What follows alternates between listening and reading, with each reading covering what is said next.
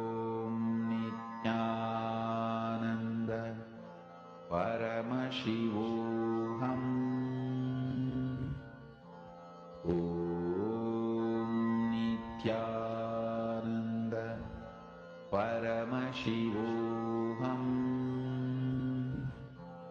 Om Nityananda Paramashivoham. Om Nityananda Paramashivoham. Om Nityananda Paramashivoham. Om Nityananda Paramashivoham.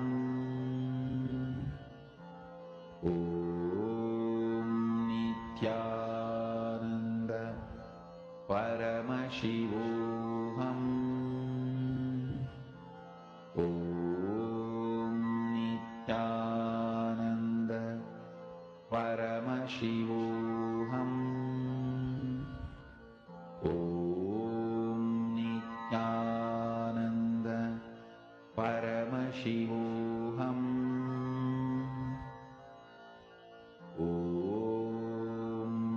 Nityananda Paramashivoham. Om Nityananda Paramashivoham. Om Nityananda Paramashivoham. Om Nityananda Paramashivoham.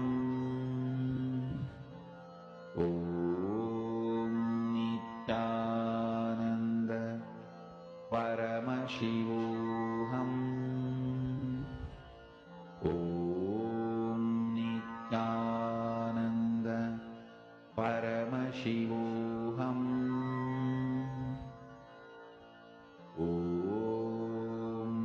Nityananda Paramashivoham. Om Nityananda Paramashivoham. Om Nityananda Paramashivoham. Om Nityananda Paramashivoham.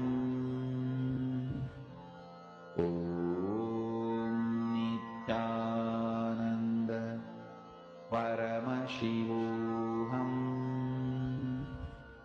Om Nityananda Paramashivoham.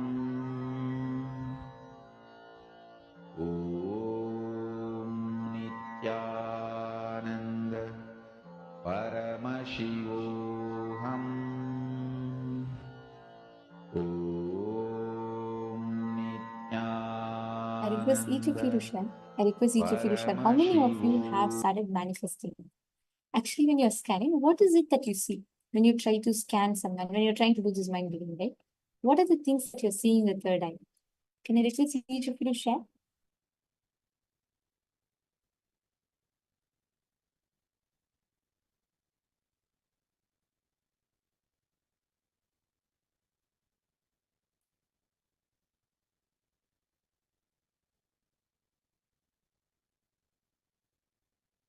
Great. I see so many of you who have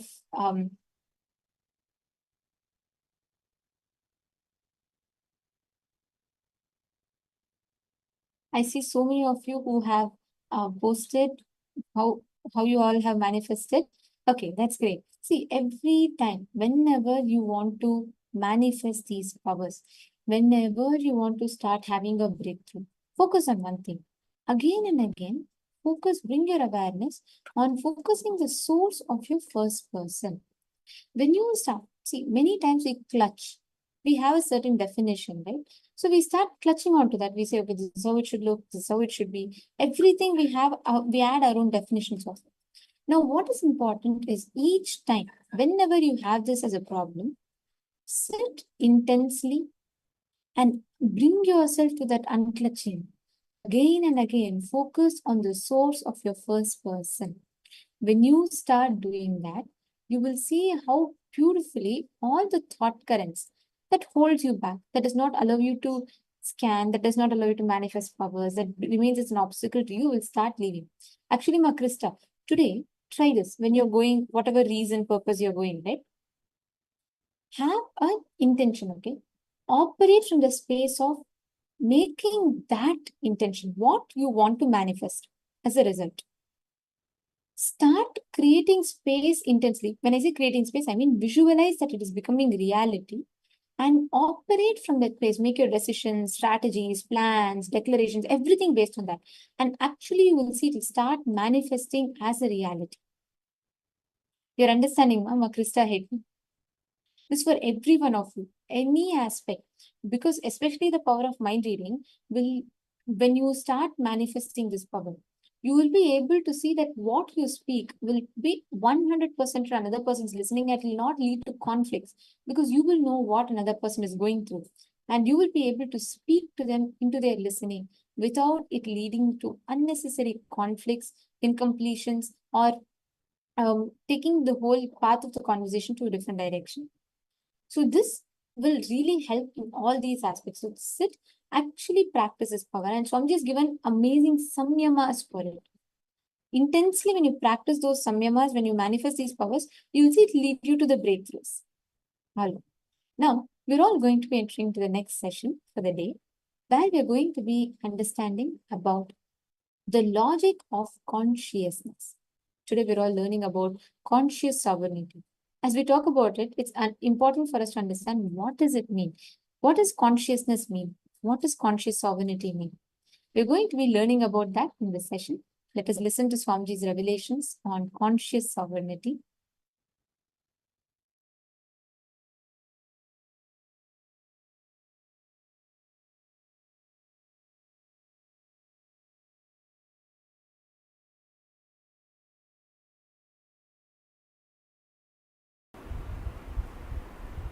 You need to understand this fundamental truth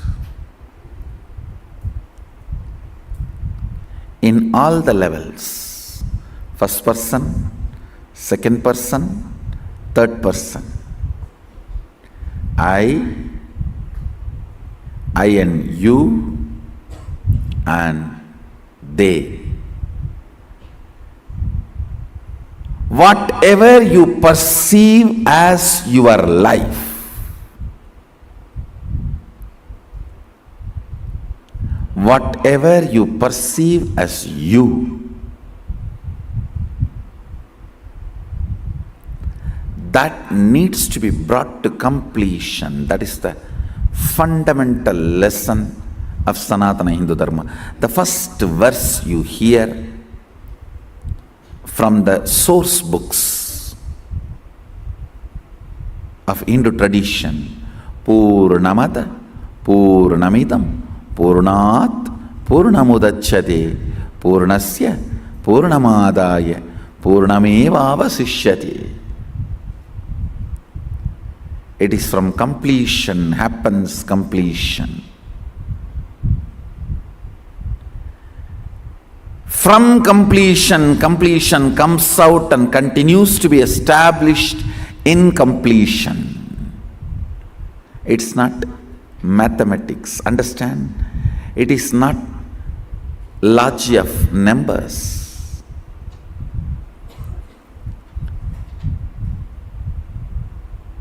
Each field works with a different logic. The logic with which bio works is biology.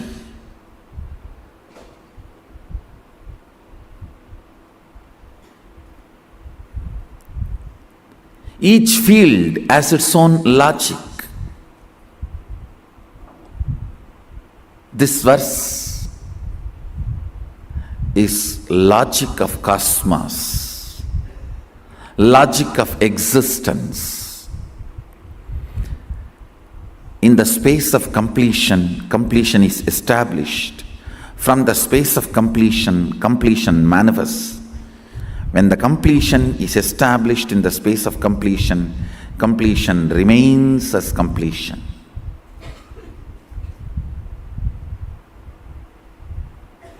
Even when the completion feels it has left the completion and it is incomplete, it continues to remain complete.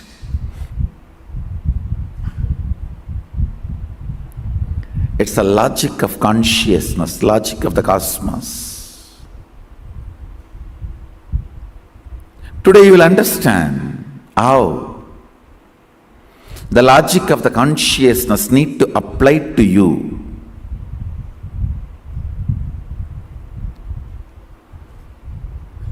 I'll teach you the science of how to apply the logic of the consciousness to understand you. As long as you apply the biology or psychology, you cannot understand you. Understand? You are neither bio nor psycho. So the logic of the bio cannot make you understand what you are. Logic of the psycho cannot make you understand what you are. Logic of the physio cannot make you understand what you are. Logic of the consciousness only can make you understand what you are and bring you to completion. That is the proof you are consciousness. Neither physiology nor psychology or biology. You are not bio, because the logic of the bio does not bring completion to you. If you perceive about you based on the logic of the bio, it doesn't fit, it doesn't match.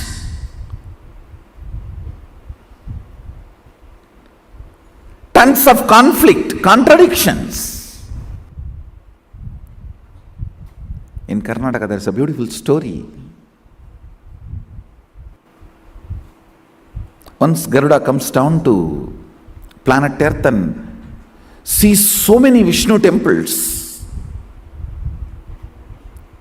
and every temple priest claims he is the real original Vishnu.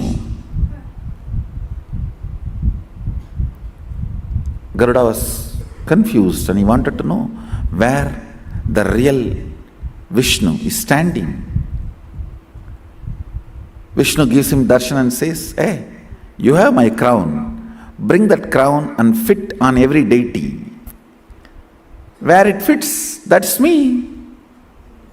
He goes and gets the Vairamudi, the diamond crown, and tries to fit on every Vishnu deity in every temple. Finally, it fits in Melakote, Selvanarayana Swami. And he knows, now here is the Vishnu. Same way, understand. You have so many logic, biology, physiology, psychology. With all those understandings, you try to measure you try to fit you try to understand you. But no logic is able to answer all your haunting and daunting questions. Now I will give you logic of consciousness. Fit it. The moment it fits, then you know not only your haunting, daunting questions are answered, you should know you are consciousness. You are neither biology nor physiology or psychology. You are consciousness.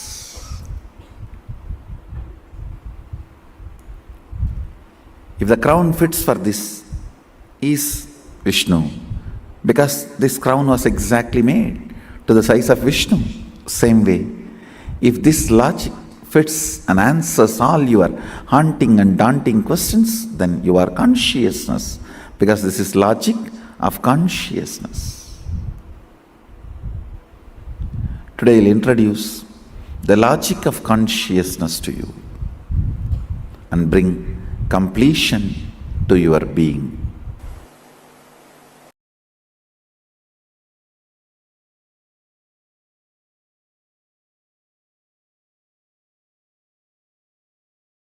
Patanjali's Yoga Sutras, 162nd Sutra, in 3rd chapter, 56th verse. transition to superconsciousness. Subject is transition to superconsciousness. Let me enter into the sutra. Sattva Purushayo Suddhihi Samye Kaivalyam.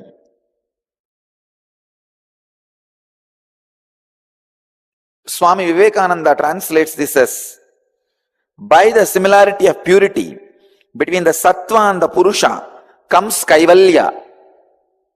Swami Prabhavananda translates as, perfection is attained when the mind becomes as pure as Atman itself. Swami Sachidananda translates as, when the tranquil mind attains purity equal to that of the self, there is absoluteness. Bhagavan Osho translates as, Sattva Purushayoho Suddhi Samye Kaivalyam. Liberation is obtained when there is equality of purity between the Purusha and Sattva. Let me translate from my experience. Purusha is a pure light. Sattva is the pure reflection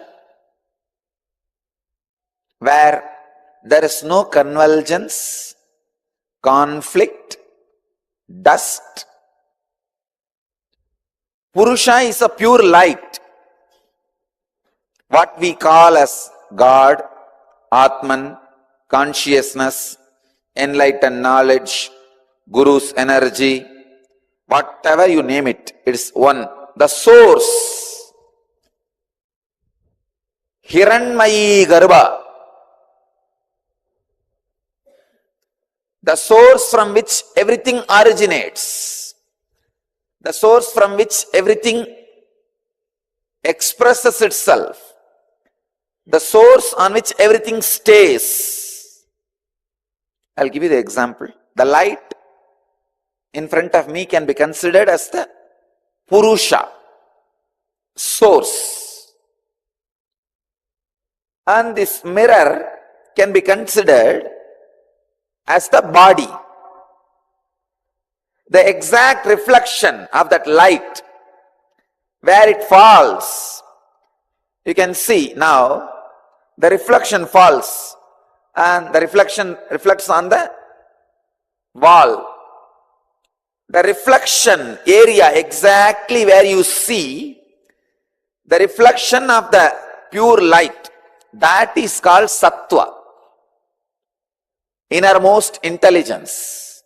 And the reflection of this reflection which you see on the wall, that is what the world you experience. Please understand. This is Purusha, God, the pure light. Self-effulgence, Sutta Swayam Prakasa Jyoti. A great saint of the 19th century named Vadalur Vallalar lived in Tamil Nadu, calls this Purusha as Swayam Prakasa, self-effulgent. Pure light, pure grace. The light is the soul, Purusha. This reflection is Sattva. This mirror is the body, and the reflection when it falls on the wall, that is called world, and the wall is nature, Prakriti.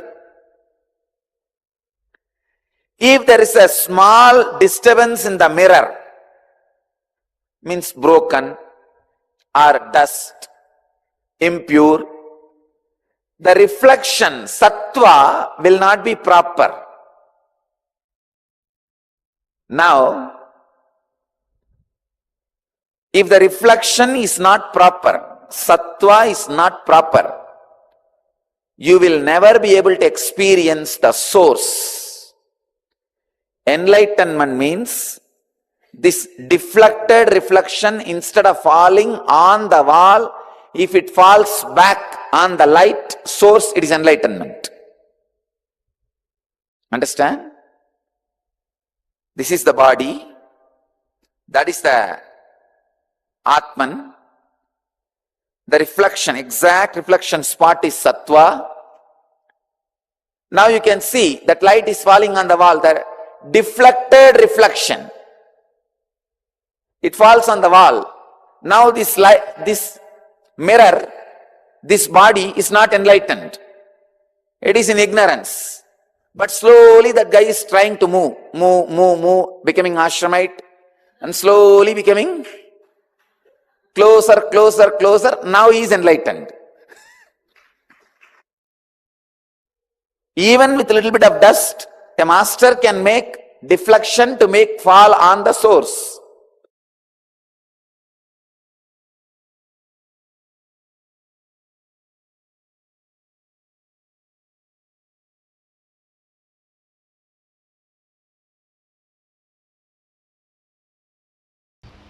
I wanted to share directly something I heard from Arunagiri Yogeshwara with the physiological, psychological, neurological ups and downs you go through,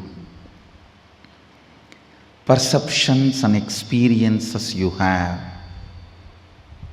is not you. The real intention you carry about what you want to become, that is you. Listen carefully. Whatever intention you have that you want to become, that is you. Other than that, any psychological, physiological, neurological experience, perception you go through is not you. If you feel depressed about your body and your mind and about yourself, or if you feel excited, elated about your body, your mind and about you, whether depression or excitement, nothing is you. Nothing is you. When Arunagiri Yogeshwara shared these words with me, the way it entered into my system, the way it became part of my cognition, the way it became part of my reality, from that day, never physiological, psychological, neurological ups and downs can bind me in any way. Meditate. Don't think it will take a lot of time to realize this truth. No. I did not put all my self-effort and realize this truth. I got it as gift. So I commit with you guys, I'll give it as a gift to all of you.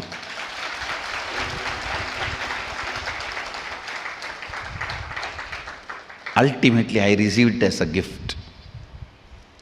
Because I received as a gift, I am bound to give it as a gift. That is the way I show gratitude to my gurus. Understand. I'll support you in every possible way for you to realize this truth.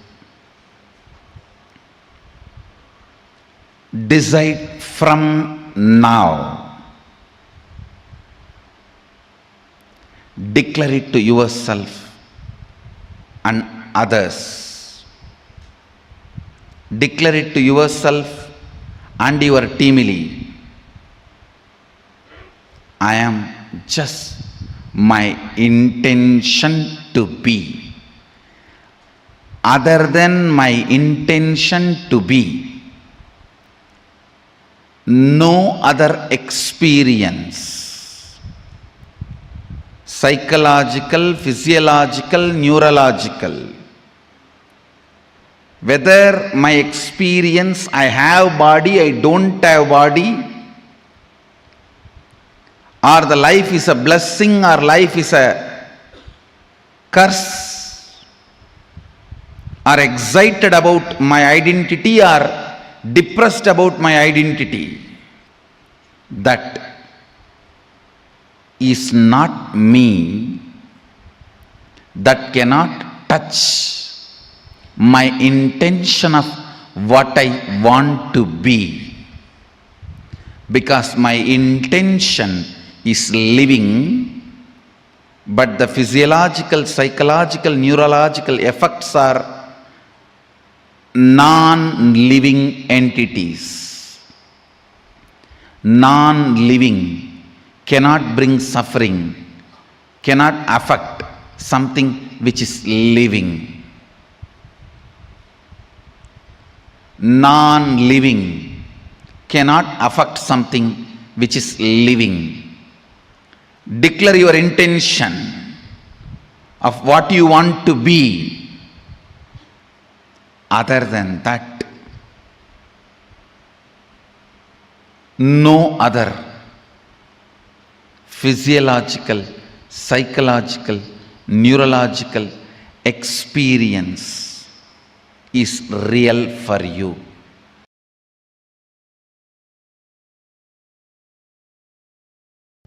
The thought current which can liberate you from all the thought currents. I should not even say thought current, it's like a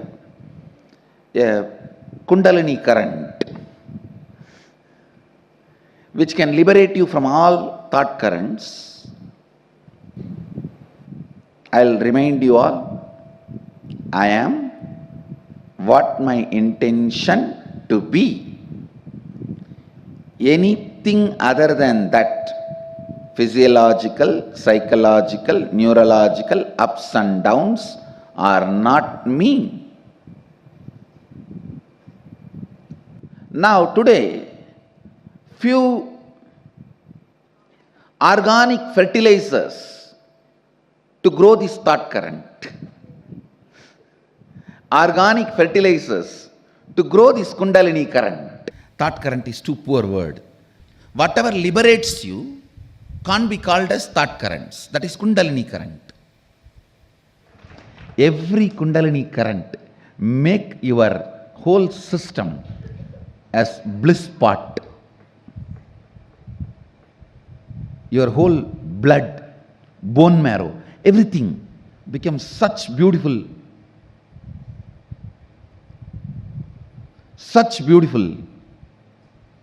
bliss overflow. What you strongly believe inside you as your fundamental right. Listen, all of us strongly believe some things as our fundamental right. That freedom should not be touched, because I go through whatever I go through which I don't want in my life just for that one thing. So all of you look into what do you think as your fundamental right. Listen, what you feel, what you believe as your fundamental right, that plays a major role, because when you are alone, you boil down only to your What do you think as your fundamental right? A man who thinks, I tolerate all this just for the sake of money, who thinks money is his fundamental pleasure, fundamental right, naturally he will become rich. He will be working only towards wealth and he will become rich. But he will not be fulfilled. Please understand, whatever you think as your fundamental right, you equate that and your life. You are ready to bargain with your life to gain that. Sometime, yes, from girlfriend. Sometime, yes, from a business proposal.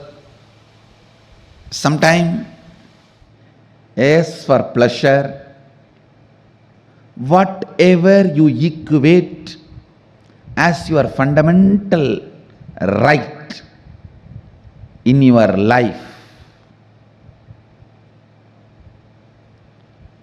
you will get that, no doubt, but be very clear, you will never be fulfilled by that, because actually your fundamental right is to build the bliss chemistry in you. Anything other than that, you will feel you have been cheated or you wasted your life on it. Your fundamental right is building your own bliss chemistry, where you are independently able to fall into the joy and bliss just by your intention, your will. Ability to fall into the bliss chemistry just by your will, independent of anything else, is your fundamental right. Every child should be taught this is your fundamental right. The beauty of this Kundalini current is, the moment you remember this is your fundamental right, all other fundamental right bridges are given, it is blasted. Automatically it collapses. It just collapses. Your fundamental right is bliss chemistry, in which you can enter into just by your intention, will, independent of anything else. Independent of anything else. When you understand this, all other bridges are blasted away.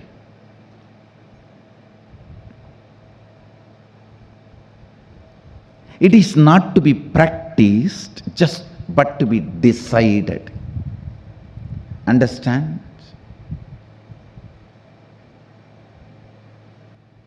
If you practice, your future will be transformed, is yogic techniques. If you practice, immediately your future will be transformed, is tantric techniques. If you decide, your past, present, future, all three will be transformed, is a Shaivite techniques. I tell you, be blissful because you are Mahadeva, not because you got yes for some your proposal in your relationship or business deal. Be blissful because you are Mahadeva. I am blissful because I am Mahadeva. Consciously, the reason you choose to be blissful builds your bliss chemistry. Consciously you build the bliss chemistry. I am joyful because I am Mahadeva. I am my intention to be. This consciously deciding to be joyful because your intention to be is building bliss chemistry in you, independent of anything external.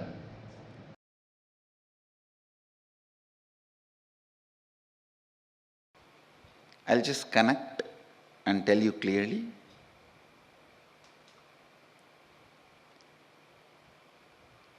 First thought current I gave you is, you are your intention, nothing else.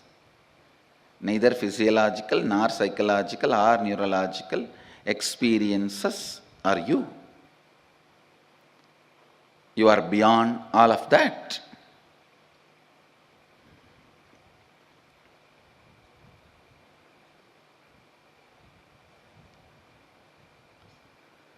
Now listen to this thought current.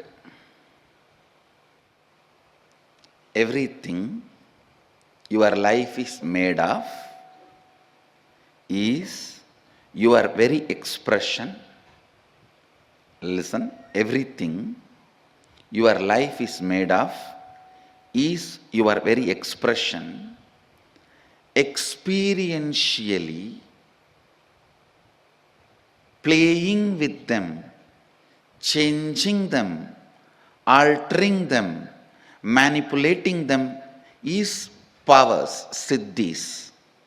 Understanding, no need to play with any of this, you are beyond, and going beyond is enlightenment. Listen now. Listen now. Now what I said is pure science. Mahadeva gives a very powerful practical methodology to experientially realize this statement. The statement which I uttered now is a sutra, pure science. Whatever you see in your life, including the walls of this hall and me sitting in front of you, this throne, your chair, the people sitting around you, everything is made of a material which is from inside you. You can alter, manipulate, extend, reduce, change everything as you want. Please understand. Everything you see in your life is made out of a stuff which comes from your very self.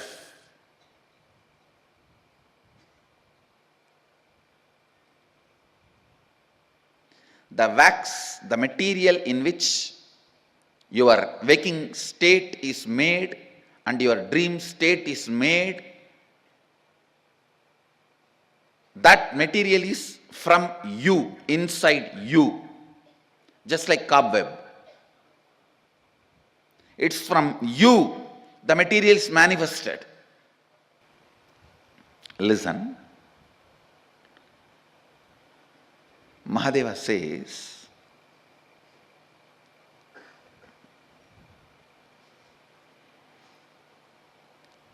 early morning, the period of Brahma Muhurta, where the so-called reality, waking state has not become 100% real for you, and the dream state has not yet become 100% dream state for you, where you are just moving in between. Brahma Muhurta, morning 4:30 to 6, where your inner space, some moments is in waking state, some moments in the dream state. Make use of that time to infuse some ideas into your system. Listen. For example, you are feeling life around you and inside you is very poor. You are not having enough resources. You want wealth. try to play early morning, that 4:30 to 6, infusing yourself with the idea, let me manifest wealth. Your visualization should be more towards wealth, not towards moving away from poverty. Please understand, if you say, let me move out of poverty, you will be all the time visualizing poverty. No. Move towards wealth, visualizing wealth. The first thing will happen when you consciously play with your Brahma Muhurta consciousness. That is a unique consciousness. That's a unique time and space where you are neither fully awake, nor fully sleeping, nor fully dreaming. You are like a original material out of which you are made is available for alteration, transformation, manipulation. The material out of which you are made is available to yourself at that moment. Just few days from today to next Sunday, this 1 week, every morning, this Brahma Muhurta time, try to play with your consciousness. I gave you the example of money because that is the biggest problem everyone has. Whether you have or don't have, you have a problem. If you don't have some type of problem, if you have some type of problem,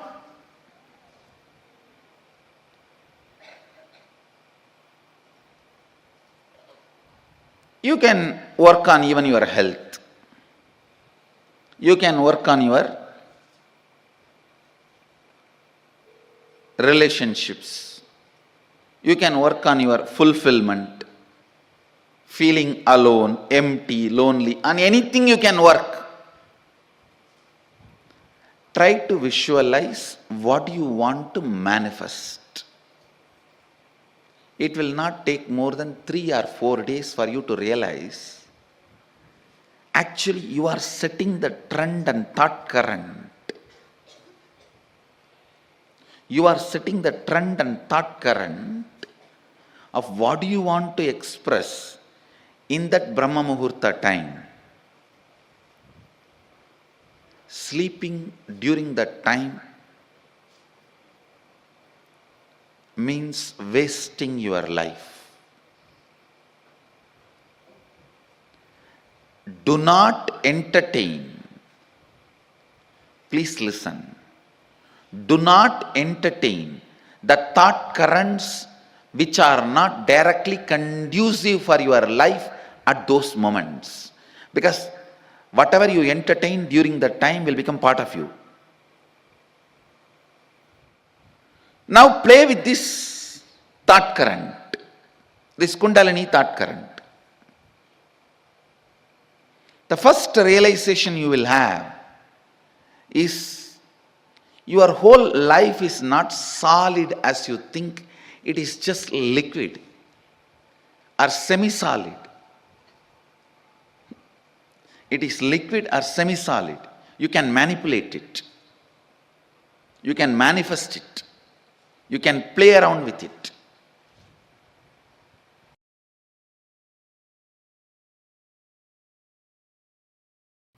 All the physiological, psychological, neurological ups and downs are not you,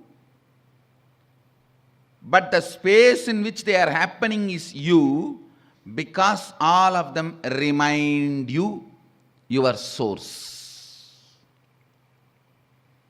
All of them remind you to get back to your source. That is the only solution. Understand? One beauty of this universe is it will not let you rest till you rest in Sadashiva. It will not let you rest. Run anywhere you want. It's very important to understand what is not you and what is you. I am not saying even now Your physiological, psychological, neurological ups and downs are you. No. The space where that is happening is you.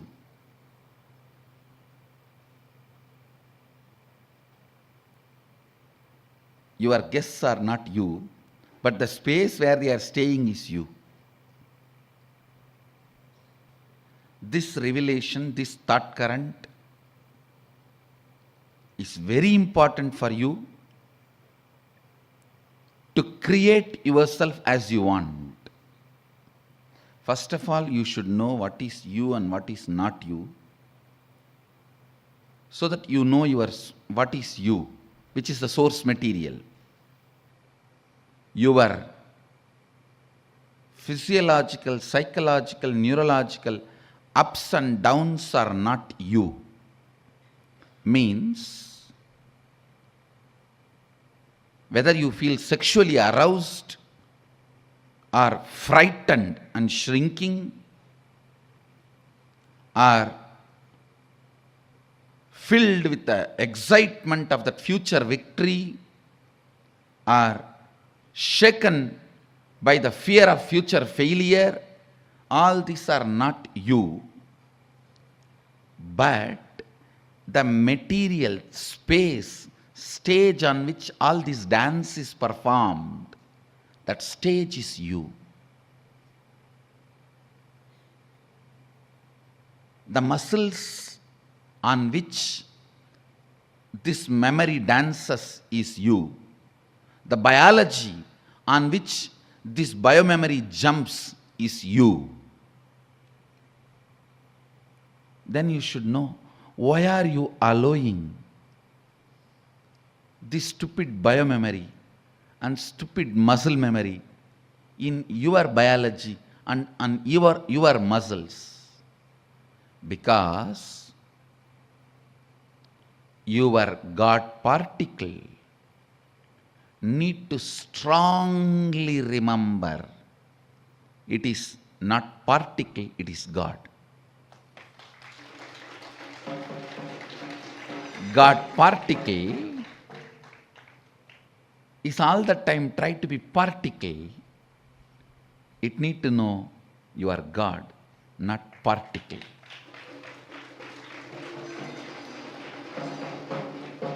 Understand?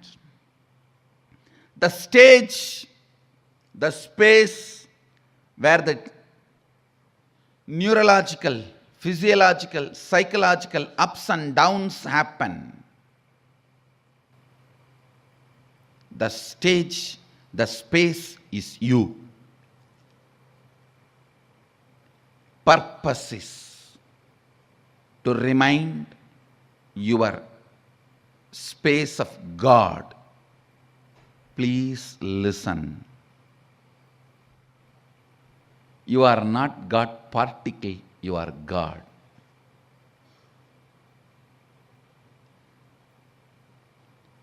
You are not Aham, but you are Sadashivoham. Understand? Knowing this thought current is opening your inner guru to yourself. The moment you wake up, you may not need the alarm clock.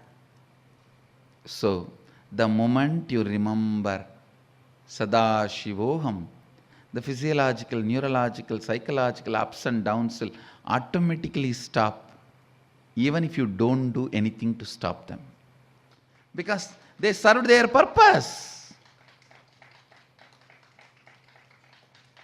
They finished their job.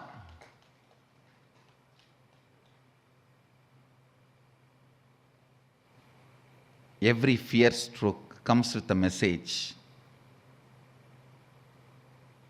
Remember you. Every desire comes with a message. Get back to you.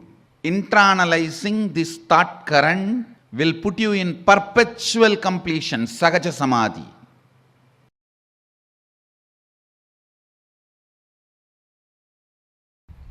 Only when the seeking enters into you, life starts happening.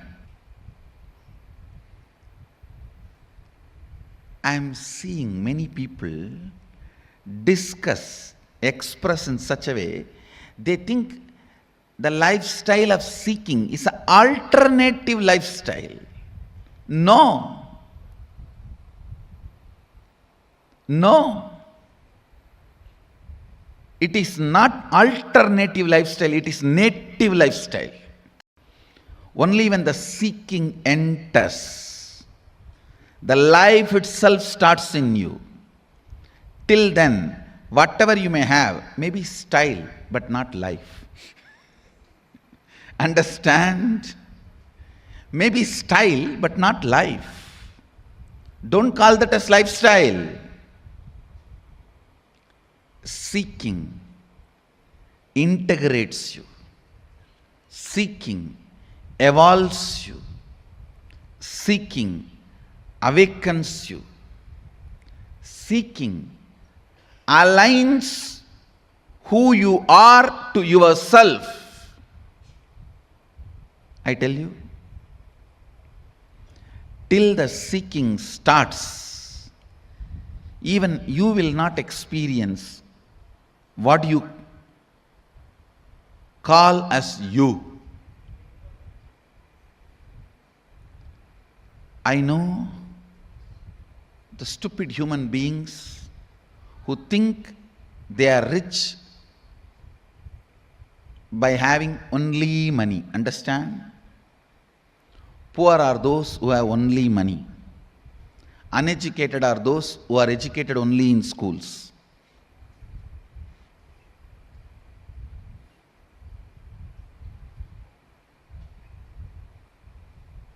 Seeking sets the right standard, right expectation about life.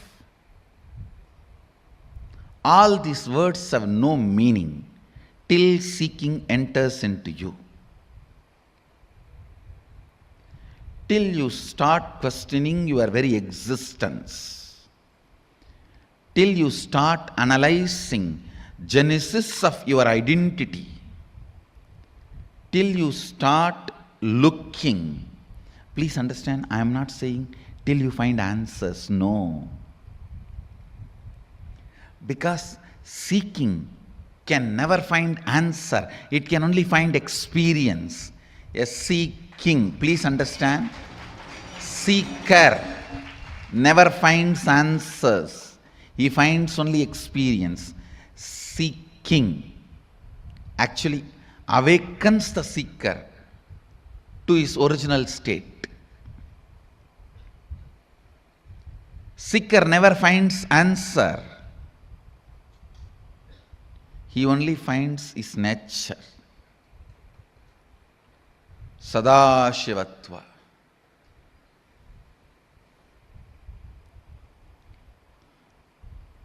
Till seeking penetrates your thinking system, till seeking becomes an important component of your cognition,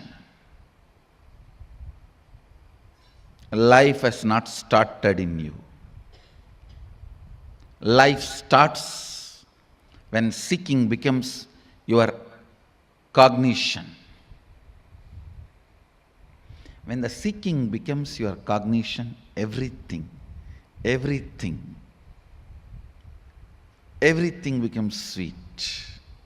Thinking, feeling, working, living, loving, caring, even fighting. Now everything becomes juicy. Because you have a purpose, you have a reason, you are needed.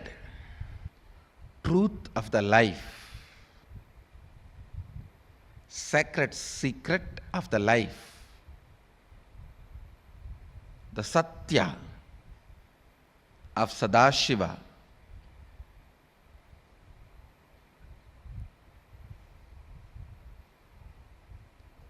the Satya of existence is seeking. You can have this as today's thought current. Me clarifying your doubts and questions, the points where you are stuck, that is the best Kundalini thought current you can have. What else? Seeking is life. With seeking, life enters in you. Seeking is not alternative lifestyle. It is native lifestyle, need to be kept in altar.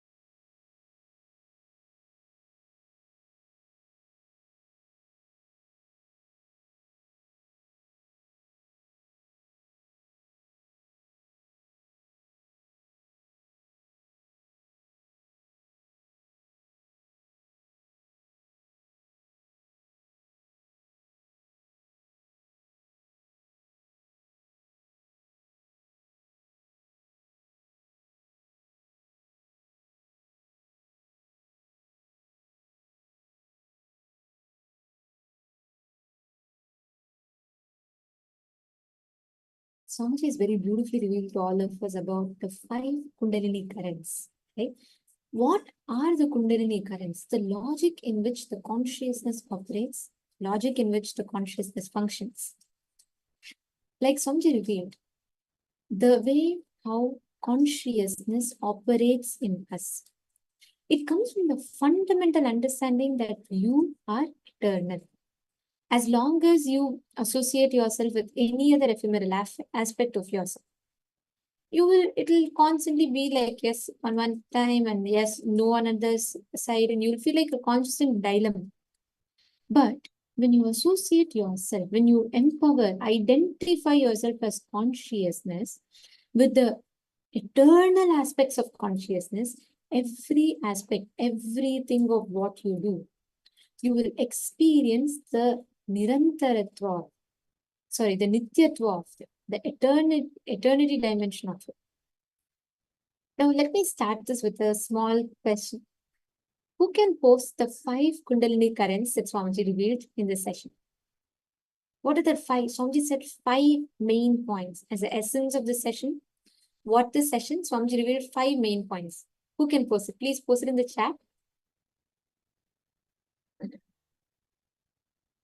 What are the 5 main Kundalini currents that Swamiji revealed? Ma Sophia, Ma Shanti, come on, every one of you post.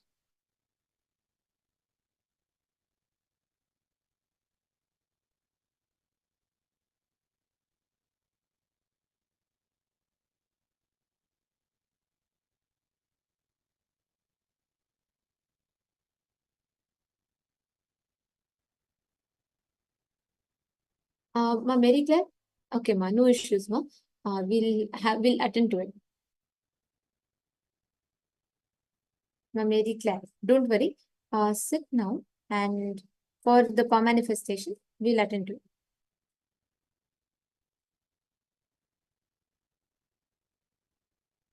Okay. If you listen carefully,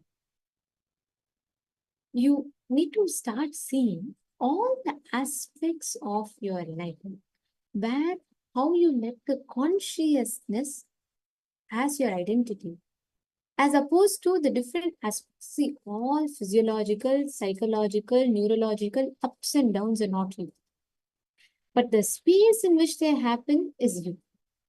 Because of all of the ups and downs only reminds you of your source. Yesterday, we were sharing about the story that Swamiji tells from Mandukya Upanishad, right? All the ups and downs only reminds us, pushes us back to our source.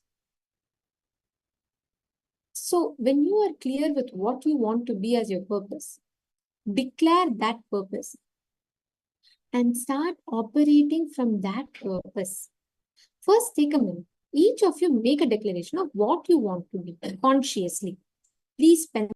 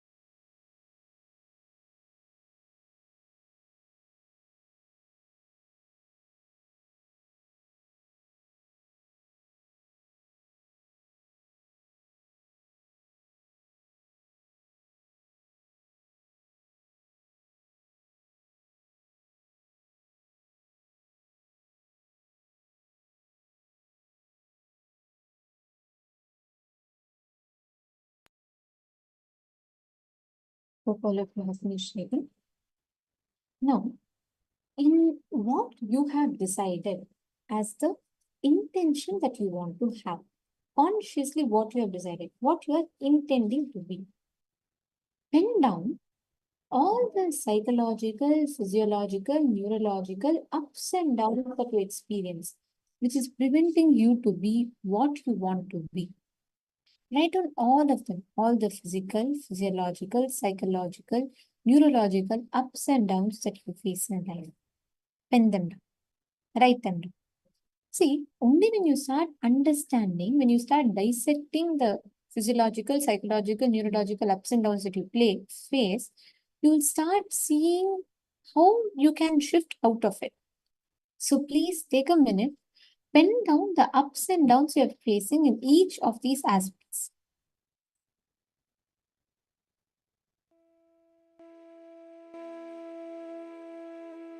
I request every one of you to write it down. Look in whatever is a different thing. Suddenly you feel like, yes, it is possible for you. Suddenly some part of you tells, no, you have never done it. It's not going to be possible. Write them all down.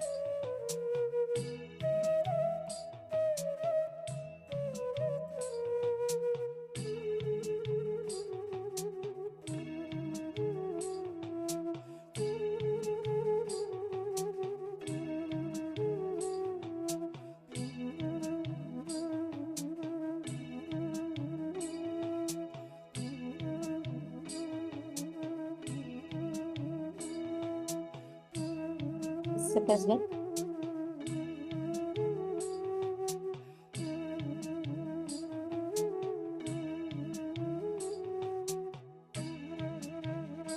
Yes. Now, for all the participants, consciously decide and consciously make a decision to again and again and again manifest the space, manifest the state of unclutched inner space where you operate from the understanding that you are your intention to be, not any physiological, psychological, neurological ups and downs that you have. Now, I'm going to request all the participants here to consciously, once you come to this conclusion, sit and manifest this conclusion as an experience. Ready? Can I request every one of you to come on camera? Whoever is here, please put yes in the chat.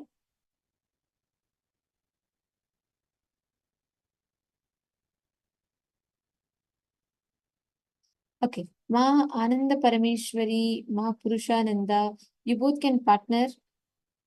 And I request all of you to manifest this power sincerely. We're going to be manifesting the power of being able to scan through the third eye. Satyaraj Paranisamaya, Nityanandam. Okay, Sanjay Oriya, you and Satyaraj Paranisamaya can manifest together. Can you both partner? I request all of you to please sincerely do this. This is an amazing power manifestation which will give you breakthrough in so many levels. Please sit sincerely and manifest.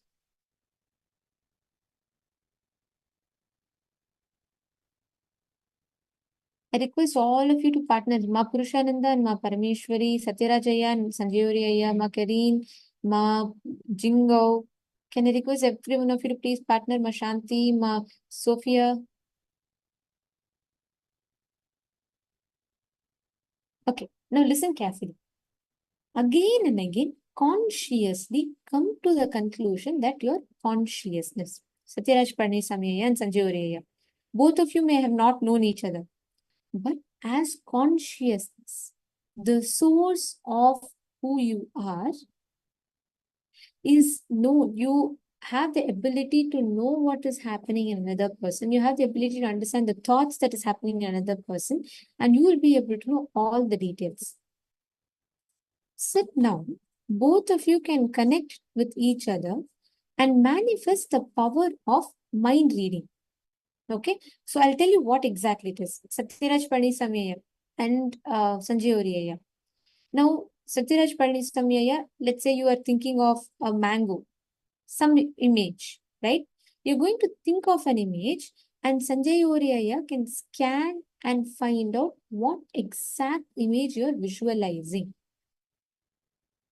All of you can do that. You will be able to identify precisely what another person is visualizing. So please sit sincerely. I request all of you to connect to your partner. Your partner is going to visualize, for example, if Ma Parameshwari and Ma Purushananda are manifesting. Ma Purushananda will visualize and Ma Parameshwari will scan and identify what Ma Purushananda is visualizing. And Ma Parameshwari will visualize and Ma Purushananda will scan and identify. Okay, Sanjay Oriya, do you know Tamil? By any chance? I think Satyarajaya is asking for Tamil. Would you be able to message in Tamil? Just one day. Okay, see, Satyaraj Paranisamaya, உட்காந்து இந்த Swamiji reveal பண்ண powerful combinations எல்லாம் கேட்டு இந்த power manifestation நீங்க உட்காந்து பண்ணுங்க. ஆக்சுவலா இந்த நைட் டைம்ல நீங்க வந்து I think it's late night in India, right? It's very nice to see you sitting here. So that is good, ஐயா. நீங்க இப்போ உட்காந்து சத்யராஜயா நீங்க வந்து சஞ்சயோட பவர் மேனிஃபெஸ்டேஷன் பண்ணுங்க. Manifest the power of mind reading.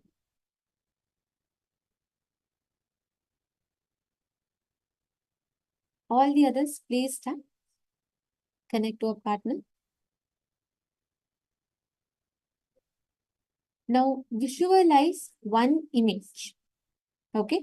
Any one image. You can think of anything. Doesn't matter. You can think of any fruits, animals, anything you want.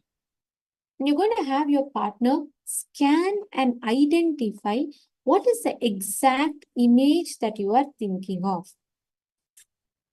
Please start.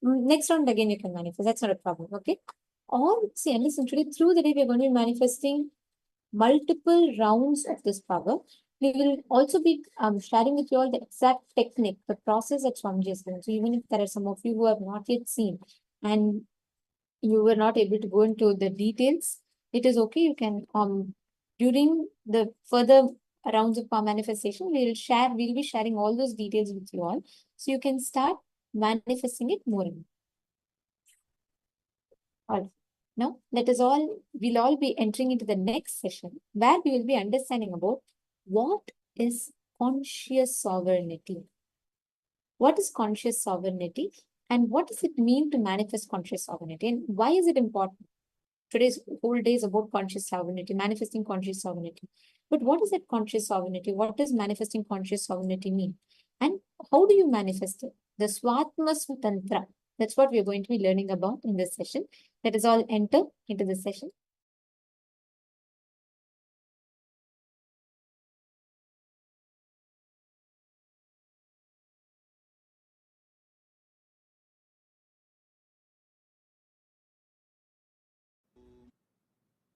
Today the subject I want to address, AI and Yoga.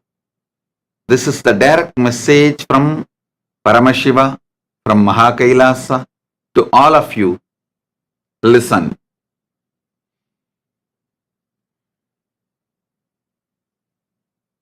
AI is going to take over the world. Be very clear. Nobody would have expected the social media will take over the world. Please understand. The good things that social media offers,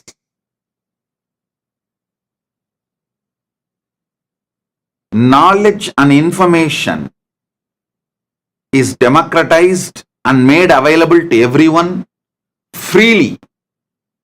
That's a main good thing social media offers. Even though there are so many other things, the bad side effects, nobody is bothered and nobody is going to bother about it. Social has taken over the world.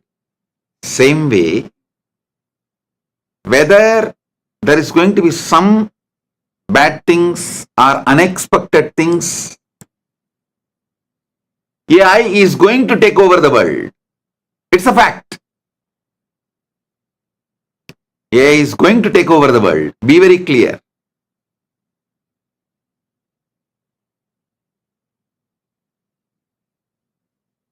If you want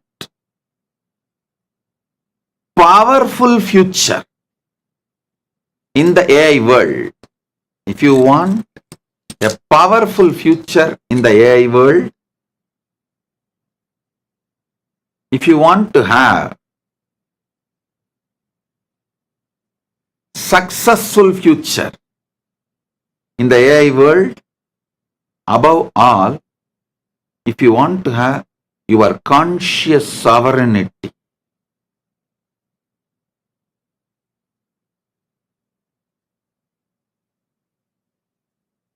decide for yoga. Listen. Few important truths from Paramashiva, directly from Mahakailasa. Listen. The consciousness you feel inside you, that you exist. The experience of yourself, the individual self. In Sanskrit, we use the word Pratyagatma Chaitanya Jakratam. In English, I use the word conscious sovereignty, the independent intelligence you experience as your conscious sovereignty, your conscious existence. In Tamil, we use the word நான் நான் நான் என்று எப்போதும் உங்களுக்குள் இருக்கும் ஆத்மஸ்புரணம். நான் நான் நான் என்று உங்களுக்குள் நிறைந்து இருக்கும் ஆத்மஸ்புரணம் இந்த உடலை தாண்டி, மனதை தாண்டி உங்கள் உயிராக உங்களுக்குள் நிறைந்திருக்கும் ஆத்மஸ்புரணம். In Sanskrit, we use the word Pratyagatma Chaitanya Chakratam. In English, conscious sovereignty, your independent intelligence. In Tamil, அகம் அகம் அகம் என்று உங்களுக்குள் நான் என்கின்ற உணர்வாக ஊற்றெடுக்கின்ற, அகம் ஸ்புரணமாக இருக்கின்ற ஆத்மஸ்புரணம். Listen. This very individual experience of you, about you, manifests from Paramashiva. Paramashiva is the source, foundation, base, source material of your individual existence. Listen. Your Atma Spurana is centered on Paramashiva's Paramatma Spurana.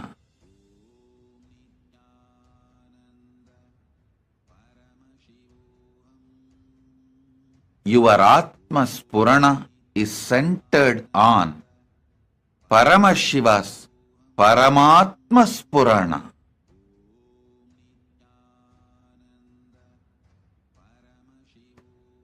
Listen very carefully. If you say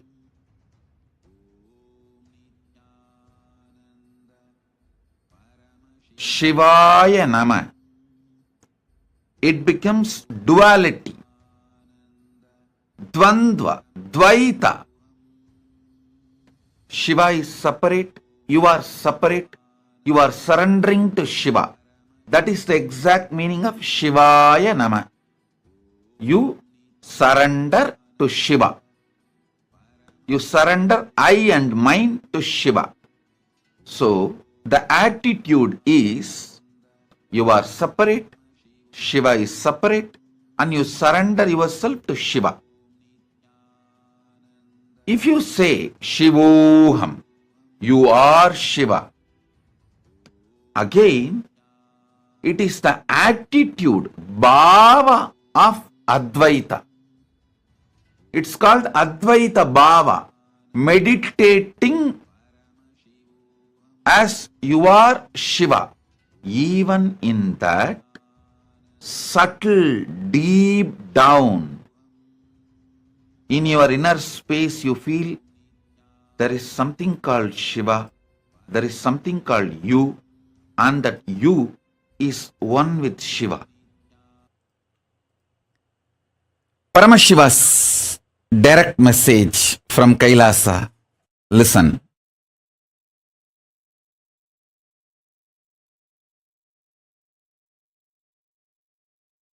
Your experience about you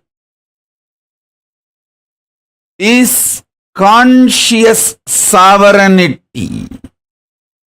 In reality, your experience about you is conscious sovereignty. Your prenatal, postnatal habits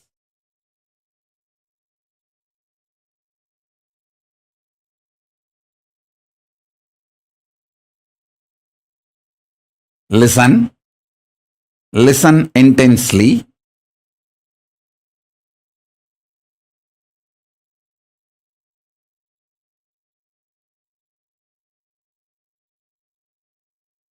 The conscious sovereignty is the core of your reality. Your prenatal, postnatal habits cannot bind you or chain you.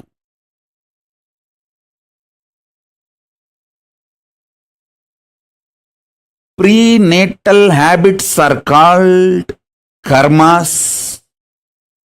Postnatal habits are called patterns. Both together can be called as mind. Mind which chains you, binds you with your prenatal, postnatal patterns, habits, attitudes, karmas cannot bind you in reality. Listen.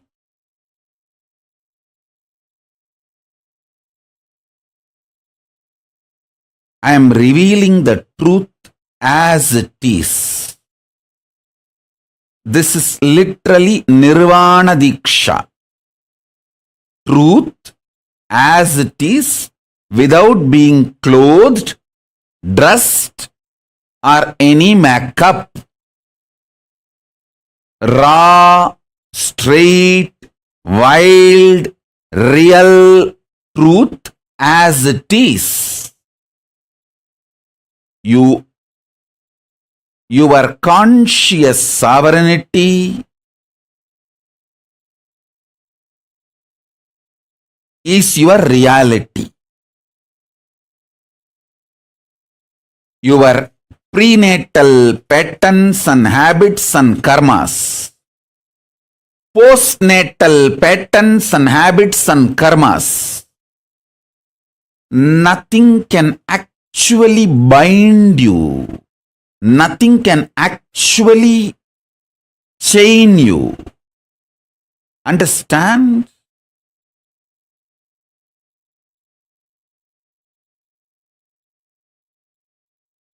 Your delusion, you are bound, itself is an illusion. Let me explain conscious sovereignty. Conscious sovereignty means I know I am consciousness. I manifested this body, this life, and I am going to be working on exhausting any bondage, chains put on me in the form of obsessive, compulsive behavior patterns, reactionary patterns,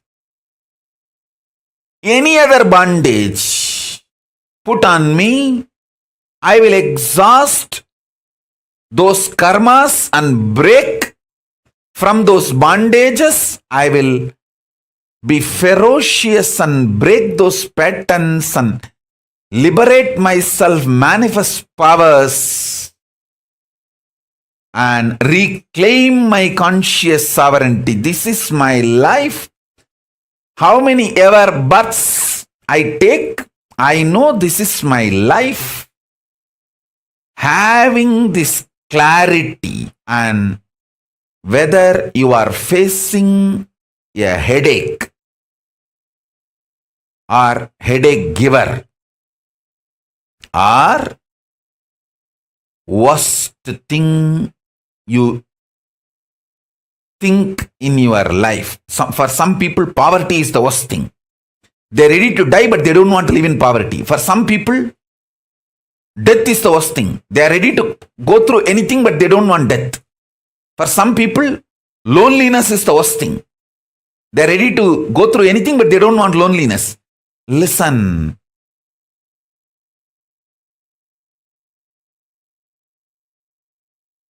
Nothing is worst in your life other than losing conscious sovereignty. Even in the worst situations, if you make strategies, decisions from your conscious sovereignty, you already started living enlightenment. Conscious sovereignty is too important.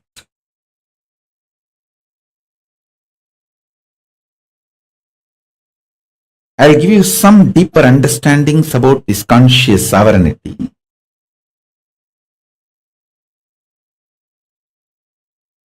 It is such highly matured, enlightening truth. Even if you understand, you will start manifesting. Say, declare you are Paramashiva, the ultimate conscious being. Even your self-doubt, self-hatred, self-denial, all these are part of your rejuvenation process. How Paramashiva has creation, sustenance, rejuvenation, delusion, liberation, all as part of him. Even you having self-doubt, self-denial, self-hatred is your own internal samhara, rejuvenation process, your own delusion and liberation unit.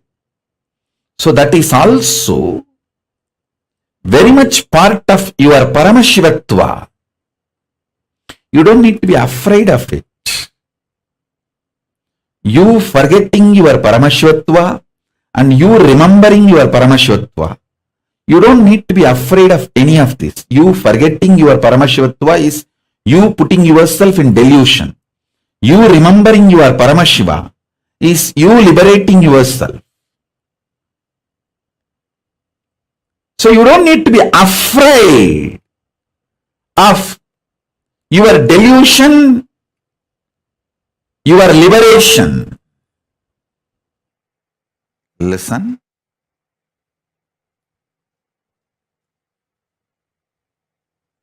Now, I will describe exactly conscious sovereignty as I received from my Guru, Arunagiri Yogeshwara.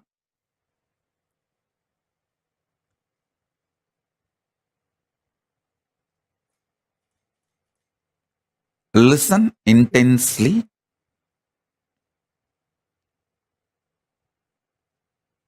Listen. Paramashiva, in his unmanifest being, in his unmanifest state,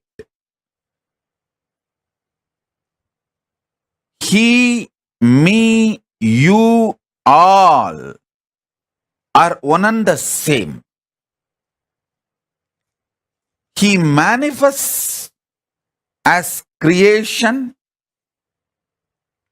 sustenance, rejuvenation, delusion, liberation. Listen. Creation means manifestation. Maintenance, sustenance, rejuvenation, destruction and rejuvenation together. Putting in delusion or getting out of delusion together.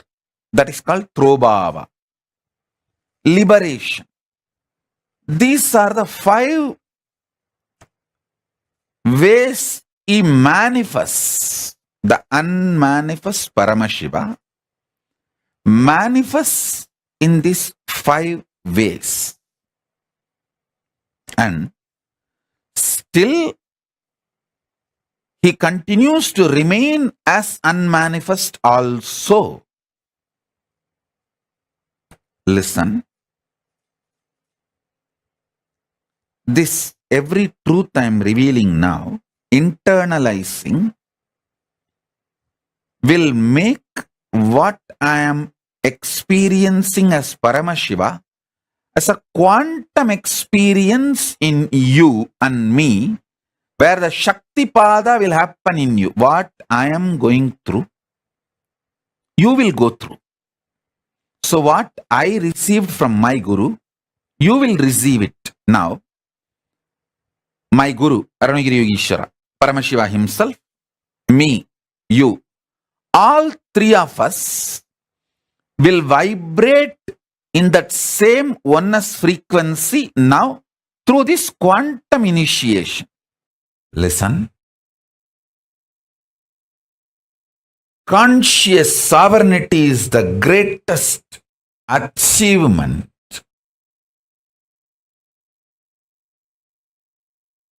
Human beings should achieve. Conscious sovereignty is the goal of life,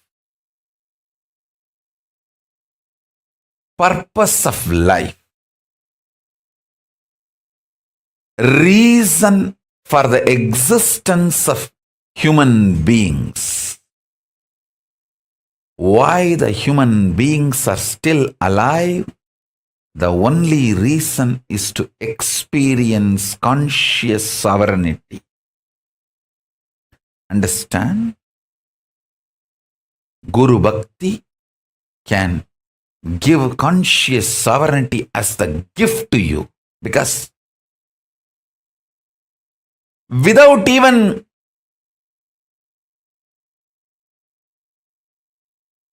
you struggling, it can be given to you as a gift. Understand few things.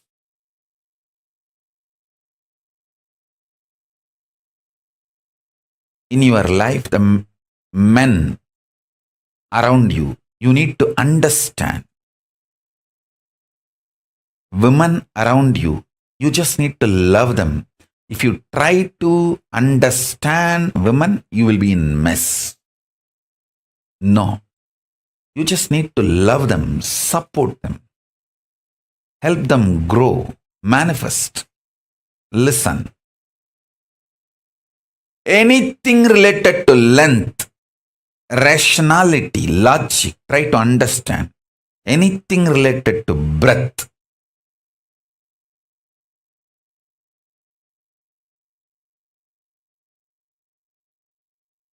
art, heart, emotion. Love them. Love it. Don't try to understand. Understanding is not the unit with which you can work with love, with emotion, with breath. Each dimension as a unit, as a methodology through which you can become part. You can manifest the best things.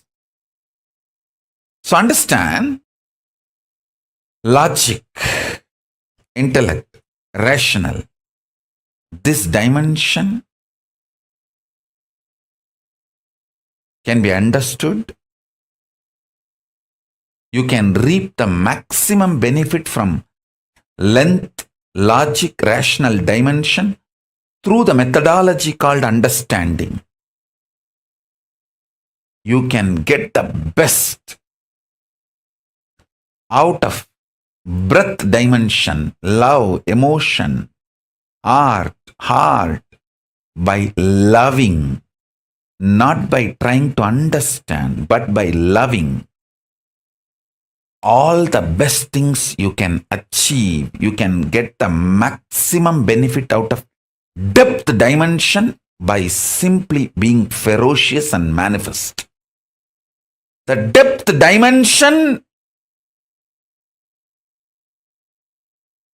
you can't reap the benefit of depth dimension through understanding or by loving. The depth dimension benefits you can reap only by being ferocious, powerful with you and manifesting it. Now listen deeply.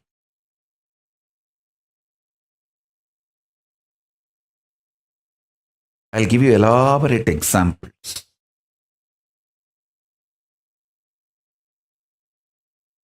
Whole Hinduism is focused on human beings experiencing conscious sovereignty.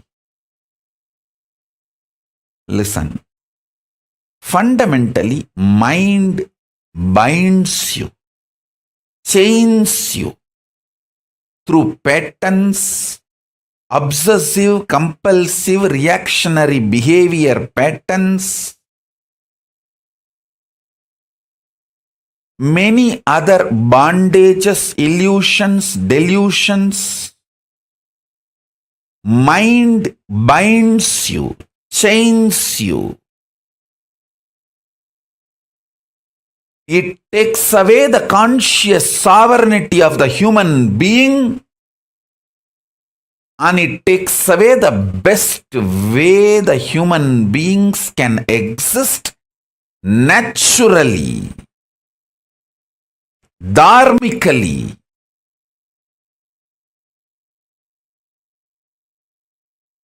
A simple human existence. And the best things that simple human conscious existence can manifest, everything is hijacked, taken away, chained, bound by mind. And when you start manifesting ferociousness and break the patterns, manifest powers, your mind is transformed into supermind. Bhagavan Aurobindo elaborately explains the science of making the mind into supermind. I would like to sincerely recommend all of you to read the book, The Divine Life. The whole book is about the science of transforming mind into divine, mind into supermind. So,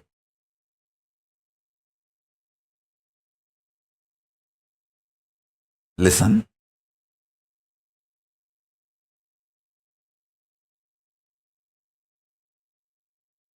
That book, The Life Divine, that explains this science more detailed, elaborate way.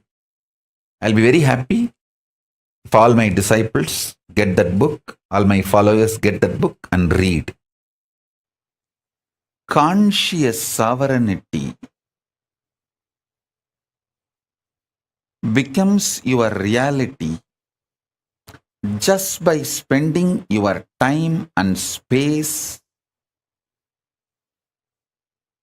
to understand, cognize, realize conscious sovereignty. No other pre-qualification is required. Listen. You spent a lot of time and space in forgetting your conscious sovereign state.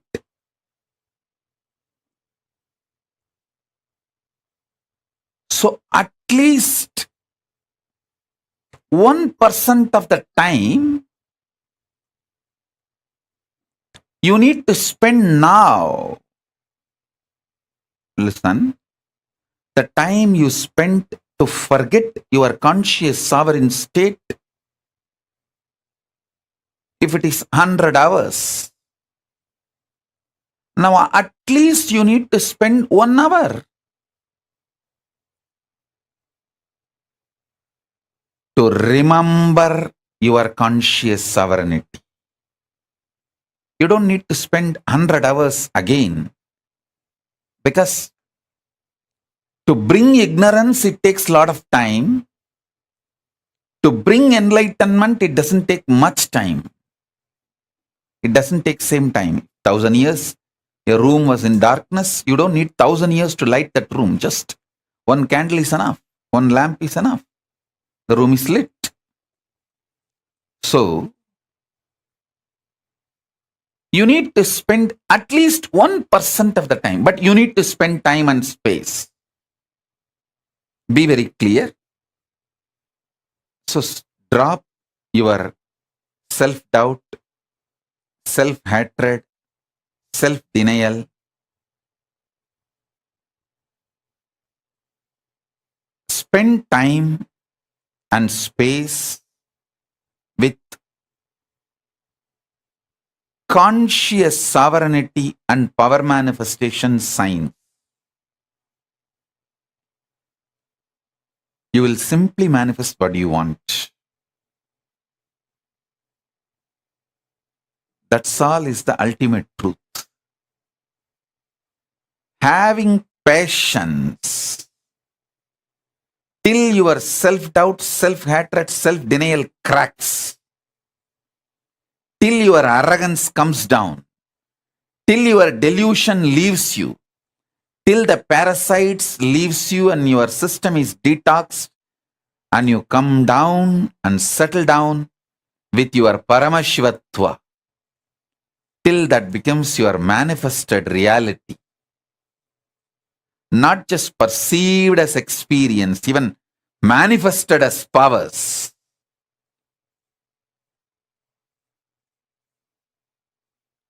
Spend time with conscious sovereignty, truth,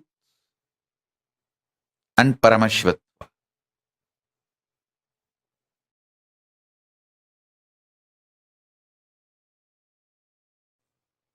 Conscious sovereignty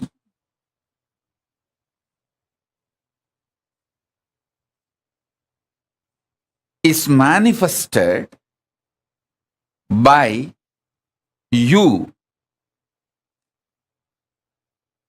being and radiating your conscious sovereignty continuously.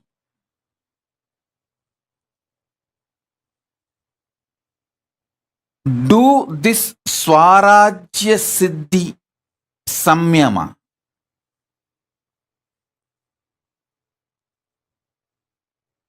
This is the Samyama to achieve conscious sovereignty. Listen. This Swarajya Siddhi Samyama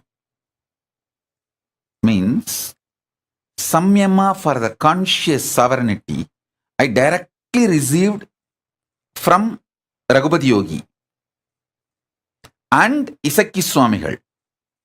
Isakki Swamigal, till the end of his life, he practiced this Samyama. Raghupati Yogi taught me from the yogic angle. Isakki Swami gave me as a Shaktipada itself. Now, this is the message from Paramashiva. Listen very deeply. I'm going to initiate all of you. Do the Shaktipada and Shaktinipada of this Samyama. This Samyama has two layers. Swarajya Siddhi Samyama, Swarajya Shakti Samadhi. I'm going to initiate both the layers. So better all of you settle down. Listen. All of you listen intensely. I'll explain both the levels. Swarajya Siddhi, Swarajya Shakti. Swarajya Siddhi, listen. You are Paramashiva. Everyone with whom you are relating is Paramashiva. With this cognition, continuously, every thought raising in you should be from this cognition. Understand? Consciousness becoming your emotion,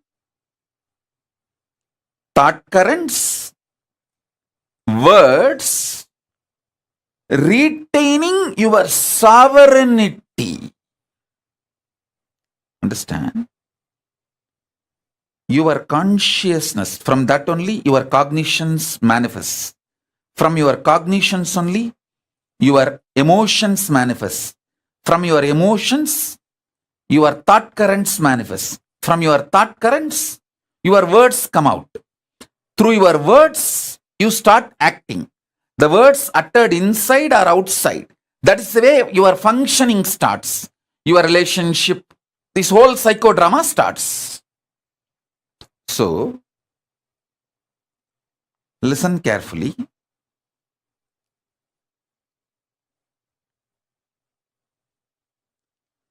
Your consciousness manifesting as your cognition, as your emotion, as your thought current,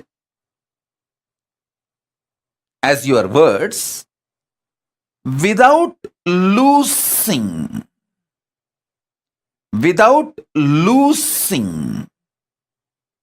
your sovereignty. Then you achieve Swarajya Siddhi.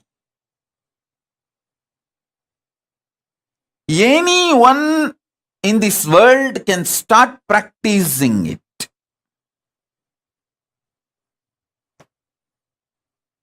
Now, I am giving you the second layer. Swarajya Shakti Samadhi. This is the Samyama Samadhi.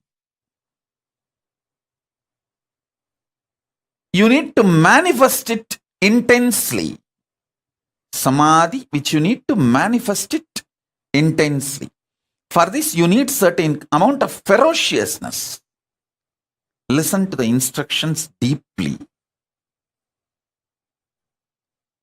Only one thing. 24/7. Remember, you are Paramashiva. Everyone with whom you are interacting is Paramashiva. And from this same space, your new cognitions should start manifesting. Your thought currents should start manifesting. Your ideas, emotions should start manifesting. Your words should start manifesting. And make sure all your communication is only through writing and showing, writing and showing, writing and showing. Because when you are not blabbering, all your verbalization is blabbering. When you are not talking blah blah blah blah blah blah blah blah, you can retain the conscious sovereignty cognition. If you make your communication only through writing, you can always make sure, yes, I am from that space. I am here as Paramashiva, and here is this Paramashiva.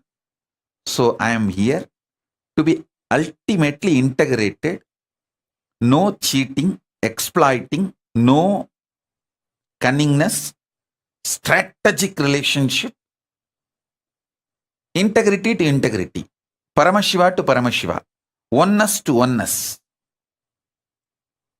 If there is a conflict, I will explain this, my conflict and insecurity and fears to this Paramashiva, knowing that this Paramashiva will not exploit me, will only support me in manifesting my Paramashivatva more and more.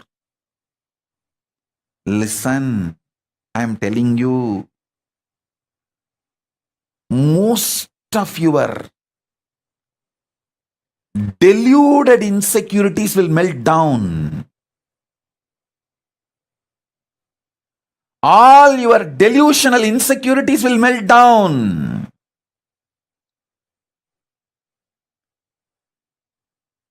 You will know only the real problems and you will be able to solve it. Listen.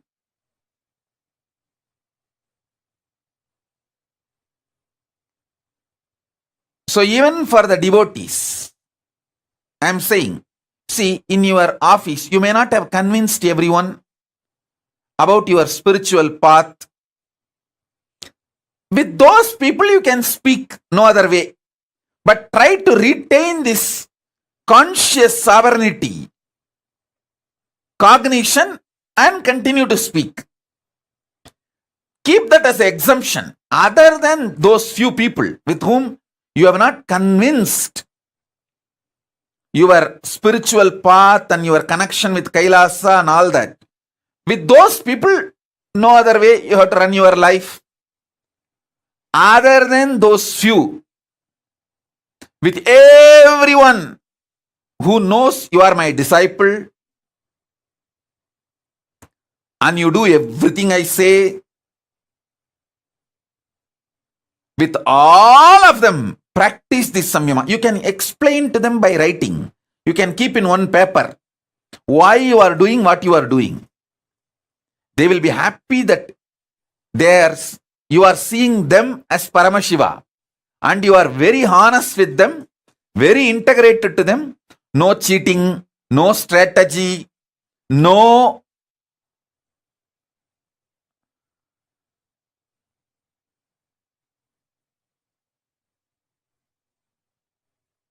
cunningness.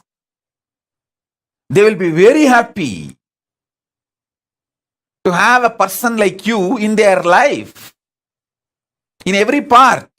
I have seen Isaki Swami constantly manifesting this samadhi.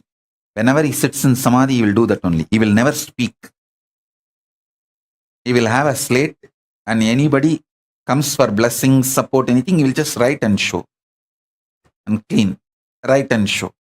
And clean, write and show. That's all. If you demonstrate it, the power, the whole world will start realizing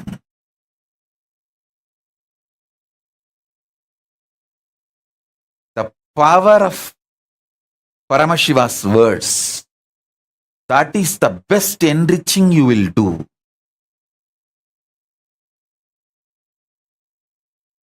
Your whole consciousness, body, mind, brain, emotions, everything will be detoxed.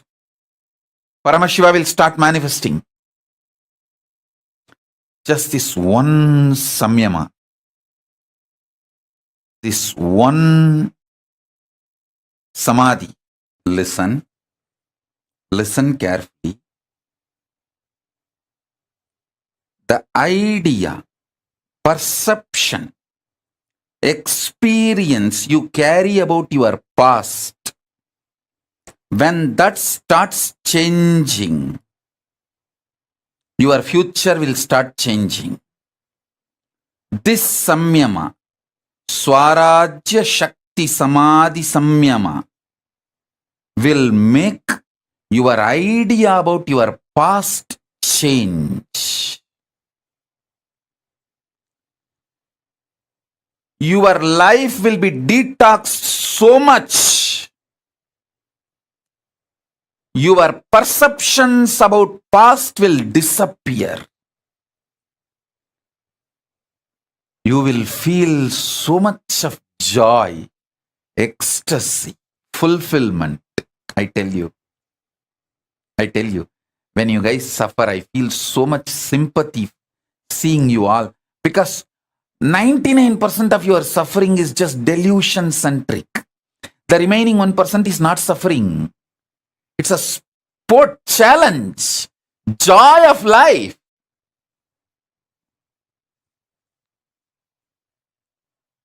ecstasy of life.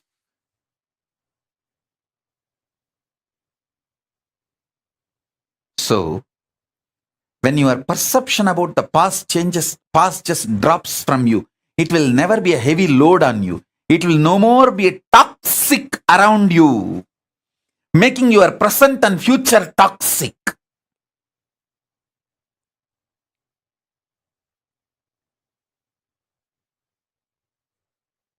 So understand?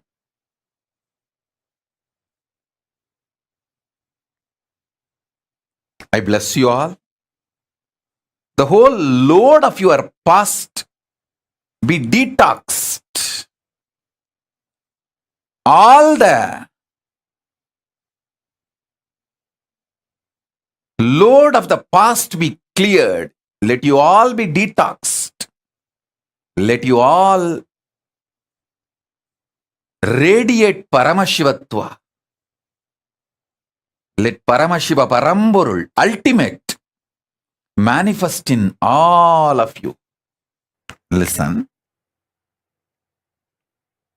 Listen to this statement very deeply. You will have conscious sovereignty now. Before this satsang is over, you will experience conscious sovereignty, because it's not difficult and it's not easy, it is simple.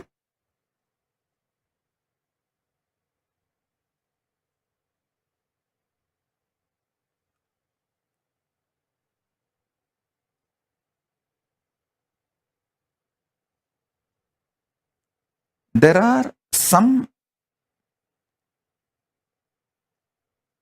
pain points in you.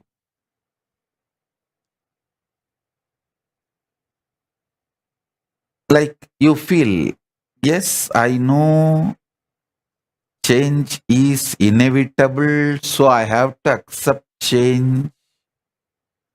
Okay, as long as this money is there in my life, I will enjoy.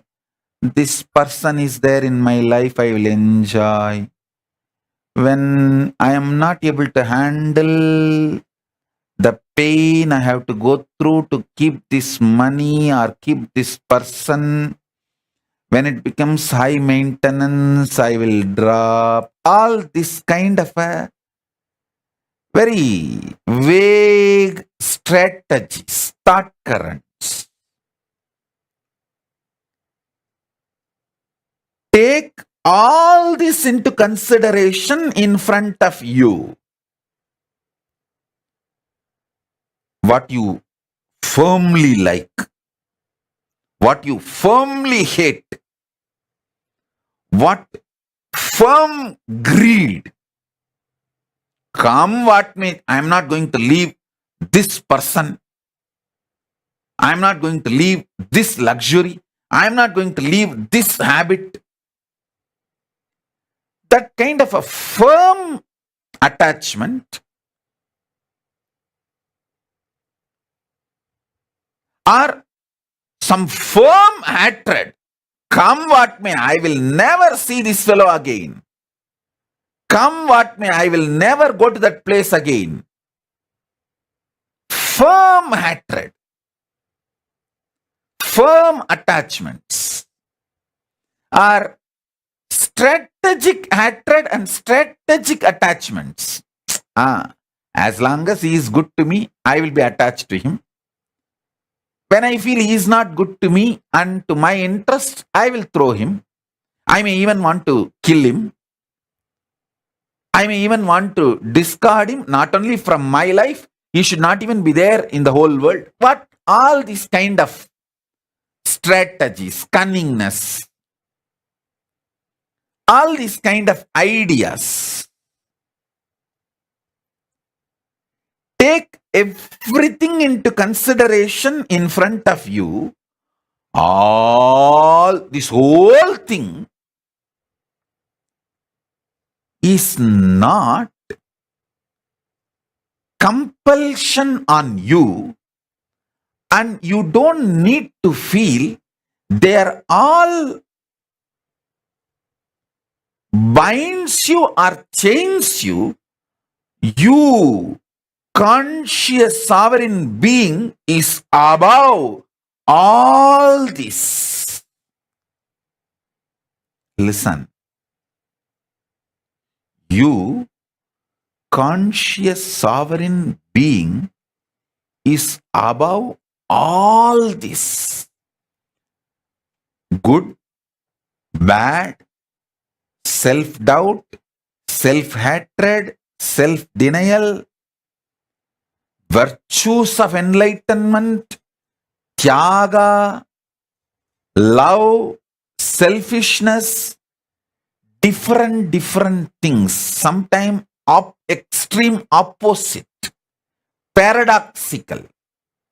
Even those qualities, those kind of people, those kind of experiences, all that can coexist in you.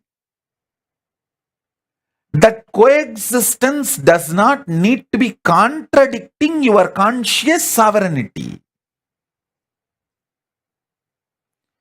Your conscious sovereignty is your identity, existence. Listen, sometimes you may cook, that does not mean you are a chef. Sometimes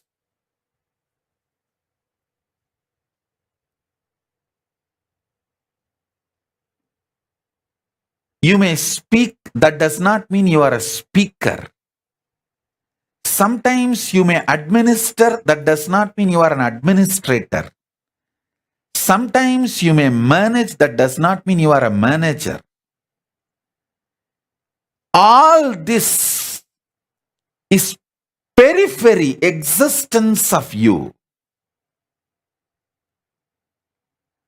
The quantum existence, the actual existence of you is conscious sovereign being who plays with creation, maintenance, destruction, delusion, liberation.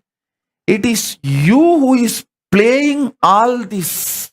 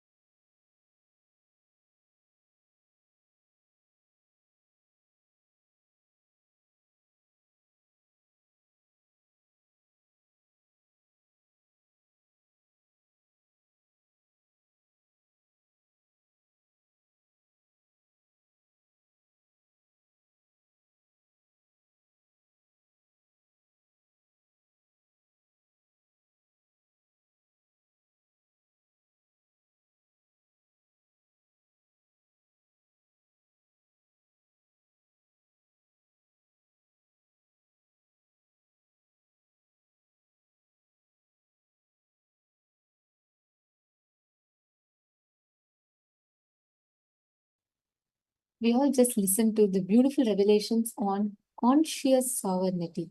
Swatma Swatantra.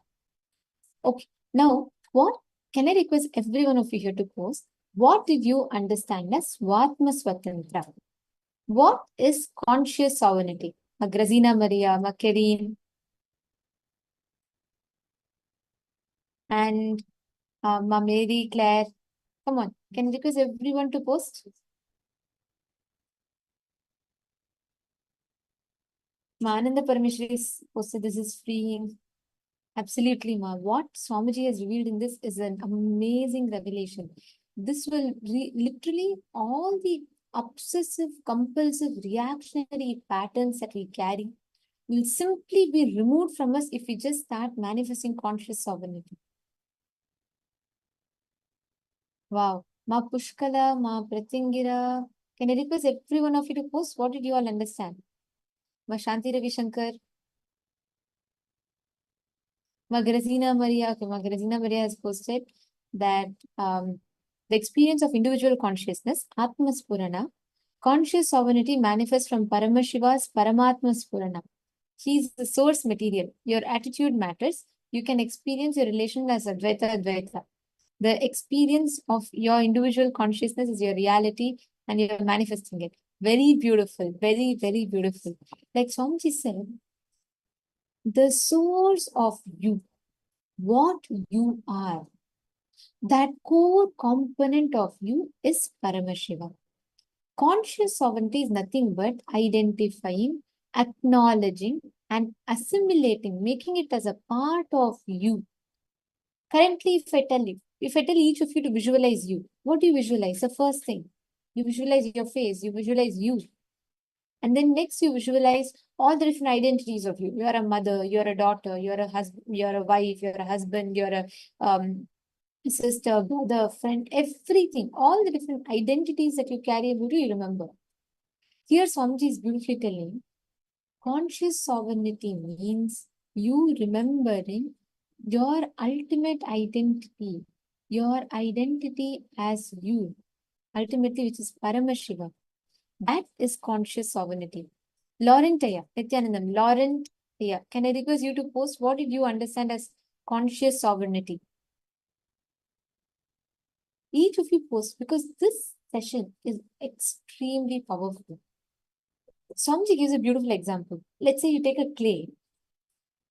From that same clay, you can mold a beautiful flower.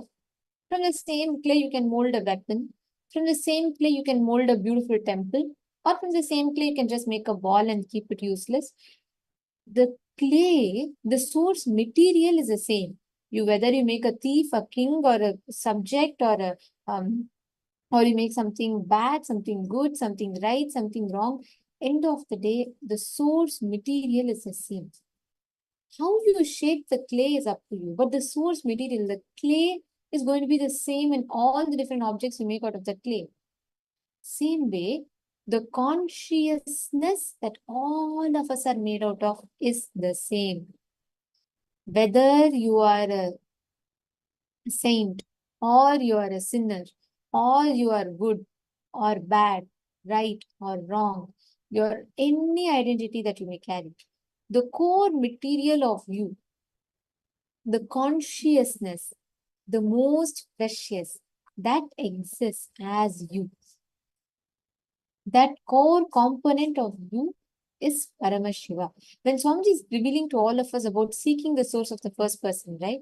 This is the exact truth that Swamiji is revealing to all of us. The source of your first person. Laurent is saying it's a choice of each action, moment to moment. And not just action alone. See, Laurent, action is external, right? What Swamiji is saying here is a little bit more subtle. It's what you cognize as you, the identity of you. The moment, okay, see, let's do a quick exercise, right? Can I request each of you, the moment you close your eyes and I say, remember you, what do you remember as a first thing? Can each of you post? The moment you have to remember you, what's the first thing that comes to your mind?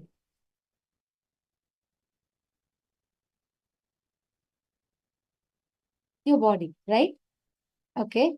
And what else? What are the first identities of you that comes up to you? How do you, the moment I say you, what do you remember yourself as?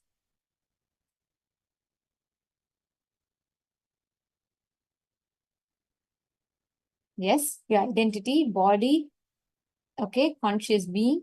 So, somewhere you are only remembering yourself limited to your personality, your identity, your body, right? That's the first things that comes up to you. Swamiji is beautifully explaining here.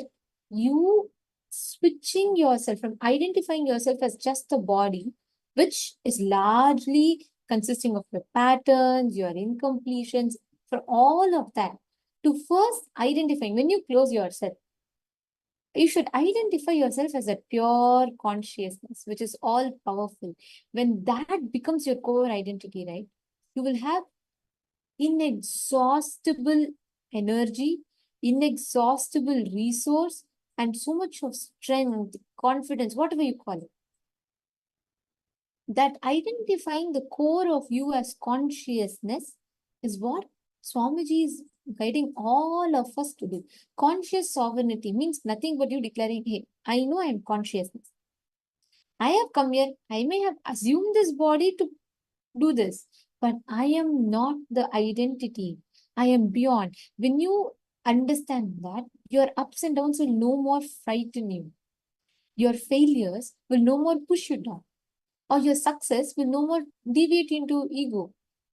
You will be able to have the right understanding about you when you identify yourself as consciousness. Beyond any gender, race, beyond your status, social status, wealth, anything. That is real conscious sovereignty. And that is what Swamiji is initiating all of us into. For each of us to manifest that conscious sovereignty. Conscious sovereignty means you going beyond your prenatal, postnatal patterns, identifying yourself as consciousness. See, the moment I asked what you are, right? Who are you? Or what comes to your mind when I tell you?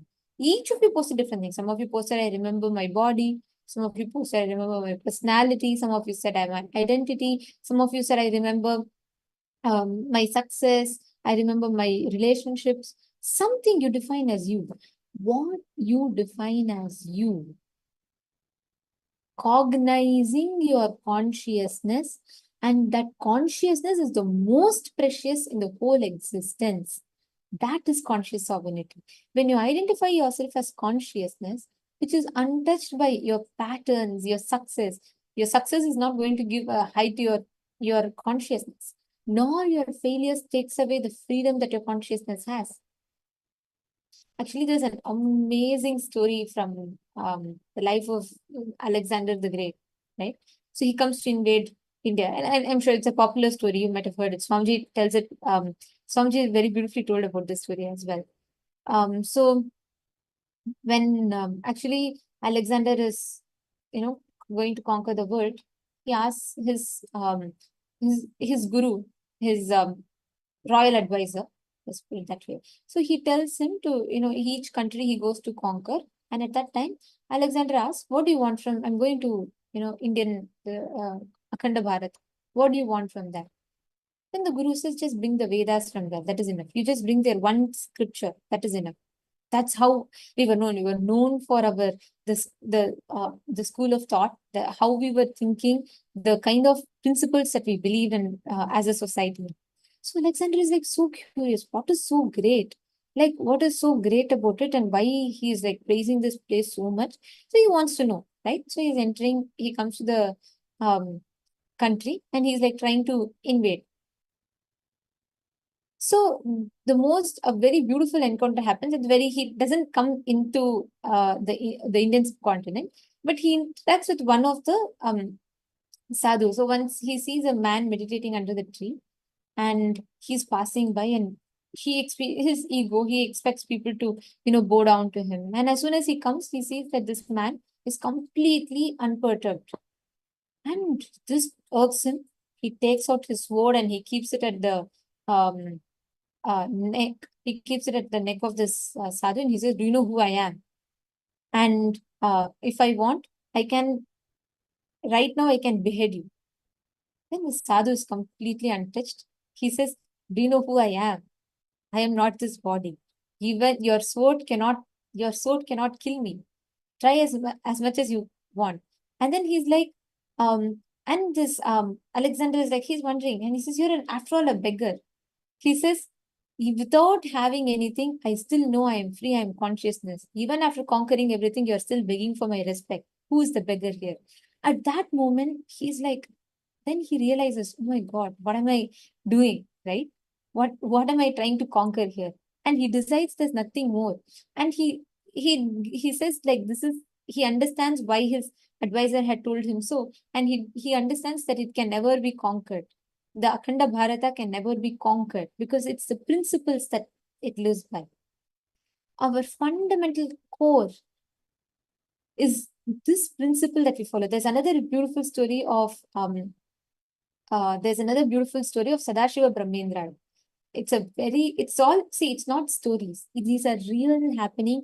We have enough records to prove, we have enough evidence to prove each of them have happened. This Sadashiva Brahmendra stories is amazing. It's one of the most, it'll give you goosebumps. So this happened when there was a Mughal invasion, and Sadashiva Brahmendra, he was completely, he used to not have any clothing or anything. He was always in a samadhi. He used to just walk. He will be just walking on the road, and he will be always in a state of samadhi, right? Highly evolved being, and he's an enlightened being. So he was revered and he was worshipped by everyone. Once, as he's walking, he's in that state of samadhi, that nirvikalpa samadhi, and he's walking by. And one day, the Nawab, the Mughal ruler of that place, or general of that place, he takes his horse and he's going by. And Sadashiva Brahmendra is walking, and he's absolutely not in his body consciousness. He's in the state of samadhi. So he's like just walking, and this Nawab, as he passes by, everyone is frightened of him, right? So everyone stops and bows down to him. And somehow Sadashiva Brahmendra doesn't even bother. He's like walking. So this Nawab gets very offended. He says, stop. But since Sadashiva Brahmendra is in a state of samadhi, he doesn't hear it. He continues to walk. Now the Nawab gets offended. His ego is hurt. Firstly, this guy is not bowing down to me. Second, I'm saying him to stop. He's not stopping. So he takes out his sword. He cuts he says, the hand that did not bow down to me need not exist. He takes a sword and he cuts out the hand of Sadashiva Brahmendra. He cuts it. So the hand falls apart. And everyone are shocked to witness this, right? He's walking and the hand is cut. They're all shocked. Sadashiva Brahmendra continues to walk. He doesn't even flinch a bit that his arm is cut. For the first time, this Nawab is seeing someone who's not shaken, even when his own body part is cut. This shakes the king. For the first time, he is experiencing something called fear in his life. So he's shaken. He's seeing, God, what is this? He's never seen something like this before. And he goes, and the disciple takes the hand, the severed arm that is fallen on the ground. Listen, this is true. Every bit of what I'm saying is a recorded history. The disciple of Sadashiva Brahmendra, he takes the hand, the cut hand. He runs to Sadashiva Brahmendra and he says, Master, your hand is cut. Then he comes out of the samadhi and he sees his hand and he says, oh, it is cut? Why don't you put it back? The disciple puts back the arm comes back to his body. This is recorded not just in Hindu history, it is detailedly recorded even in the accounts of the Mughal general who had invaded that place. That moment, the Nawab falls at the feet of Sadashiva Brahmendra and he begs for forgiveness. And very beautifully, Sadashiva Brahmendra says, what is there for me to forgive you? I never got affected in the first place to forgive you of something. But if you have learned something out of this, that is the grace of Paramashiva, and he just blesses him. This is what is conscious sovereignty. Conscious sovereignty is knowing that you are consciousness. Any external, internal ups and downs cannot affect your core identity of you. Now, every one of you who visualize, the moment I said visualize yourself, you all visualize yourself as everything but consciousness. Now, consciously changing it back. That is why Swamiji has given this beautiful method, seeking the source of your first person. Because when you constantly ask yourself, who am I? What am I? How am I? It will lead you experientially to understanding you are consciousness.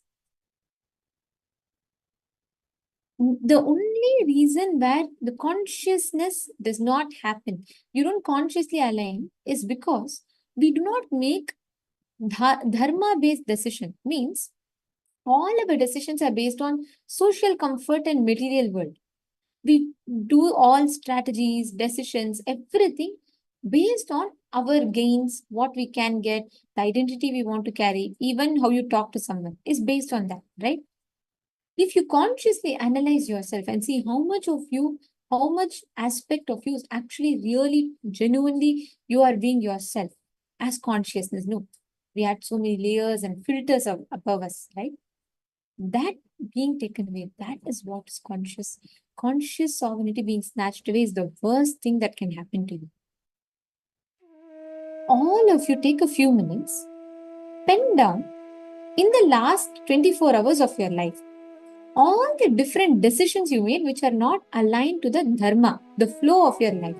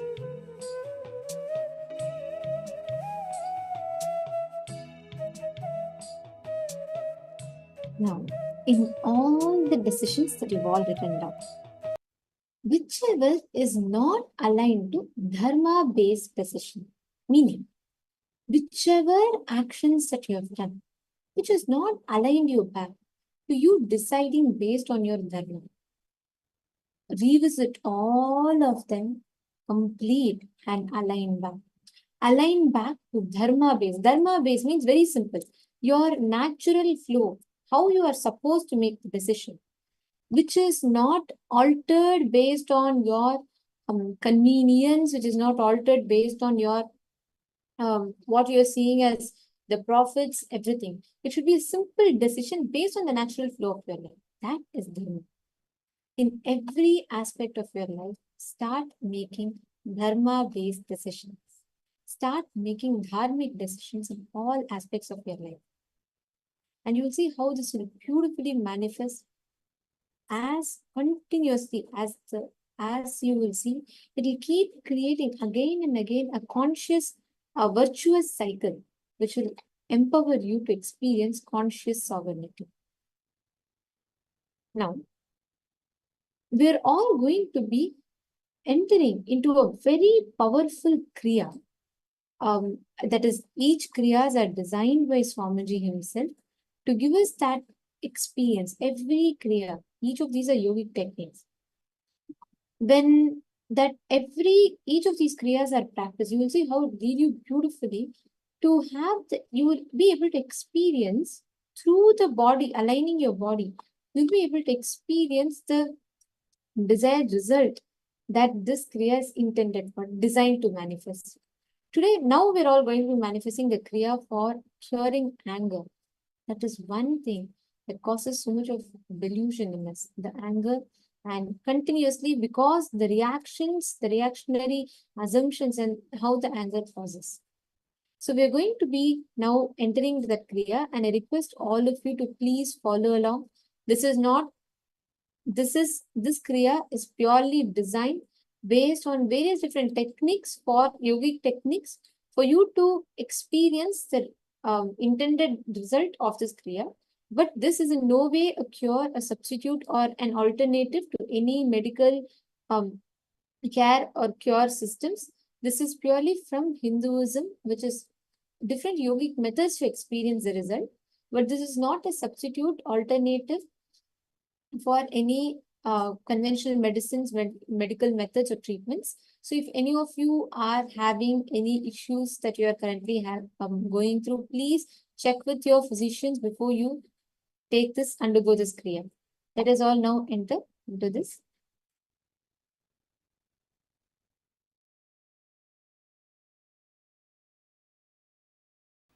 Today's Kriya, cure for anger. This is again given to Durvasa by Shiva. First, Egapadasana, the first step. Let me give you the instruction. This is from Yogasanam, verse 5. Stand up, balance yourself and place the right foot on the left thigh. You can stand near the wall or holding a chair or do anything.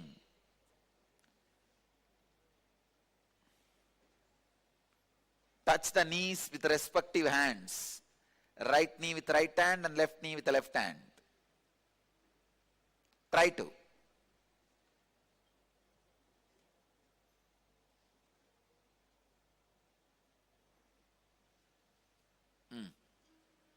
So in this posture, now you are going to do all the kriyas.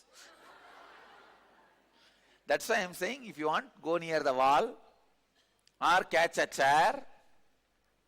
Anything is okay. Because only this posture creates certain nervous alignment, electric nervous circuit, the energy circuit in you, which can awaken the energy to break the pattern of the anger in you. Now you will be so angry with yourself, you will not angry on anybody else.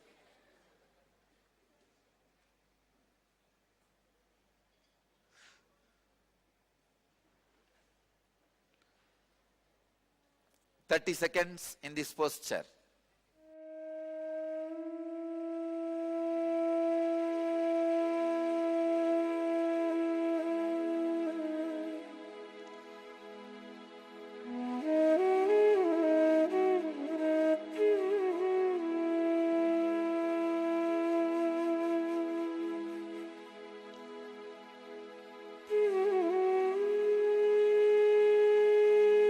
You can stand near the wall or holding a chair or do anything.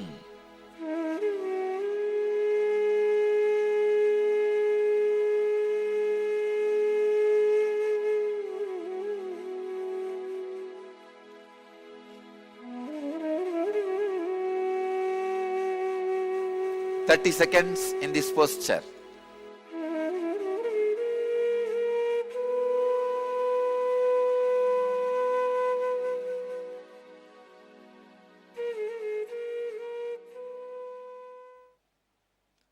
In this posture, do the Uddiyana Bandha. Uddiyana Bandha means contract the bowels above and below the navel so that the abdominal organs touch the back. Do the Uddiyana Bandha 21 times. You can hold your hips. You can actually lean on the wall also, no problem. You can actually balance yourself on the wall, nothing wrong.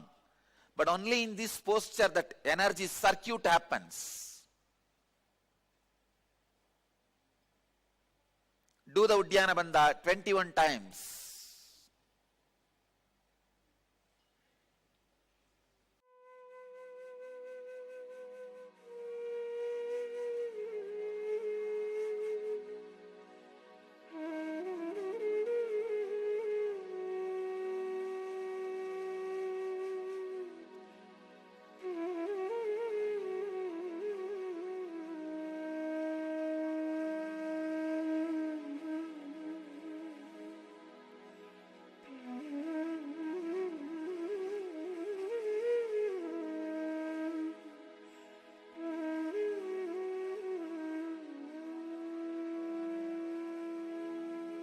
Uddiyana Bandha means contract the bowels above and below the navel so that the abdominal organs touch the back.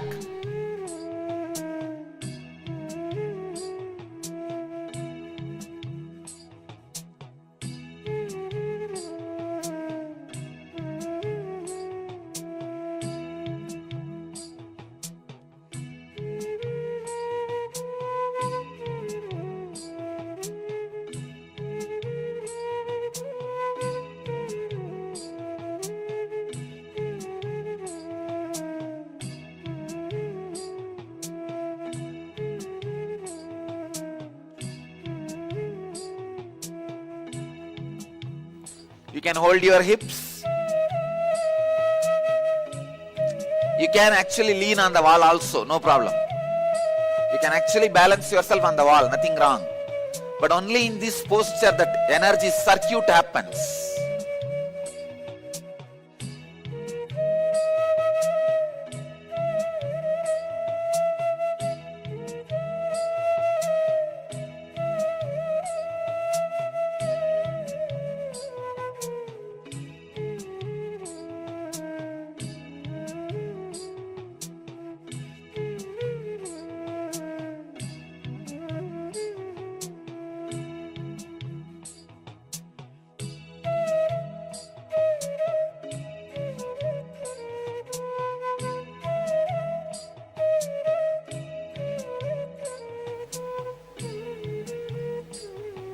Do the Uddiyana Bandha 21 times.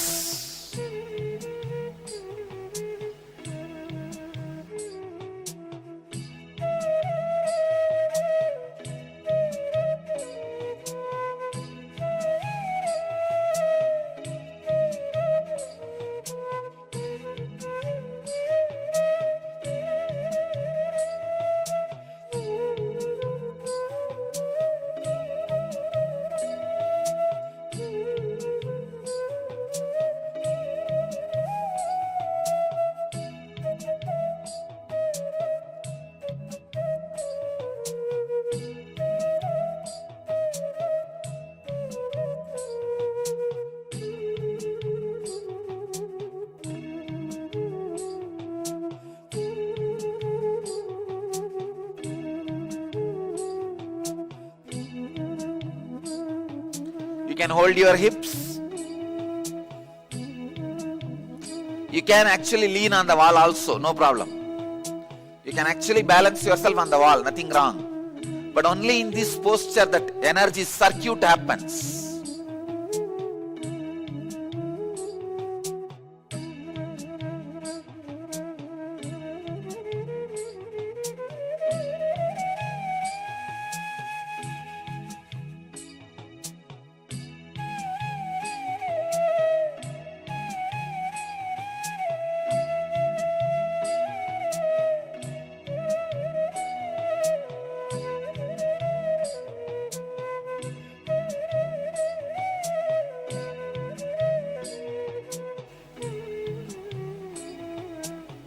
Do the Uddiyana Bandha 21 times.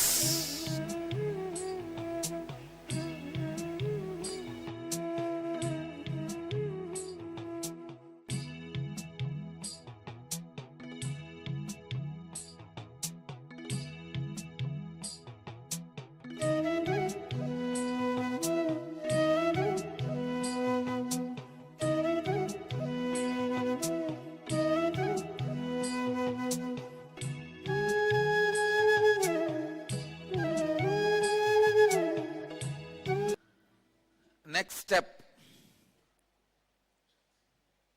Jalandhara Bandha.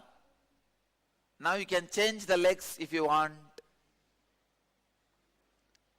After changing the legs, Jalandhara Bandha, put your chin on the chest. Hold the breath as long as you can, judiciously.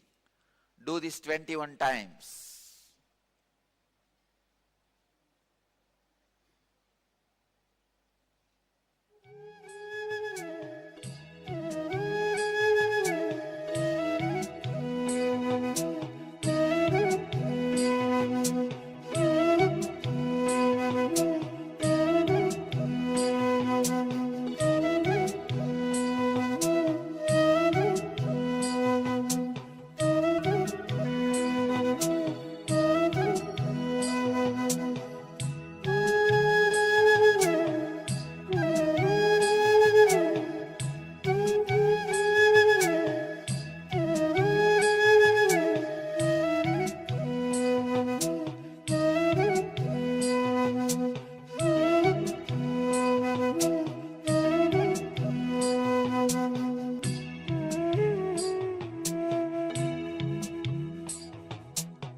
Put your chin on the chest.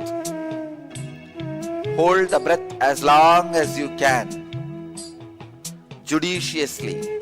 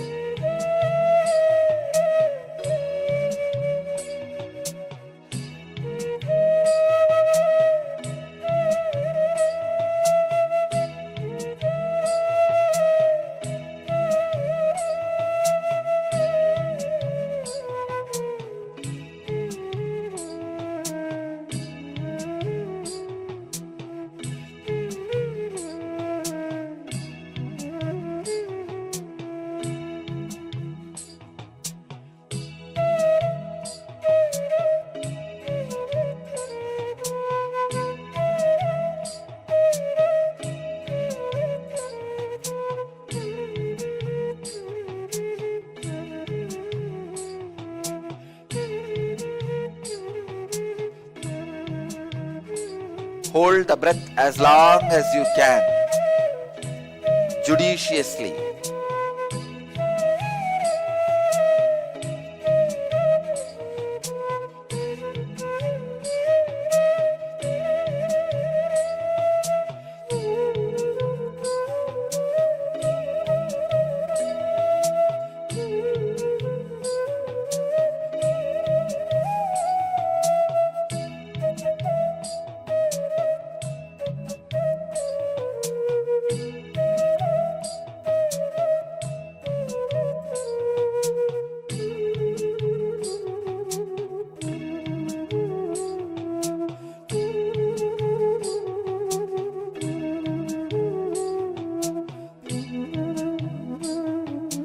this 21 times.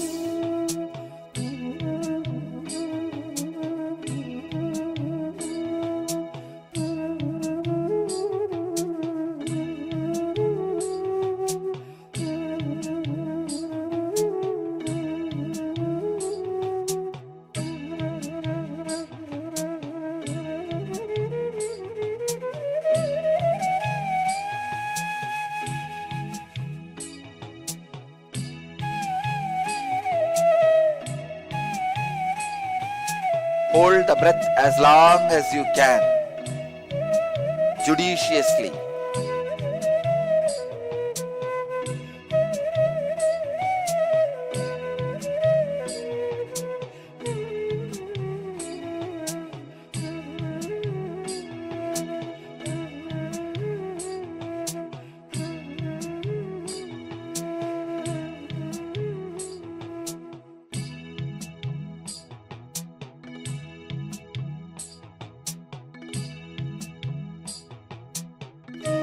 Do this 21 times.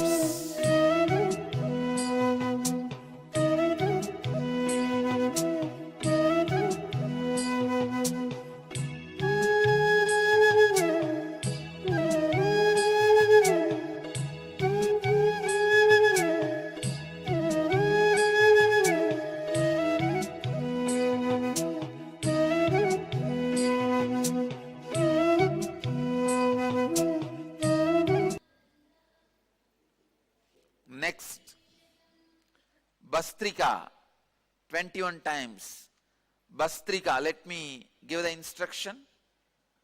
Inhale like the bellows of the ironsmith and fill your stomach and blow the air out through both nostrils quickly with bellowing sound. Do this 21 times.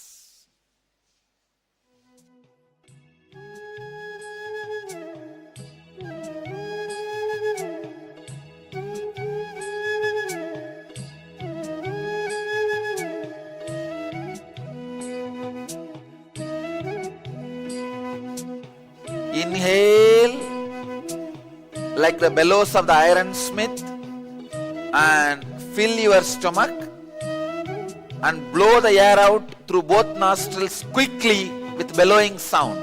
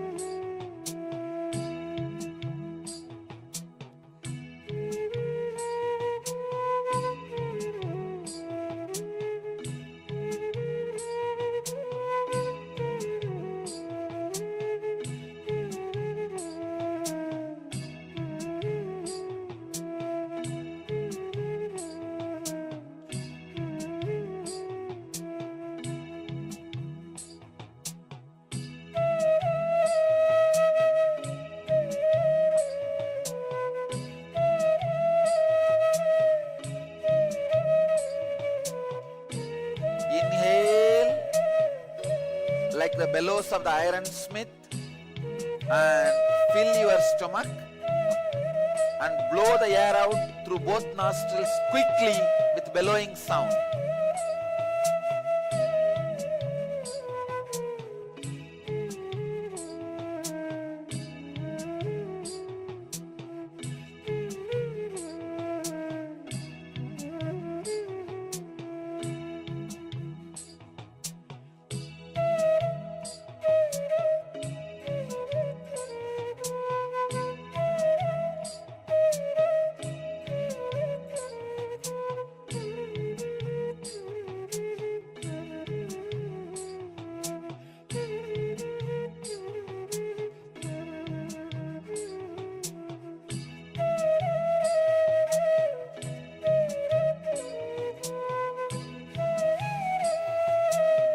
Do this 21 times.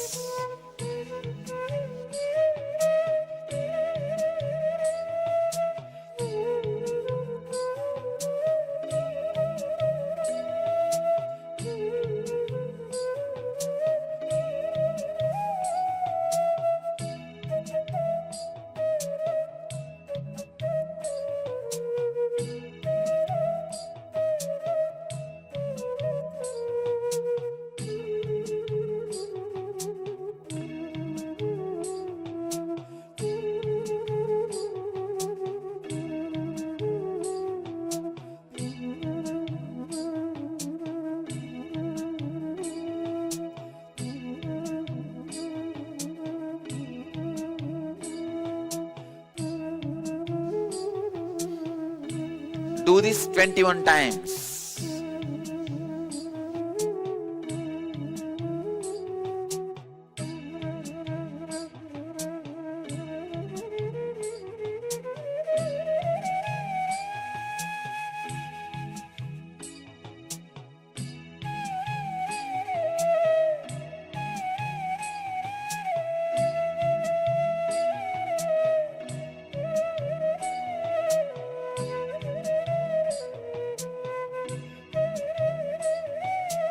Inhale like the bellows of the ironsmith and fill your stomach and blow the air out through both nostrils quickly with bellowing sound.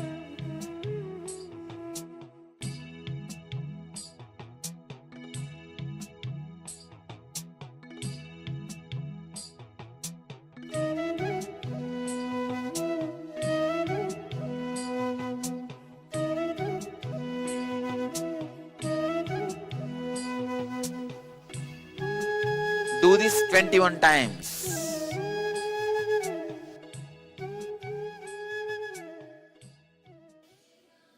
Next step, Shitkari Pranayama. Shitkari means press the lower teeth and upper teeth and open the lips comfortably. Suck the air through the gaps in between the teeth. Be aware of the sound produced. After inhaling, close the mouth and exhale through the nose. Start. Do this 21 times.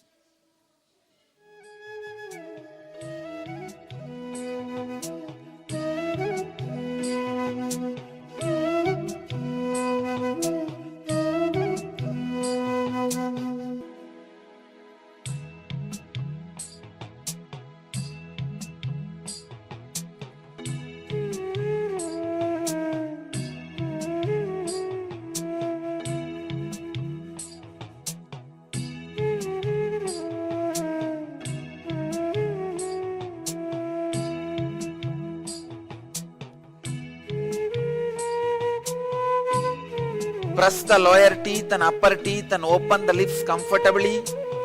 Suck the air through the gaps in between the teeth. Be aware of the sound produced. After inhaling, close the mouth and exhale through the nose.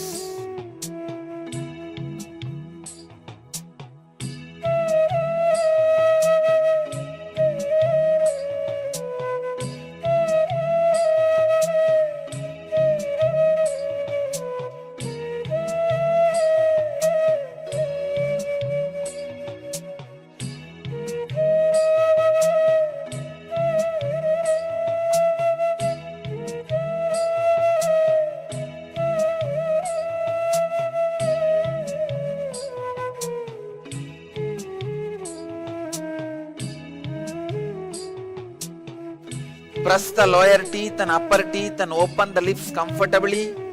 Suck the air through the gaps in between the teeth. Be aware of the sound produced. After inhaling, close the mouth and exhale through the nose.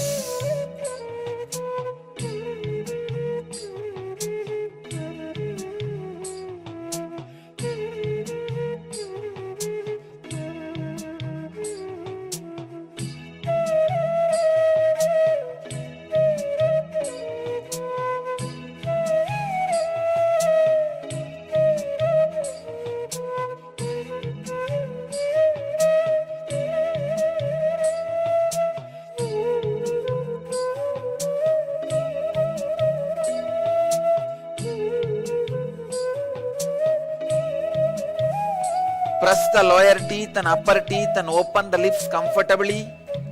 Suck the air through the gaps in between the teeth. Be aware of the sound produced. After inhaling, close the mouth and exhale through the nose.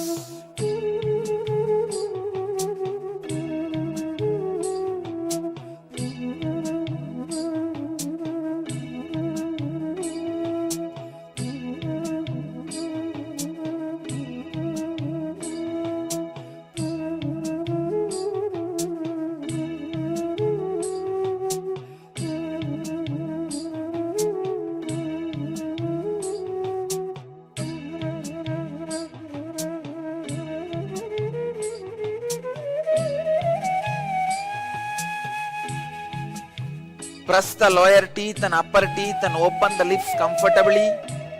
Suck the air through the gaps in between the teeth.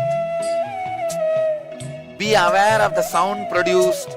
After inhaling, close the mouth and exhale through the nose.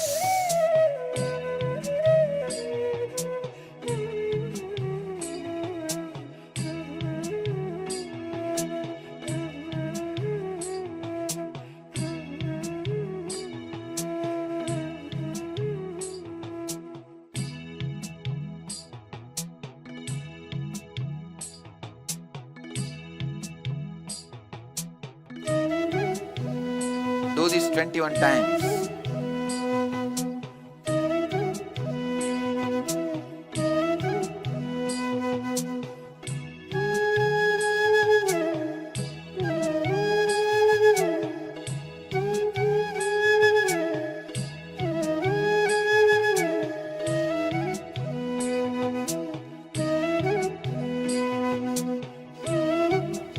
Do this 21 times.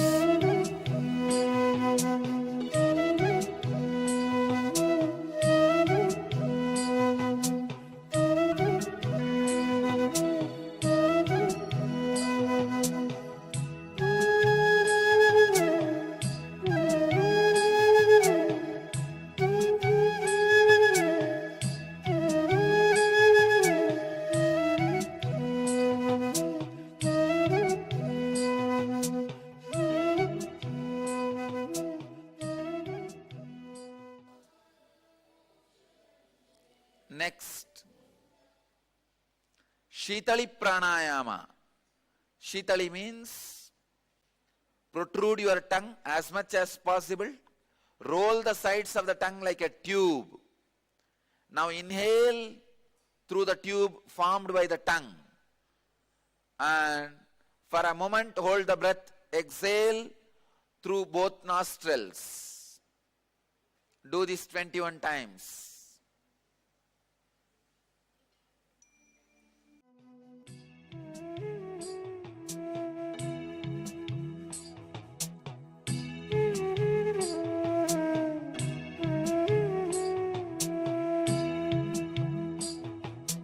Protrude your tongue as much as possible. Roll the sides of the tongue like a tube.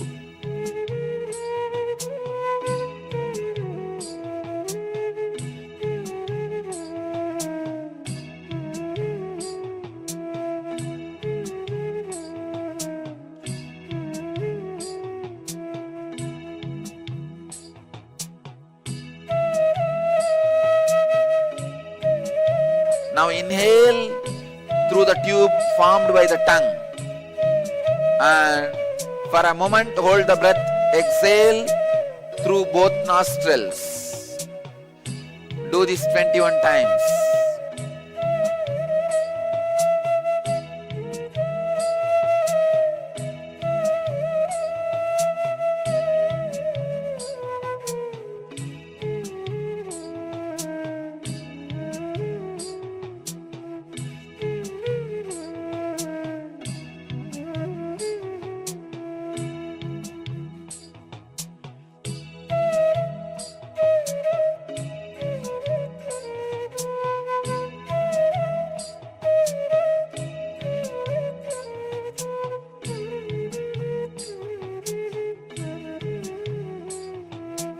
Now inhale through the tube formed by the tongue. And for a moment, hold the breath. Exhale through both nostrils. Do this 21 times.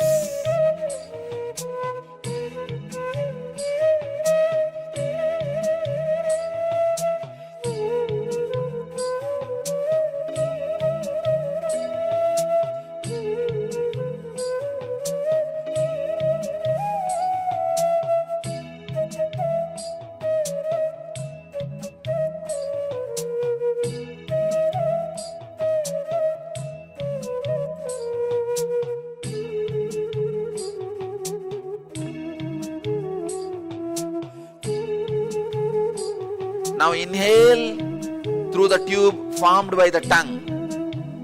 And for a moment, hold the breath. Exhale through both nostrils. Do this 21 times.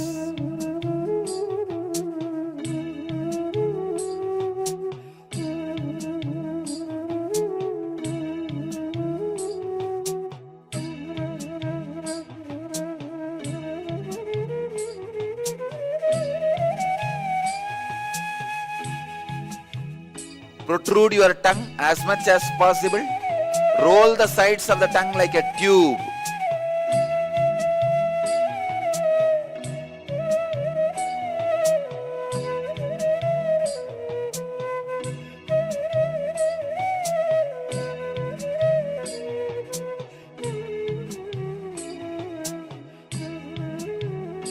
Now inhale through the tube formed by the tongue. And for a moment, hold the breath. Exhale through both nostrils. Do this 21 times.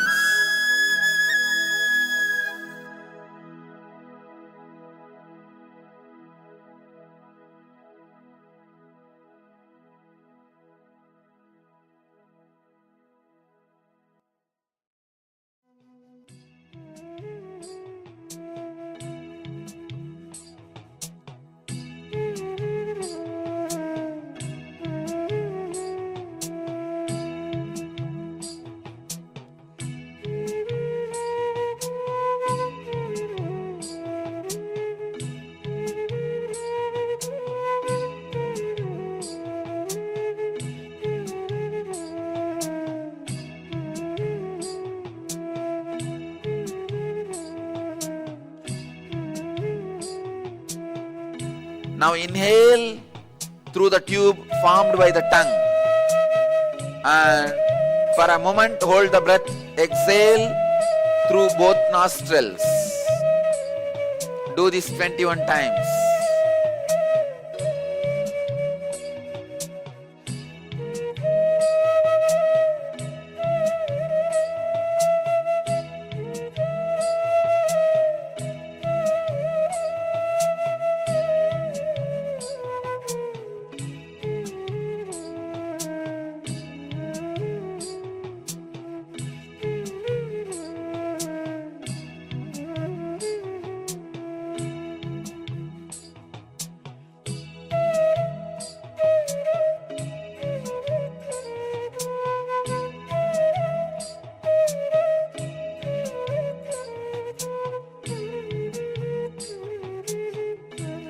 Now inhale through the tube formed by the tongue. And for a moment, hold the breath. Exhale through both nostrils. Do this 21 times.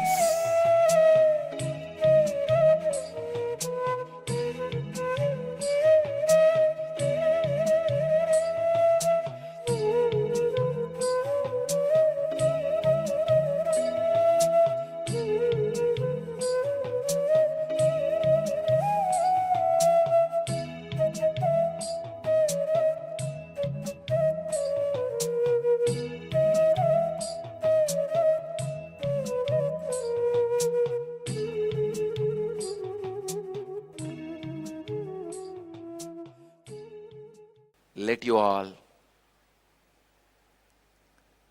go beyond the pattern of the anger. Let you all achieve, experience, live, express radiate and share the eternal bliss. Nityananda. Thank you.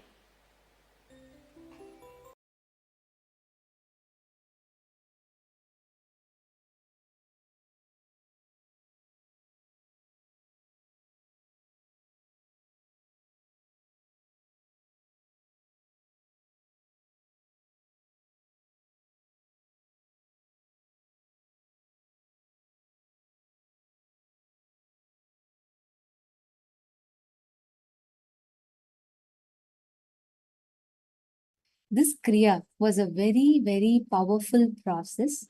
Actually, you will see the process that Swamiji guided all of us through just now directly will start working on reducing the internal triggers that happens to which you externally react. All the points that triggers that anger in you will completely be healed through this Kriya. How did you all enjoy it? How was it when you did this whole process?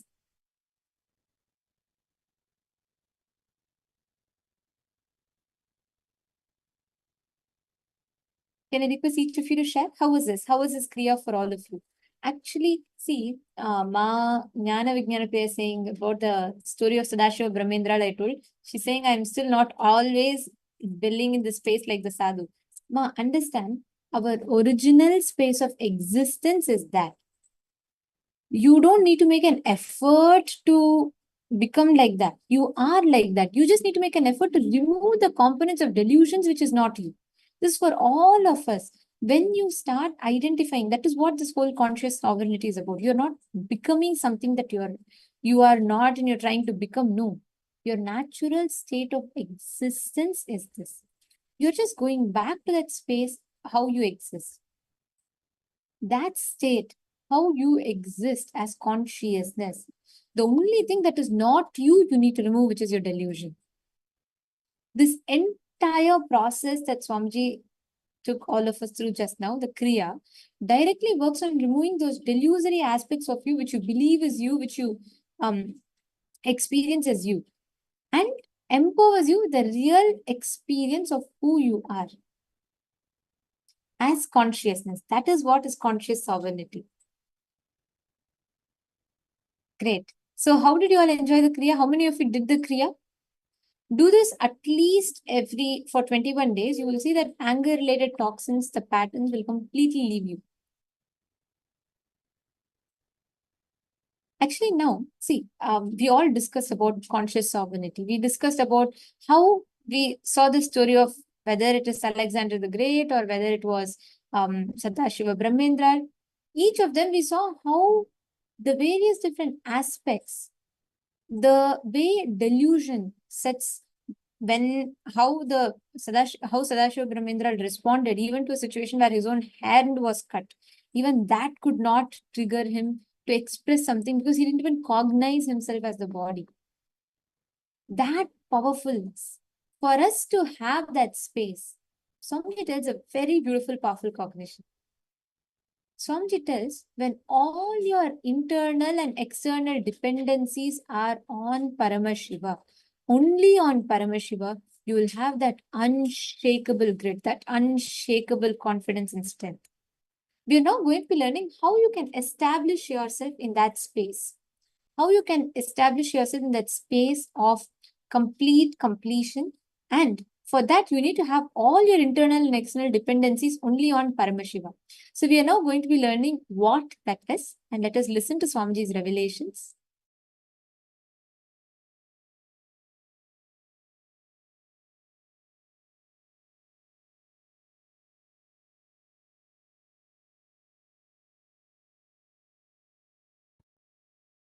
Let me give you the first truth, powerful cognition from today. It got revealed into me in Tamil, so I'll recite as it is, then I'll translate. Agachar Budamayum, Purachar Budamayum, Paramborul Nilaye Yena, Paramborulukul Nirundu, Niru Indu. That's the word got revealed. Ni ரு இன் து. தன்னை தன்மயத்திற்குள் இருப்பார்க்கே தான் தானே வெளிப்பட்டு தன்மய சக்தியெல்லாம் பொங்கிப் பிரவகிக்கும். Let me translate in English. Understanding the inner dependency or outer dependency for your existence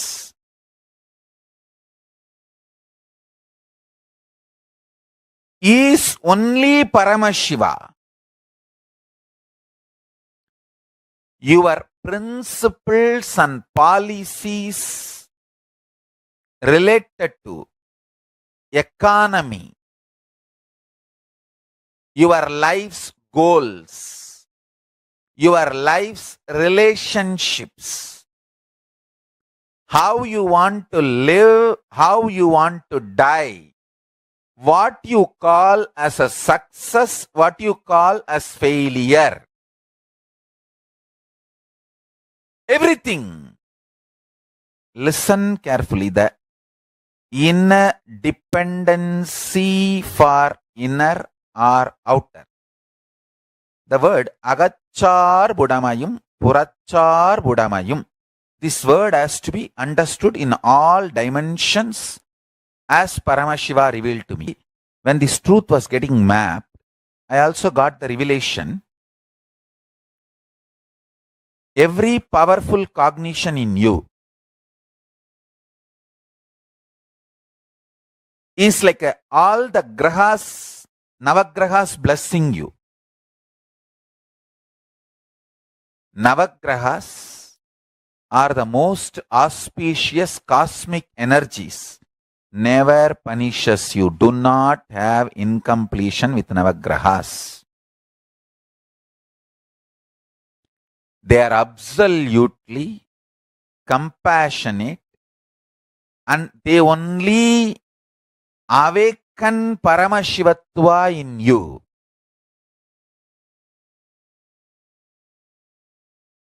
They only manifest Paramashiva in you. Listen carefully.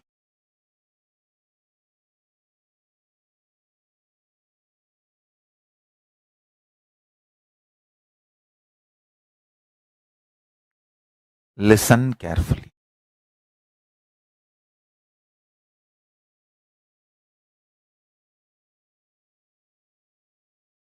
If you align your ideas about money, ideas about power, ideas about relationships,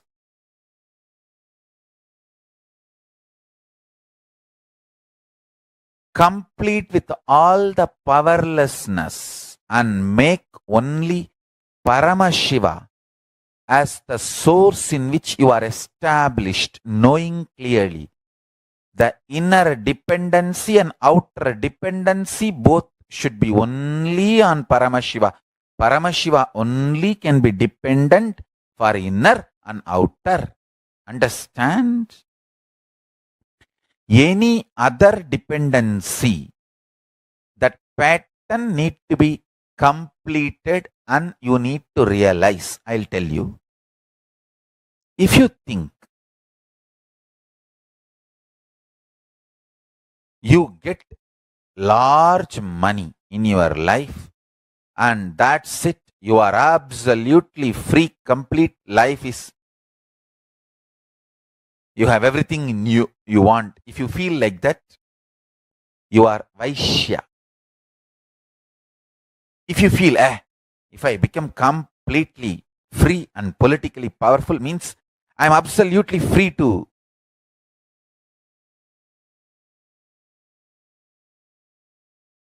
be a leader and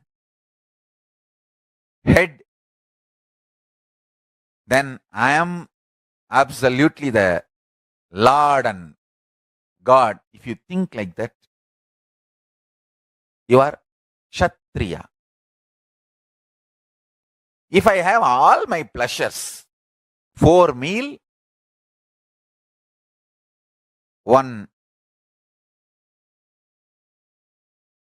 good flush working toilet, and physical other pleasures, whatever I want, then I am absolutely comfortable, complete with the life. If you think like that, you are Shudra. Only a person who understands my inner dependency and outer dependency both are Paramashiva. The highest consciousness, that super consciousness is Brahmana. Understand? More and more inner and outer dependency gets centered on Paramashiva. You will see more and more power manifestation in your life. I tell you,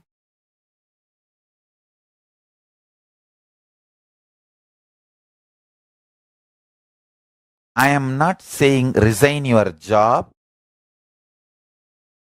divorce all your relationships. I am only saying let you be centered on Paramashiva. Let all that external things not be your centers. You not be dependent on any of that. If you are centered on Paramashiva, you will manifest so much of powers. All of the external, internal dependency things will be under your control. I tell you.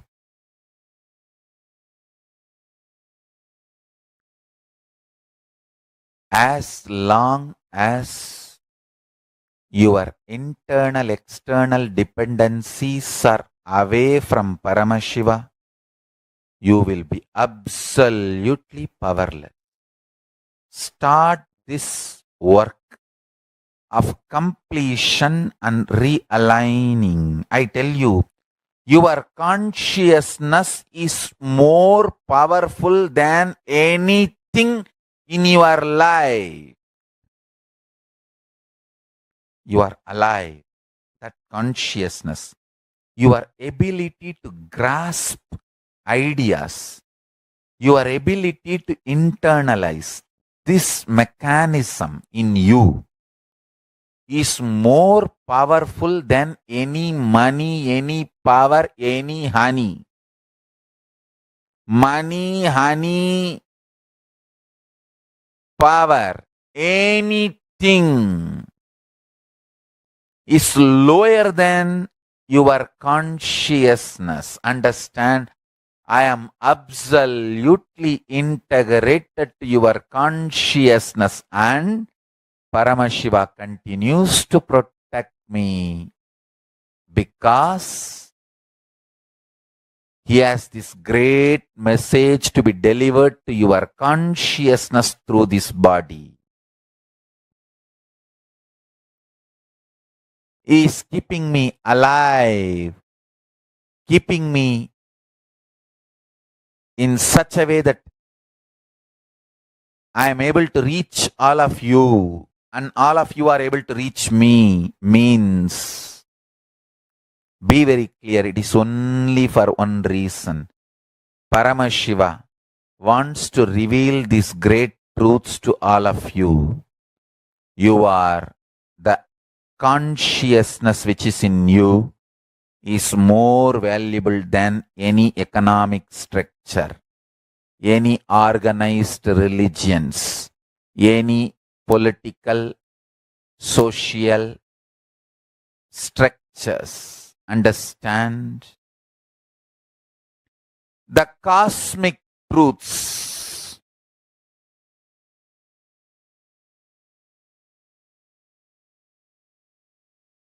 as it was revealed to me by Paramashiva, I am revealing to all of you.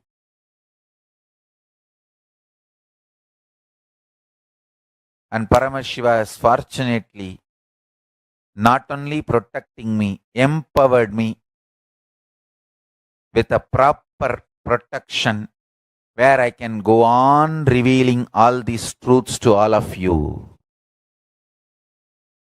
Listen. Your consciousness is extremely powerful, capable. All internal, external dependency is stupid ideas. There is nothing on which internally, externally you need to be dependent other than the pure consciousness which is in you. This word internal, external has multiple layers of meaning. Neither inner fulfillment which you think as joy, nor external needs which you think as money, pleasure, power, relationship, protection, security, nothing for anything. You don't need to be dependent or centered on anything else other than Paramashiva, the super consciousness which resides in you.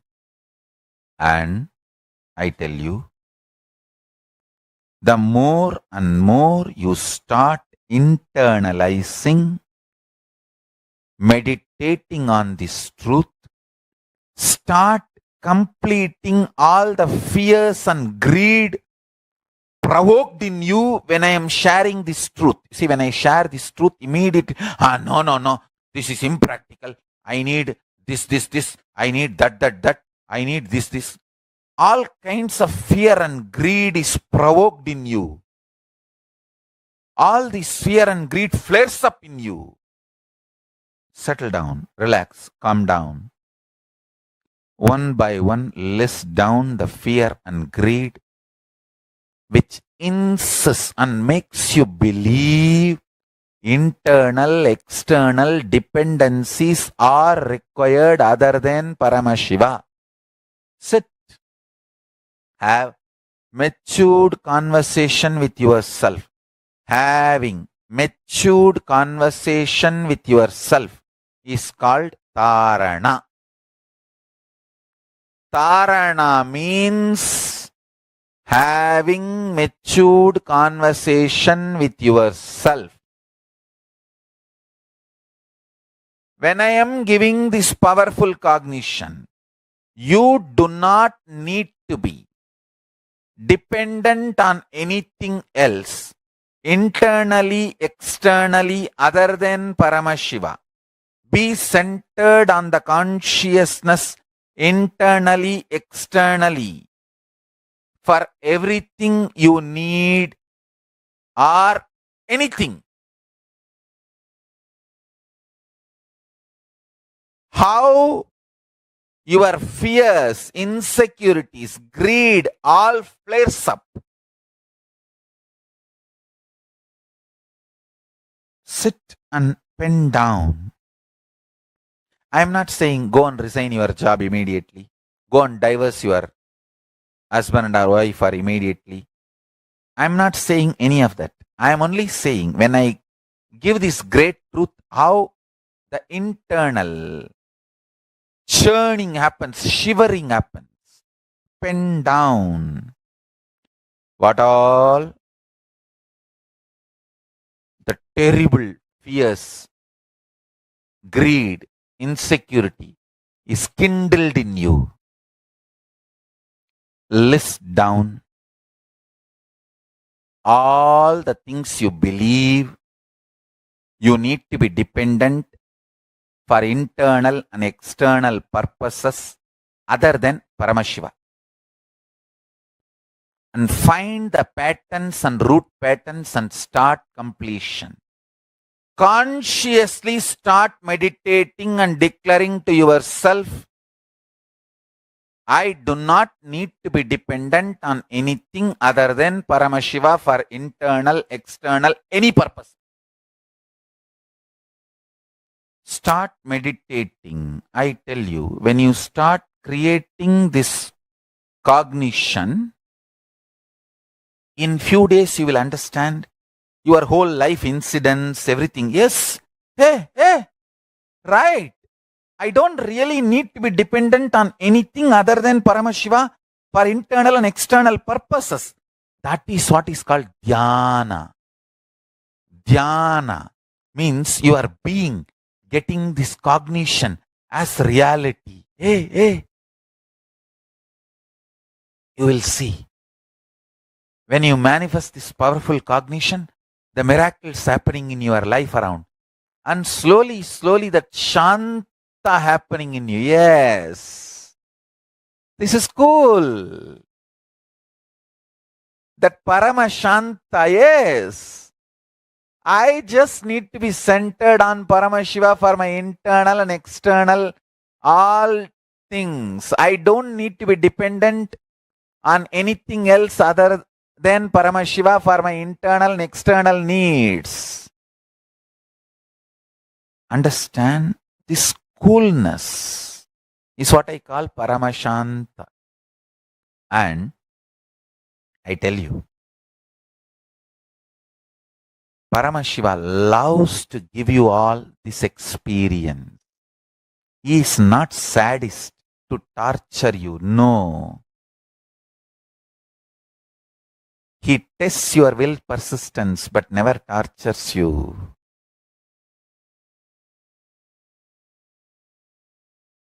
Never tortures you. Tests your will persistence but never tortures you.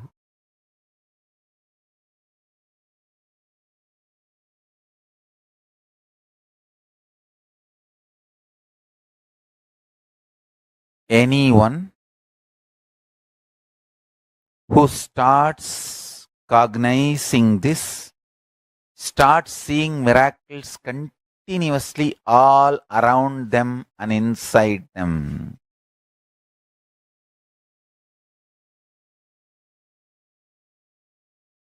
All around them and inside them.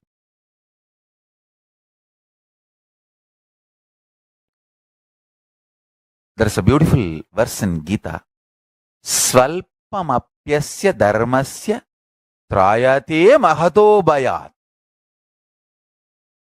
Even if little bit is practiced, mountains of fears, incompletions are destroyed. Nehabhikramanashosti pratyavayo na vidyate svalpam apyasya dharmasya trayate mahato bhayat. Even if you practice little bit this science, large incompletions and fears will disappear. More and more completion, deeper and deeper powerful cognition,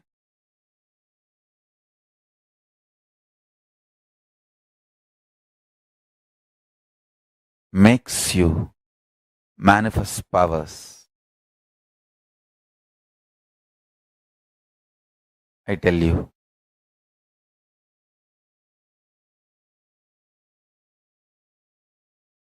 because I am integrated to every individual, to you all, to your consciousness. Many vested interest organizations interested in exploiting you and your ignorance will try everything possible against me.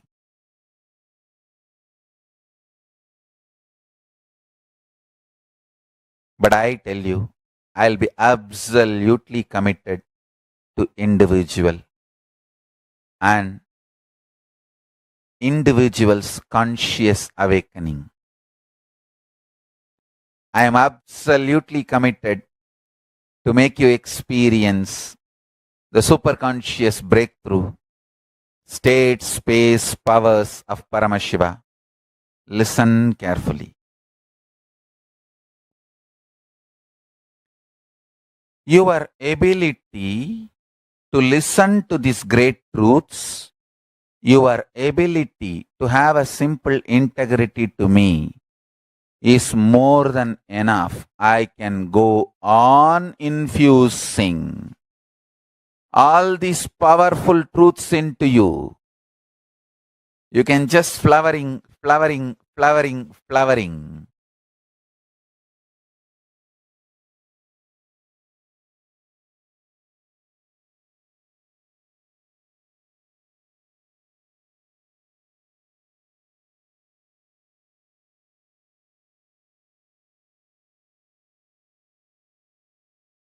Understand?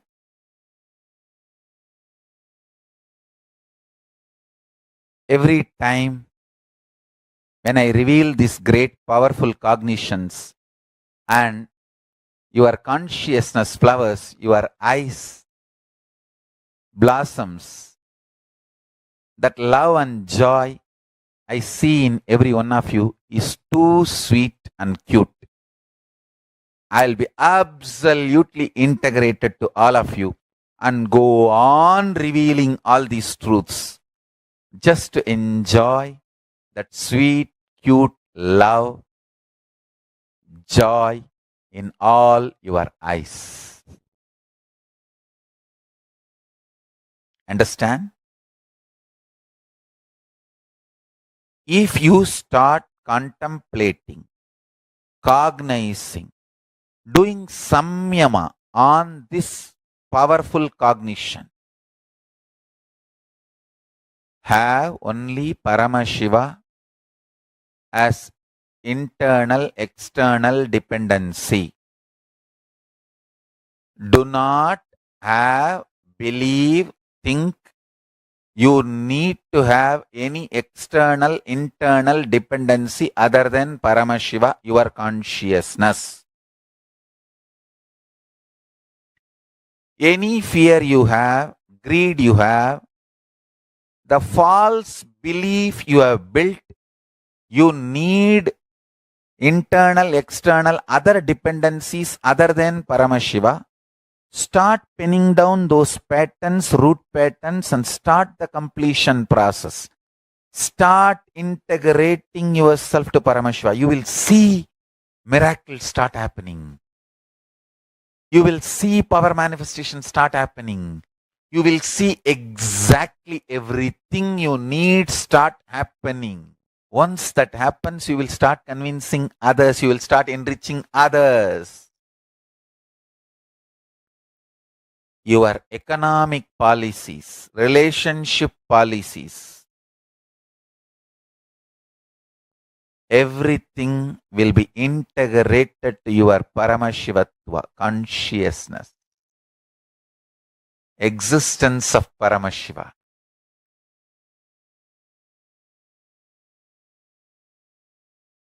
I am telling you, if you start doing dharana, pratyahara on this truth, hundreds and hundreds of truths will be revealed to you. Lot of delusions will start getting destroyed. Have matured conversation with yourself. Do this work. Do this as a homework. Then you will understand what I am saying. Then you will understand what I am saying.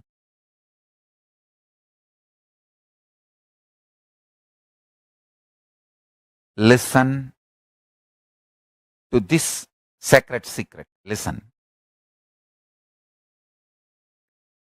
Initially, when you put this idea into you, you will have too much of resistance, anger, guilt, fear, too many things coming out.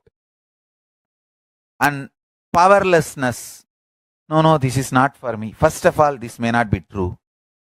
Second, no, this is, even if it is true, not for me. No, this may be true for the people who don't have to work for their food and paying the bills. No, maybe it is true for the people who are sitting in Kailasa and enjoying the happy, free life. All kinds of thought currents will come inside. Sit, have a little patience, listen. Listen to yourself and start penning down precisely what all resistance, anger, fear, guilt, powerlessness, what all is getting blurted out, vomited by your immature mind. Listen, pen down.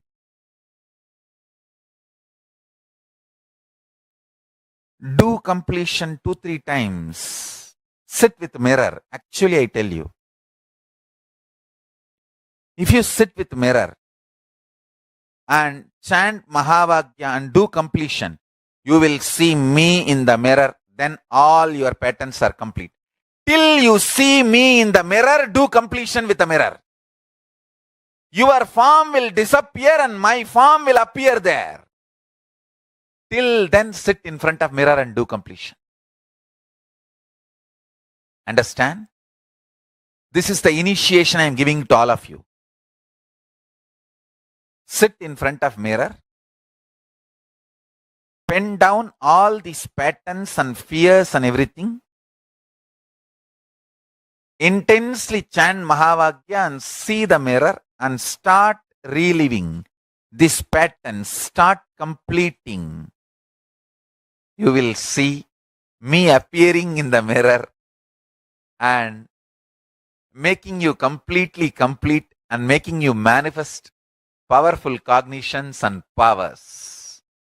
Till I appear in the mirror, continue completion. And I tell you, I will really appear in the mirror and make you complete and make you manifest powers. When I say, I mean. Just sit in front of the mirror and declare simple integrity to me. Start chanting Mahavagya and remember this powerful cognition, today's cognition. Pen down all the incompletions, fears, anger, guilt, impossibility, patterns which tells you, no, you need to be dependent internally, externally, other than Paramashiva. Pen down all of that. Whatever patterns tells you, you need to be internally, externally dependent on something else other than Paramashiva. Pen down. Pen down. Sit in front of mirror and start completing all those patterns and incidents, root incidents, everything. Let all the incompletions melt down, be completely burnt away. You will see in your pure inner space and in the mirror me appearing.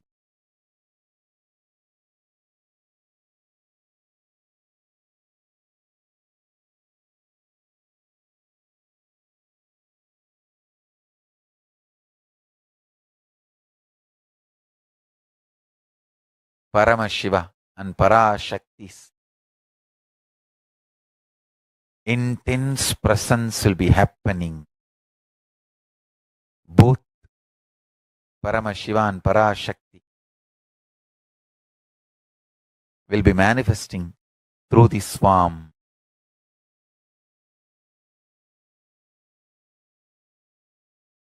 And blessing you, making you completely complete, and making you manifest the powerful cognitions and the powers. I bless you all. Let's start this homework today. I'll give a clear instruction now. Sit in front of mirror. Meditate on this cognition. Be centered, dependent only on Paramashiva for internal, external, all need, everything. Any idea, belief, incompletion, fear, impossibility, greed, anything you have which makes you feel, believe, you need to be dependent, internally, externally, on anything other than Paramashiva, pen them down. The patterns, incidents which generated those patterns, do complete intranalysis, pen down, start completion one by one. Those fears, incidents, anger, greed, impossibility, emotions, everything, you will see Paramashiva and Parashakti appearing as this form,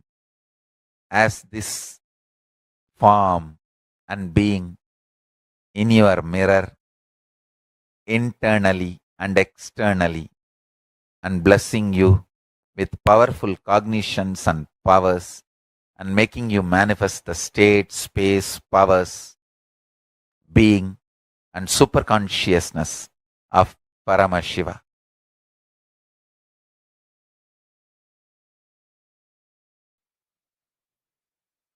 Paramashiva's message directly from Mahakailasa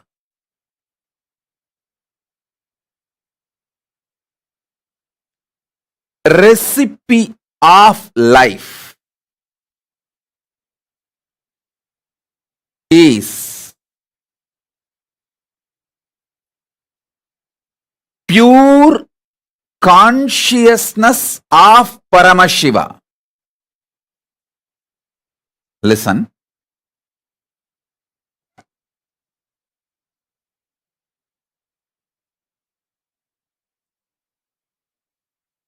Making DNA or RNA. In all this, scientists have had multiple breakthroughs, but till now, no human science is able to decode the recipe of life. Understand? DNA, RNA, many other things related to life, they are able to decode. No one is able to decode life itself. The reason is Paramashiva, when he cooked life, when he made life, the core component he used in the recipe of life is his own consciousness. Listen, this is the best, greatest news ever you can have. So, listen, this is the core truth. First statement, understand, Paramashiva's his own consciousness, he puts it as a recipe of life. That's a core component. The pure truth I revealed now. Paramashiva made his own pure consciousness as the core recipe of life. Then he added other many things. But the core recipe of life is his own consciousness. This is a pure truth. Now the applied truth, listen to this very carefully. Listen to this very carefully. First, this is the greatest news, best news. Second, listen. Eternal bliss, Nitya Ananda, is one of the core, inherent, innate quality of Paramashiva's consciousness. Understand one thing.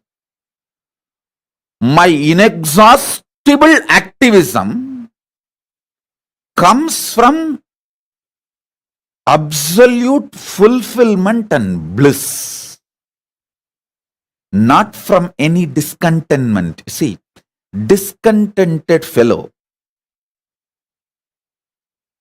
will be active but cannot have a large vision which can go on expanding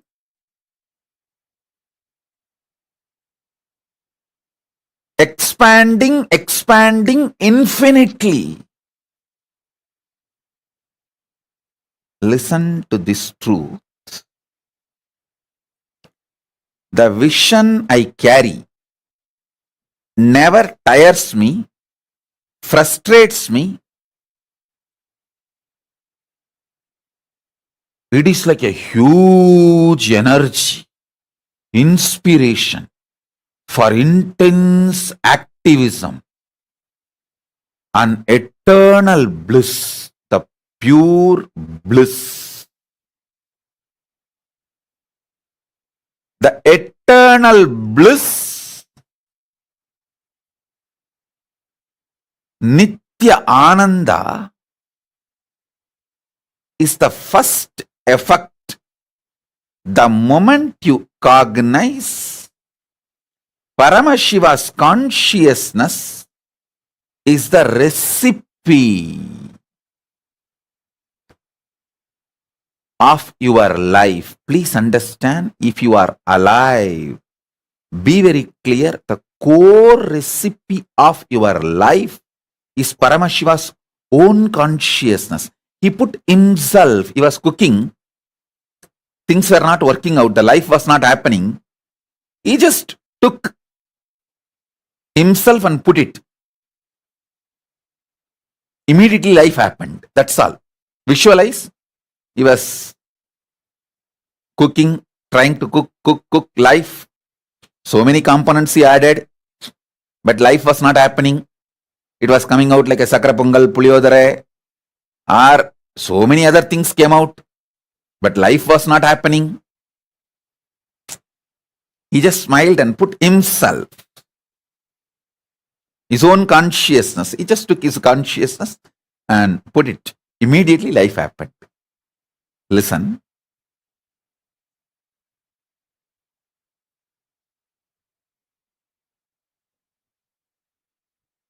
First thing, this is the best news. Second, this means your core programming is such extreme,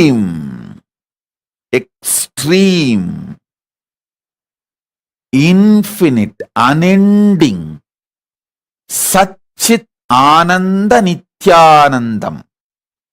Sat, you know, you are programmed for truth. Sat, that is your core. Till you manifest that, you won't rest. Because you are programmed for that.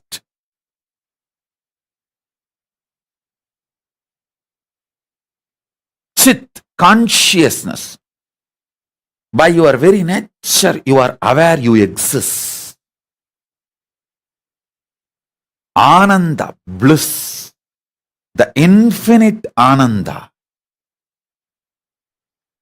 When I cognized Paramashiva's own consciousness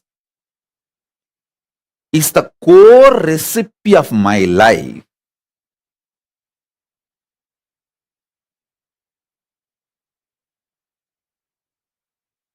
the excitement, unending, infinite excitement, activism, joy, spiritual strength, which got translated even into physical strength, mental strength, ability to visualize, cognize, ability to understand people, ability to understand situations, ability to see through all this.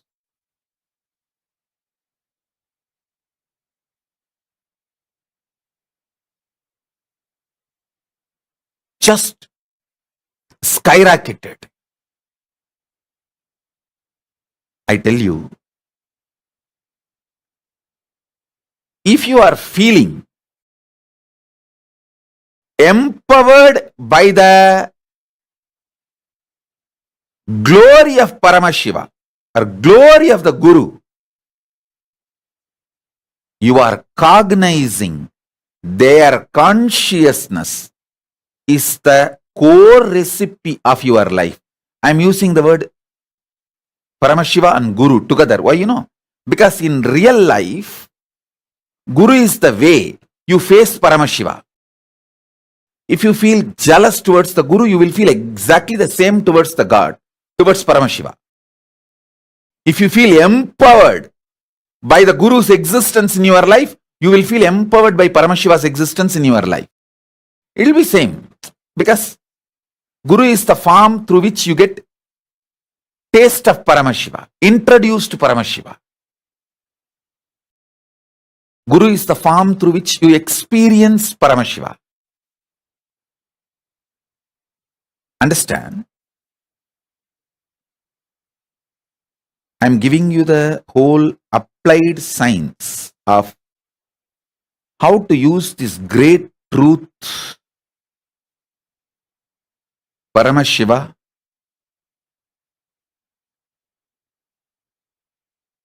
is the core recipe of your life.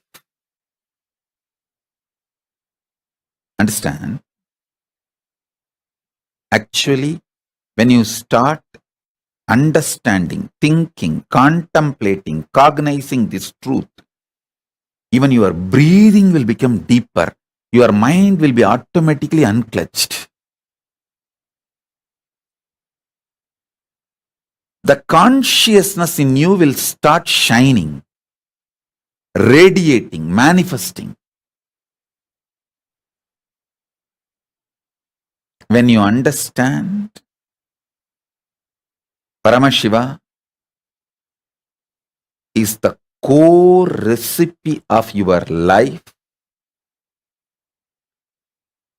you become so powerful.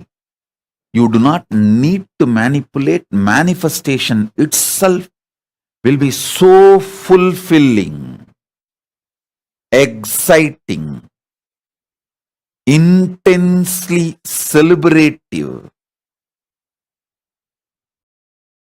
You will make billions. It's not that you won't make. You will make billions. Along with billions, extreme fulfillment. The conscious sovereignty. Extreme feeling of Purnatva, complete completion. You celebrate your own existence. All of you understand a complete freedom.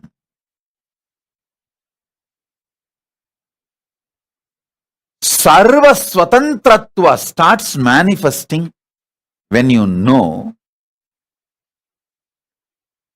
Paramashiva's own consciousness is the recipe of your life. Actually, once even you start cognizing, your fear about death will disappear, your fears about diseases will disappear, your fears about discontinuity will disappear, your fears about whether your husband or wife will run away from you will disappear, whether you are this will happen or that will happen, all that will disappear.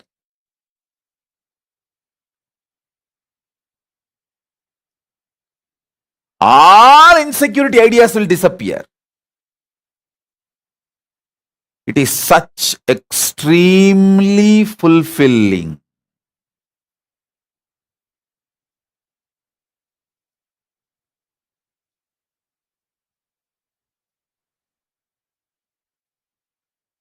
I was expanding on this great truth. Consciousness of Paramashiva is the core recipe of your life. See, when you start cognizing this, multiple levels of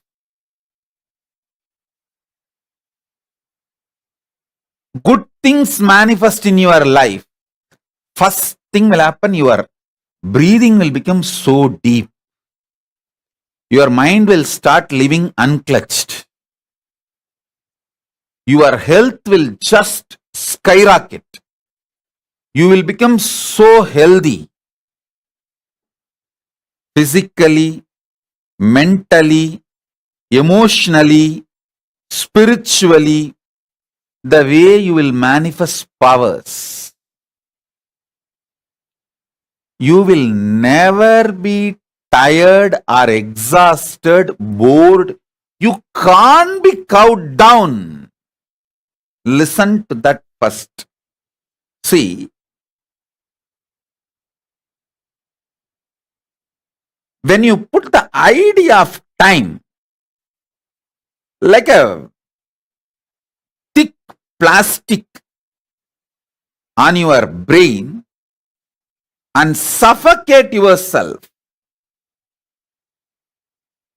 your ability, your cognitive efficiency is drastically reduced and damaged. That is the real reason why you beat yourself so much.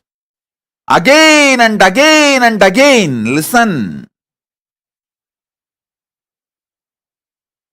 See, if you understand Paramashiva's own consciousness is the recipe of your life. First thing will happen to you is you will wake up to the truth. 99% of your problems are happening in your brain, not in reality. You are beating yourself, destroying your health, wealth, life, everything, all your insecurity, fake life, everything starts from your cognitive efficiency damage. Your inability to cognize the reality.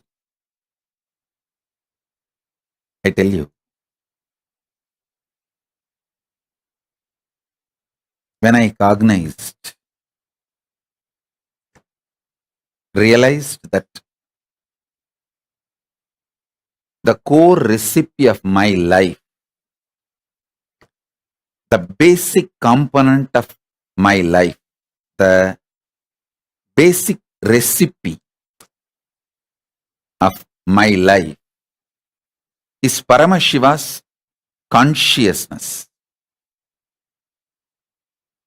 I saw my whole biochemistry become different.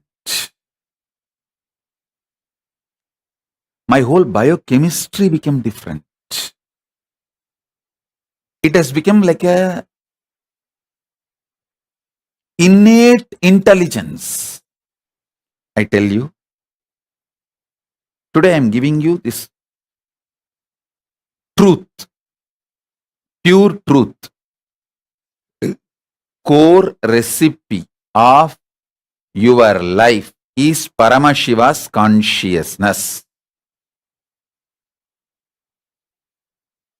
Sit with this truth and feel desire to cognize.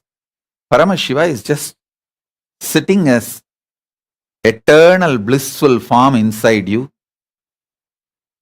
is the core recipe of your life. Good, bad, right, wrong, self-doubt, self-denial, self-hatred, everything is just digesting, and he is only shining. Everything else is just getting digested by him intensely.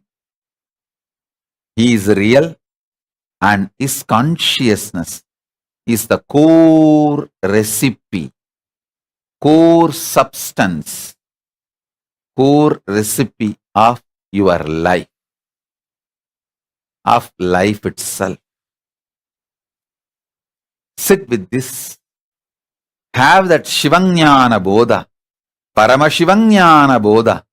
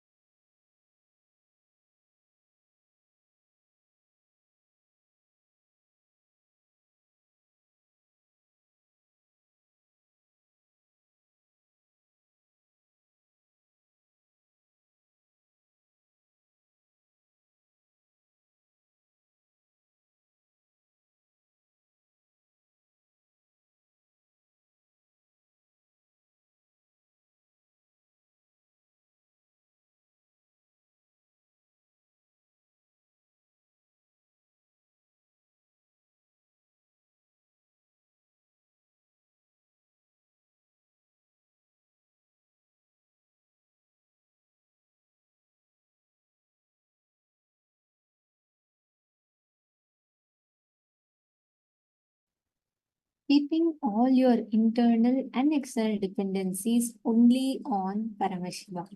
Wow, what an amazing, powerful cognition. Can I request each of the participants to post what you clicked with? In this session, what did you understand? What did you click with? What are your favorite powerful cognitions from this session? Can I request each of you here to please post?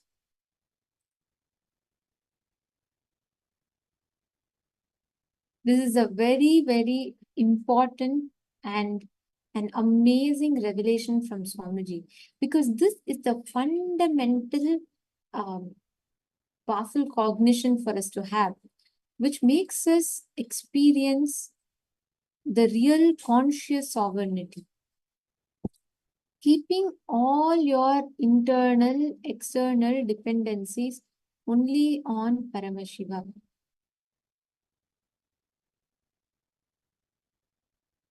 Can I request each of you to post?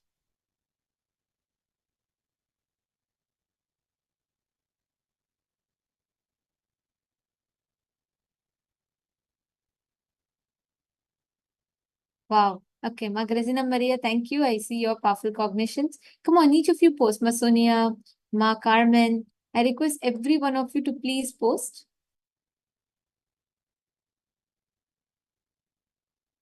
See, keeping your internal, external dependencies on Paramashiva. Ma Mary Claire, that's correct. Absolutely. The core principle of the universe is Paramashiva. Anything else that you depend on, it can be taken away. Correct? Imagine if you think your whole life, if you think that your whole identity is your talent for singing. As you grow old, if your voice goes away, you'll fall into depression. If your whole life, if you think the best thing is to see movies, when your eyes fail, you'll fall into depression. If you think your best strength is your intelligence, your intellect, when your logic starts failing, you'll fall into depression. Anything that you establish yourself upon, if you think your money is everything, when your wealth starts failing, you'll fall into depression. The only thing anything that you depend upon which is ephemeral will put you in depression. Anything impermanent, anything ephemeral will put you in depression. The only thing that is permanent is your core existence as Paramashiva, as Swamiji, as that the core of the universe, as consciousness. That consciousness is irreplaceable, which exists in you forever. You just need to focus on establishing yourself as consciousness. Now, we're going to do it's a long process, but we're going to do a very powerful completion process for this.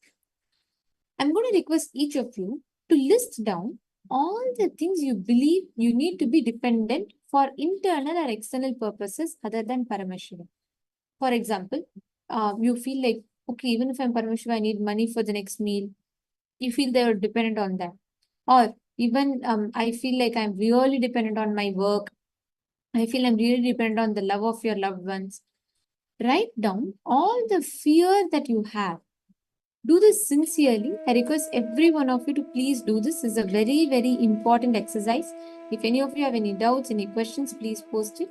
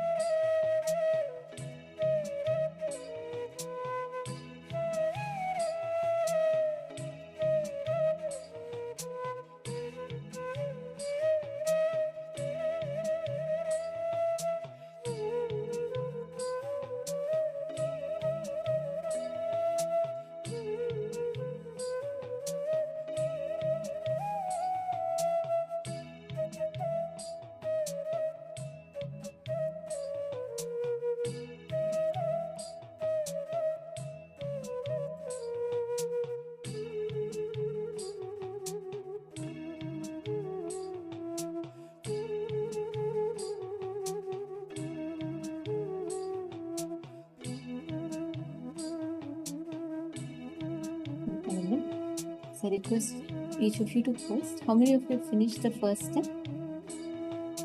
Please post in the chat. Those of you that have finished the first step, if you have finished writing down all the internal and external dependencies that you have, whatever you feel as necessary, the basic things that you cannot live without, please pen them down. All your insecurities, your greed, your fear, each of them that you have. If you have finished, I request you all to put yes, you have finished in the chat.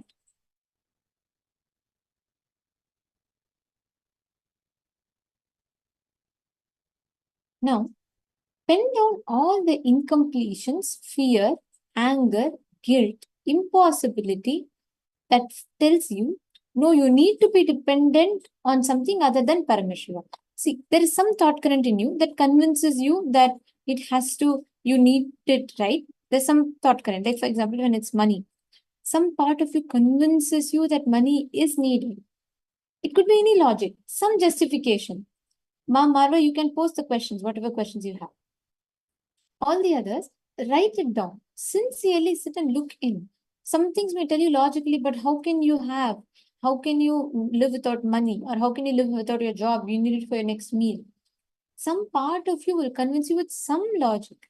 Write that down. This is a very, very important process. So I request every one of you to please do it sincerely. Write down in detail.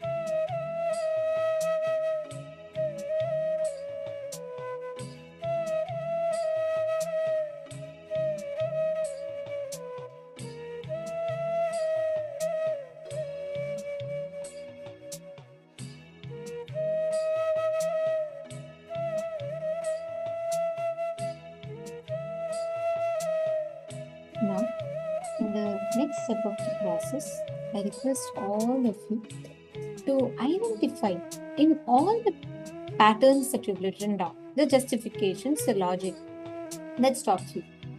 Now, in each of the things that you have written down, we're going to enter into the completion method that Swamiji revealed in this session to all of us.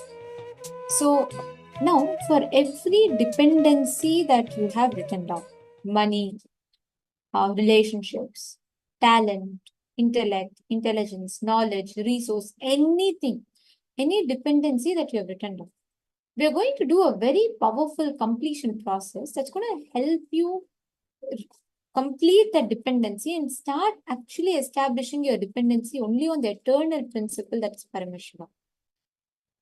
See, understand, Swamiji gave a very powerful blessing to everyone who listened to this session, right? Swamiji said that anyone who listens to this session, they'll experience so much of completion. And by the time you look into the mirror and you do the process, you will see Swamiji's own form appearing in the mirror. Now, we're all going to be doing that very process right now. Take a few minutes, please sit, intensely look into the mirror and go for a deep completion. Complete consciously. Read the first incident that you have written down. Lock both your eyes in the mirror. Start reliving the whole incident. Please take a few minutes. We'll give you all a few minutes now. But you can do this extended process even after the program as well. We'll send you this exercise as part of your homeworks and gifts for the day. So please make sure all of you at least take one incident that you've written down, one dependency, and from that do an intense process. Go for a deep completion. Sit and relive intensely.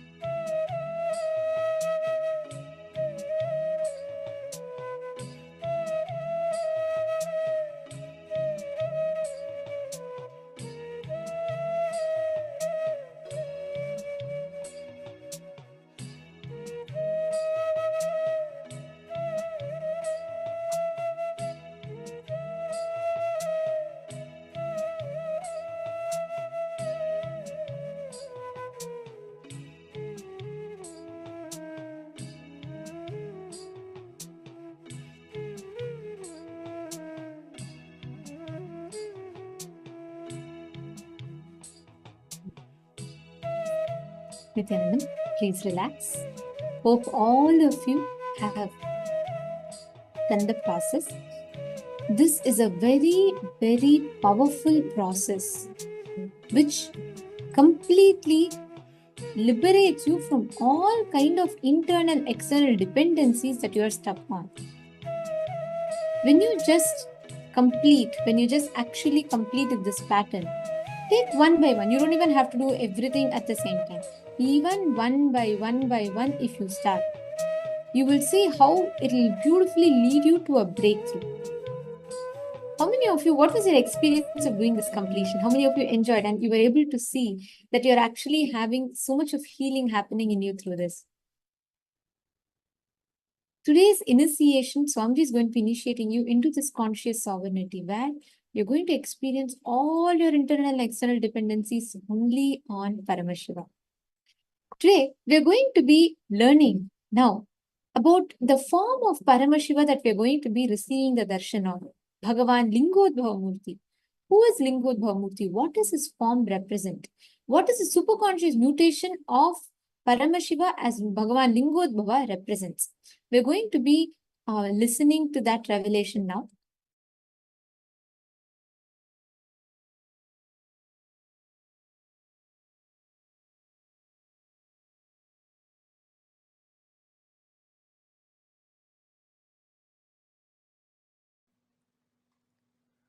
All you need to enjoy the powers and superconscious mutation of 64 manifestations of Paramashiva is to have the right knowledge about all that 64 manifestations. You need to understand Paramashiva as he introduces himself. Listen, you just need to know what is swimming and see somebody is swimming, then simply your muscle memory starts manifesting swimming.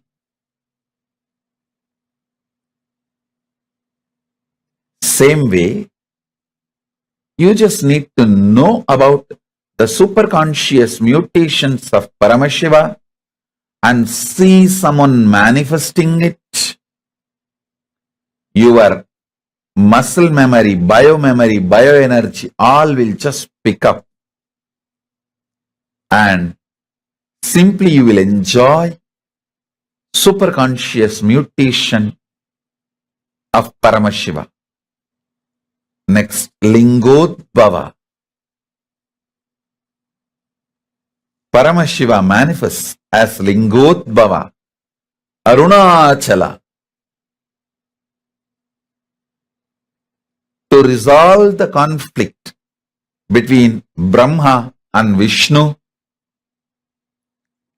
and establish the real truth about the supremacy. Listen, actually, today is the best day. Sadashiva appears for Brahma and Vishnu early morning in the form of light shaft, means the consciousness which is beyond time and space enters into time and space. All of you know the story of Brahma went to find the head of the Sadashiva, Vishnu went to find the feet of Sadashiva. Brahma was inflicted by tiredness and self-inflicted boredom. The problem is, when you are tired and bored, not only you are a dead weight on you, sometimes you even become cunning to cheat others. This fellow looks around and he does not want to accept his failure. Tries to show he is successful. So one flower was falling from Sadashiva's head. He catches that flower and asks, "Hi, from where are you coming?" "No, I am coming from Sadashiva's head." How long you are traveling? Oh, I am traveling for 4 Brahma's age. This fellow is shaken. What? 4 Brahma's age you are coming down? Then that flower asks, who are you? He says, I am the Brahma of this age. Oh, I have seen 4, your grandfather, grandfather, great grandfather, 4 of your fathers. I am coming down. Why are you coming here? Brahma says, no, by the way, I wanted to reach Sadashiva's head, so I am coming up. That flower laughs and tells, fool, I have not even been kept on the top of the head, I have been kept on the ears. So from ears I am landing. From ears, on the ears Sadashiva put me, from there I slipped and I am landing for 4 Brahma's age. Fool, when are you going to reach there? Forget about it. Then that Brahma says, all right, can you do one favor for me? Can you be a witness for me that I reached Sadashiva's head and brought you from there? That flower says, after all, anyhow I am going to go there. Super conscious sovereignty. Listen. Super conscious sovereignty is the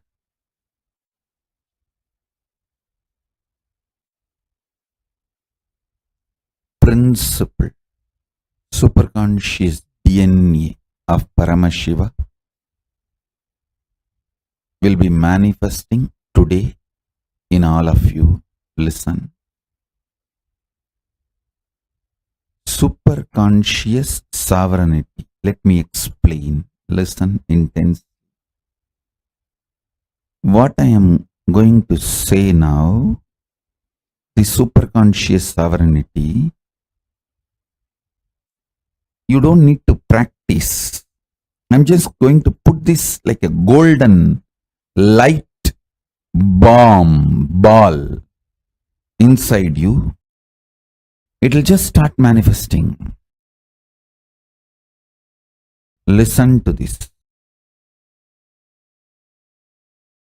Your super consciousness is the most supreme, and your super consciousness makes all the patterns, the self-doubt, hatred, denials, or anything restrictive in you, makes all of that irrelevant. Your superconscious sovereignty does not fight with your problems. It just makes your problems irrelevant.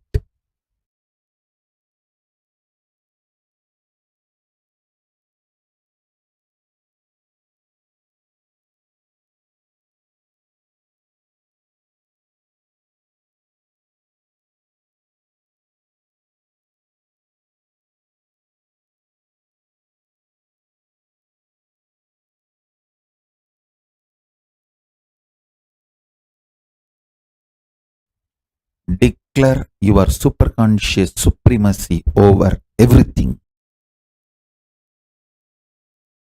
Not just what you think as problem, even what you think as your plus points, your strengths. Declare your superconscious supremacy.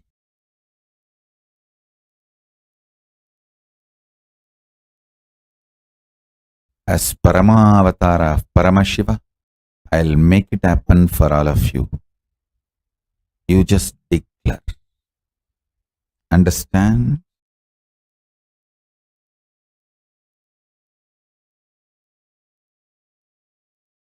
When you are declaring, because I am asking you to declare,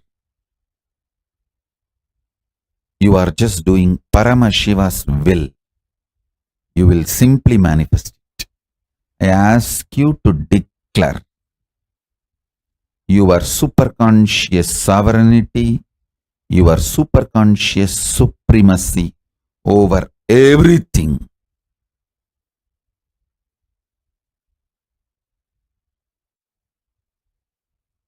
You will see your problems and solutions all become irrelevant.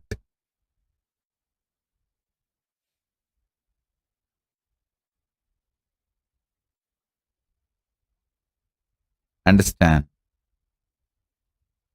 tons of things which you did not even know, but sitting inside you like a parasite will just leave you. They will all be just burnt.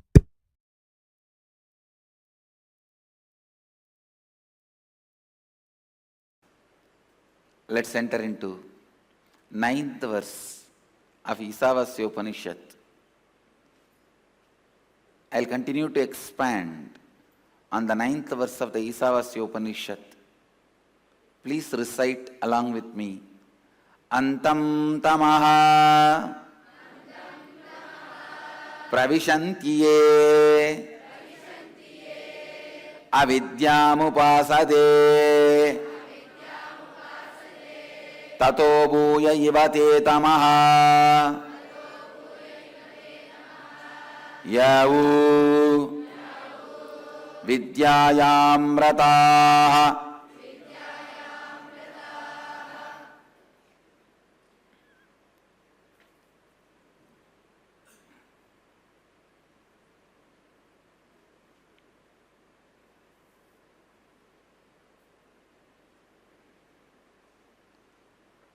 Let me give you the English translation. Those who worship avidya, the ignorance that veils the true knowledge of truth, consciousness, enter into blinding darkness characterized by the absence of perception, but into greater darkness of ignorance than that. Enter they who, considering themselves as scholarly and learned, are engaged in vidya, the incomplete knowledge acquired for vested interests, characterized by the impure perception of truth, consciousness. Listen. This story can completely explain this one verse. Brahma and Vishnu searching Mahadeva's head and feet. Brahma goes up, Vishnu goes down. Both are seekers. Vishnu goes on and on and on and on and on. At one spot he feels enough, tired, bored.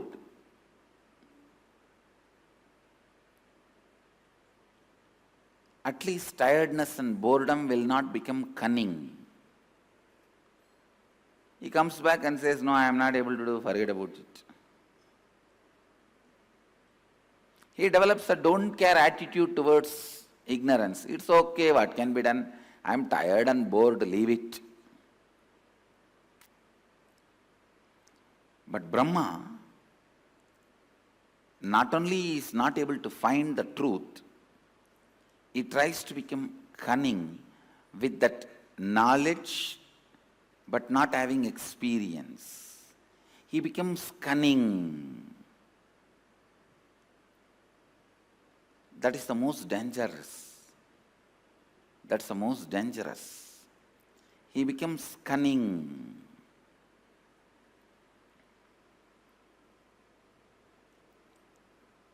He gets engaged in vidya, the incomplete knowledge acquired for vested interests, characterized by impure perception of truth, consciousness. Listen.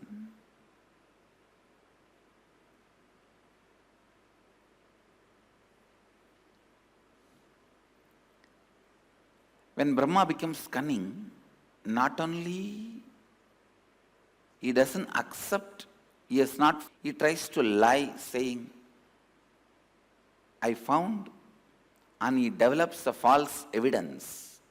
That is false rituals, false techniques. To say, I found, if you use this technique, you will find.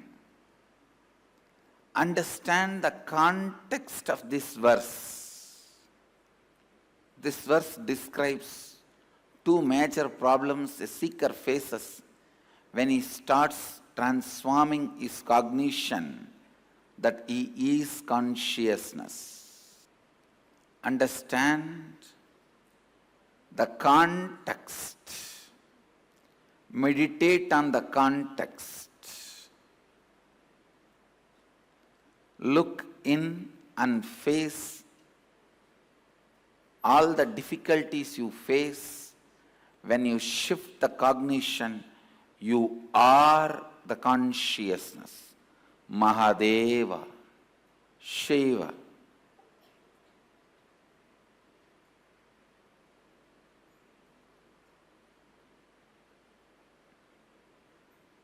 Look into the context.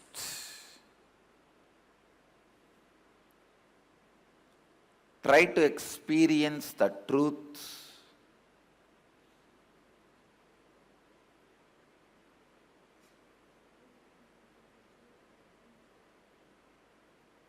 Again and again and again, if you search for the context, if you reach the context,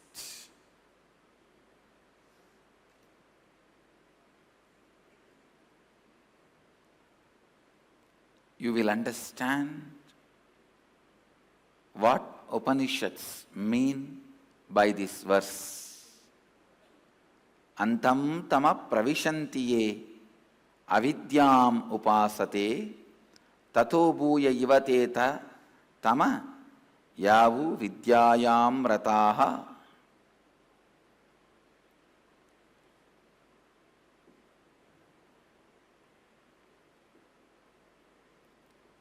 Some of the major difficulties, problems you will face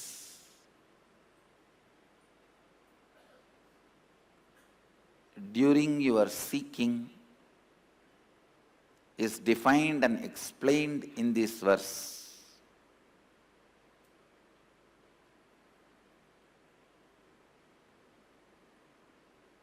Your mind will try to encourage you to become a false guru. That is what the second part of the verse describes.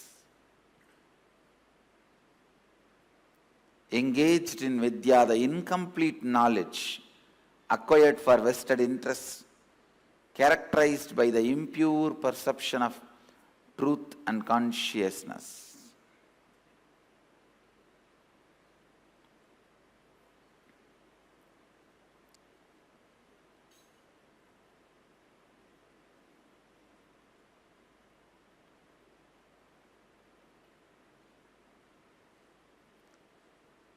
Today's subject for Vakyartha Sadas: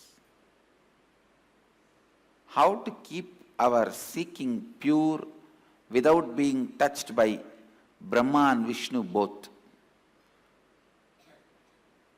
Neither boredom nor false purpose, the vested interests, incomplete knowledge should disturb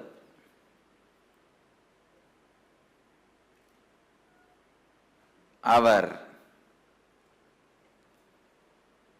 contemplate about this, do Vakyartha Sadas on this, how to keep our seeking pure, how to retain our seeking pure,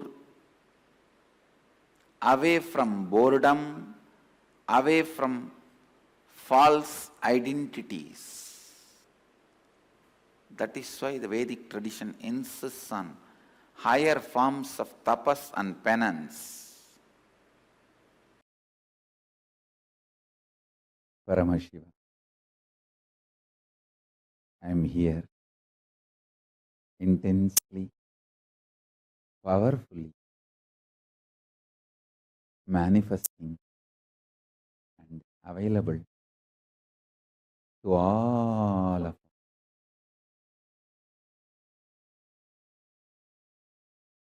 Eternally radiating my own bliss from the Nishkala Swarupa, the space of Nishkala and Nirvikalpa, manifesting myself and extending, expanding as everything. I am here, available to everyone.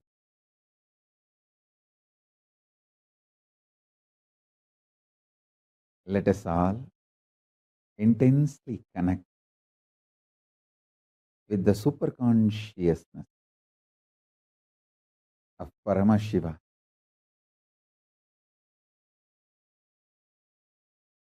Settle down, start listening intensely. I will open my very core, my very being to all of you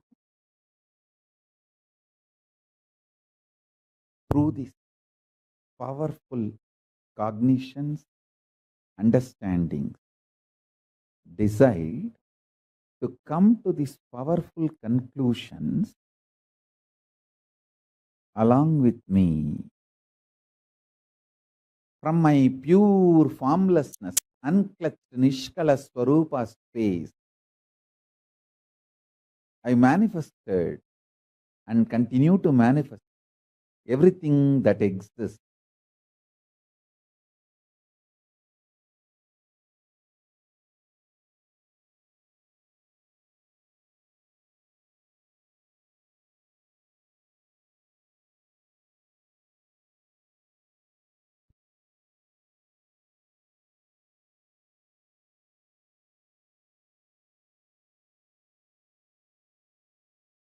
Nirvigalpa Niranjana Niradhara Nishkala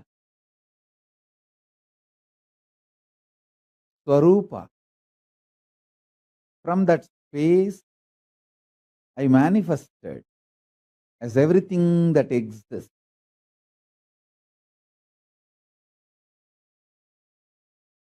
This manifestation is the Lingodbhava in Arunachala.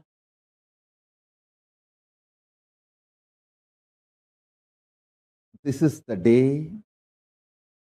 Again and again, I am intensely available for every one of you to experience the state of Paramashiva, pure unclutched state, the space of Paramashiva, where powerful completion exists, where Parameshwara manifests as everything. And all the auspiciousness,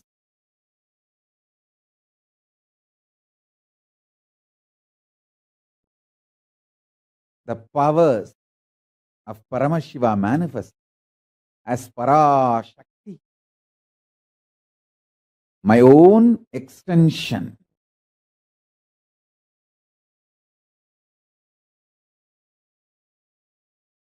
Being of Paramashiva, alive, living entity. Understand? If you think your qualities are stronger than your identity, you will see Paramashiva also as the quality and less identity. If you think your identity is more powerful than your quality, you will think Paramashiva also is a powerful identity, less of his qualities. He is more his identity than his qualities. People who feel their identity is stronger than their qualities, they will connect with Paramashiva also with the same idea. You will feel Paramashiva also is a strong identity and his qualities come and go. There are some people who feel their qualities are more stronger than their identity. They feel Paramashiva also same.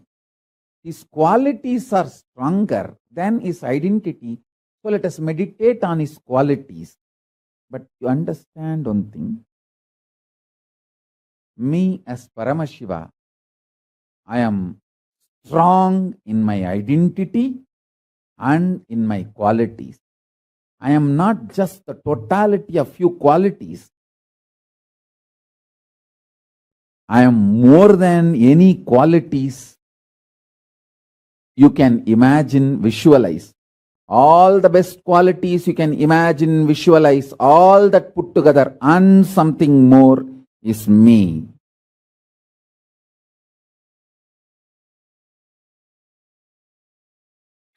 See, the whole Hindu cosmology is explained in this today's celebration. Sadashiva declares,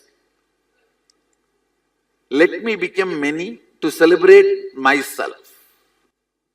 Actually, morning Brahma and Vishnu were blessed and asked to make the one into many. Evening, even Devi became one. The whole thing becomes one. In every field,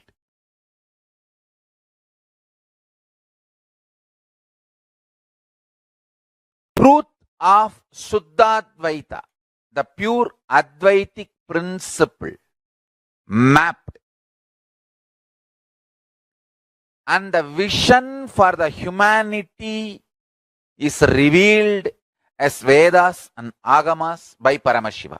Listen carefully. See, when Paramashiva decided, let me become many and celebrate my existence,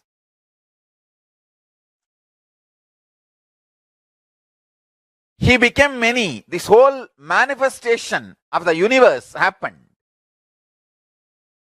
He became many not to hurt himself or fight with himself, but to celebrate blissfully and coexist blissfully. That is the source fundamental statement of creation. Understand? The first principle, if I have to use the word, first amendment of cosmic constitution, let me become many to celebrate me and everything blissfully. Understand? This is the first amendment. First amendment of the cosmic constitution is, let me become many and celebrate my existence through multiple ways. See,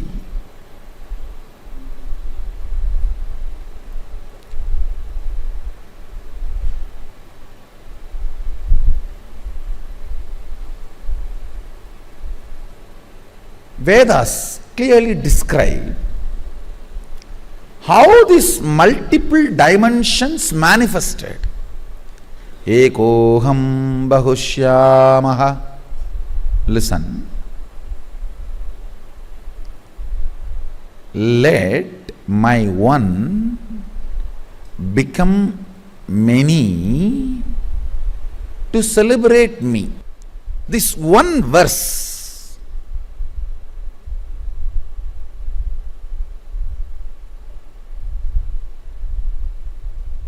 if you are in that depth level of logic, you will understand this one verse.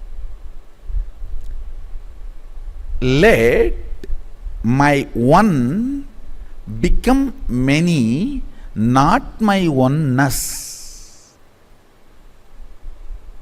Understand? Oneness never becomes many. Aham. He is not saying ekam bahushyamaha. No, ekoham bahushyamaha. Aham can always only be one. Let that one become many. Listen to every word I am talking, because I am going to give you solution for almost all your problems based on this one fundamental principle.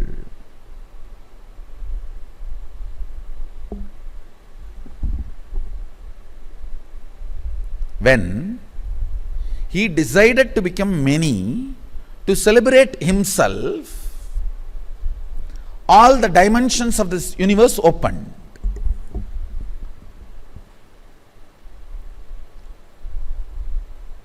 Understand, your whole life is nothing but you deciding.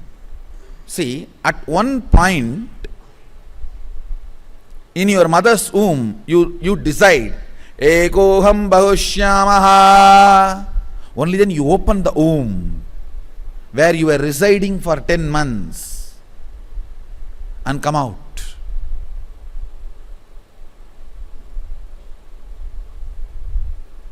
But after that, everything is mess. That is different. Listen. Many times you will hear me saying, whenever you have a problem, always see how your ideal, your guru will handle this. I used this as a technique when I was young. I always used to connect. Whenever I have a problem, Annamalai Swamigal was ideal for me. Ramana Maharshi's disciple. First thing I'll say, how Annamalai Swamigal will handle this? Of course, after Arunagiri Yogeshwara happened, he became the ideal. Then I'll always look how Arunagiri Yogeshwara would have handled this. Have this one understanding how Sadashiva will handle this. The moment the one became many, all the problems you have, we also started having. Don't think he does not have a problem. Yes, all the organizational problems you have, relationship problems you have, everything you have, yes. He solved it. You have not. That's all.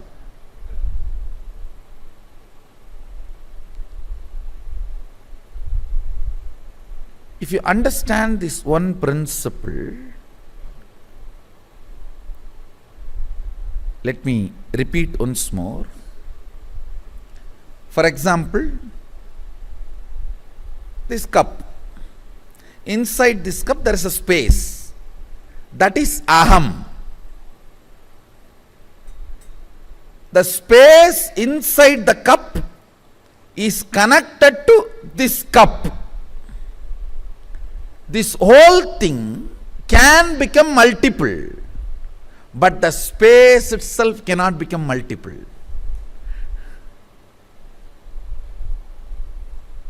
Anything which has become multiple, as the source of oneness inside them. Listen carefully.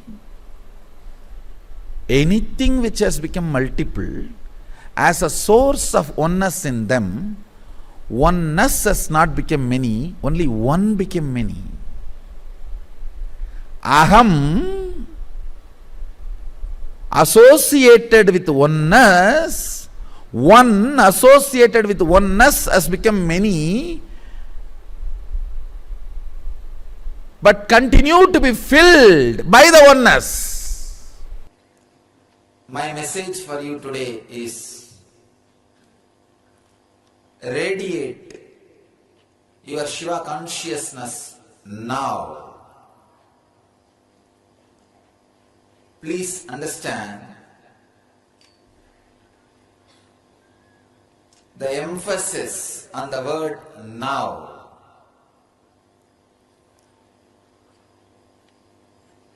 You are all embodiment of Shiva.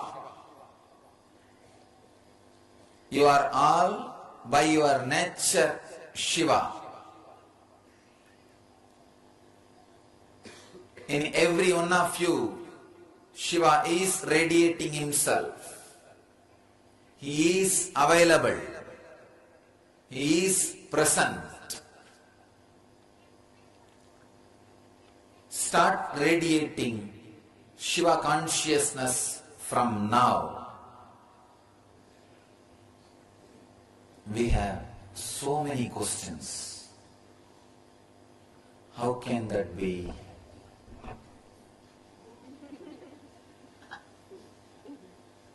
You say we are Shiva. If so, why am I not radiating? Understand, there is no if so, if or but. I am making a categorical statement, very clear statement. You are Shiva. First thing, when somebody says something negative about you to you, you immediately start believing. You are wrong, you are mad, you are only this much, you don't have intelligence, you are dull.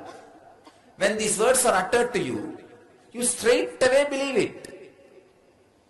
You do not bother to rationalize. Whenever anything negative is uttered towards you, you accept, you believe. But when the truth is uttered towards you, it is so difficult for you to live and to radiate that. You are conditioned so thoroughly from the young age to feel as a lower being. Your own version of Shiva, your own enlightenment, your own superconscious experience. Understand? When you start expressing from inside, for example, when you feel you are superconscious, you are Shiva, immediately your mind will come up and say, no, I don't have all these qualities of Shiva, so I am not Shiva. If you look little deeper, you will have at least few qualities of Shiva, maybe little bit. There is nobody who can say even little bit, I don't have any qualities of Shiva.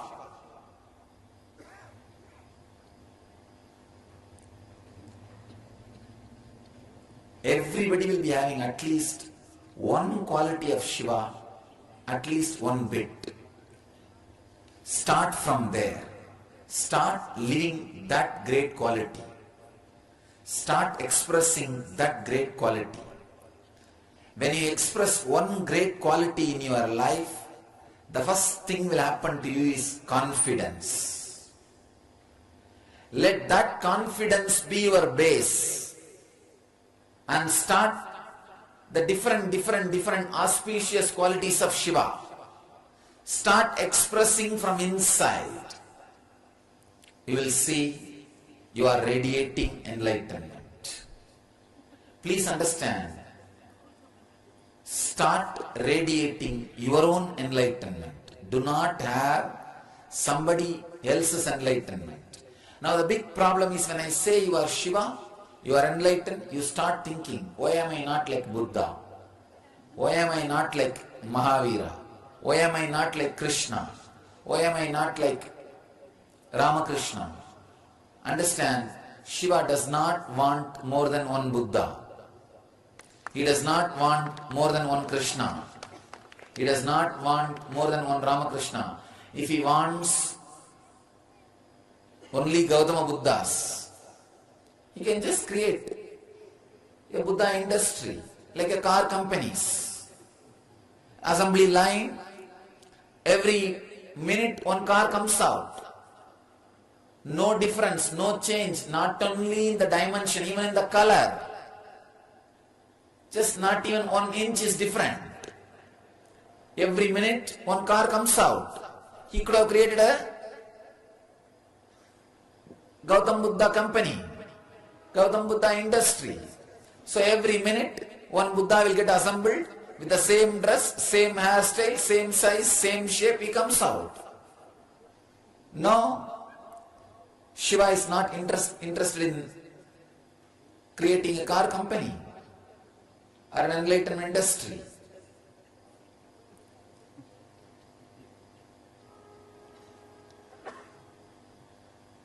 One Buddha is enough. One Krishna is enough. One Rama is enough. One Ramakrishna is enough. Let you all be you. Let you all start radiating your enlightenment. Secret of clairvoyance. Today's subject. That is the reason I started doing the clairvoyance job, then entering into the subject. Now all of you will understand thoroughly whatever I am describing, because I did the job already. Secret of clairvoyance. Subject is secret of clairvoyance. Sutra is 132nd sutra in 3rd chapter 26th verse in Patanjali's Yoga Sutras.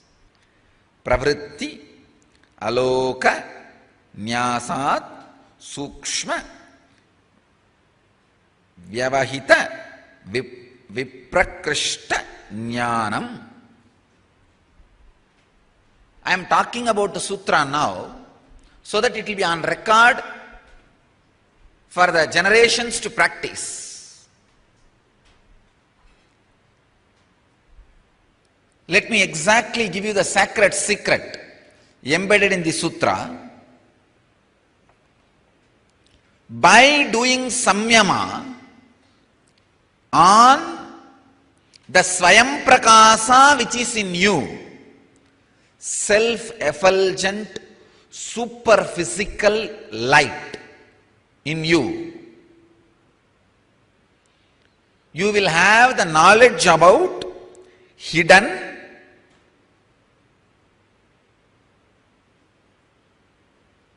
distant and subtle. Understand? Subtle like atoms, hidden as treasures, remote as far as distant lands.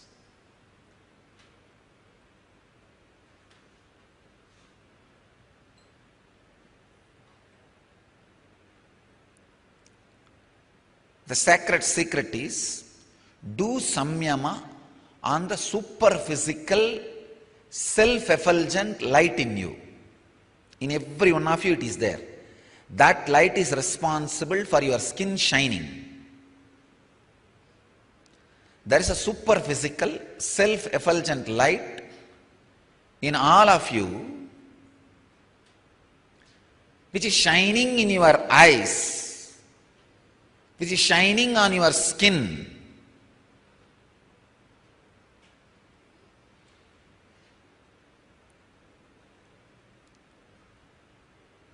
which is shining in your being.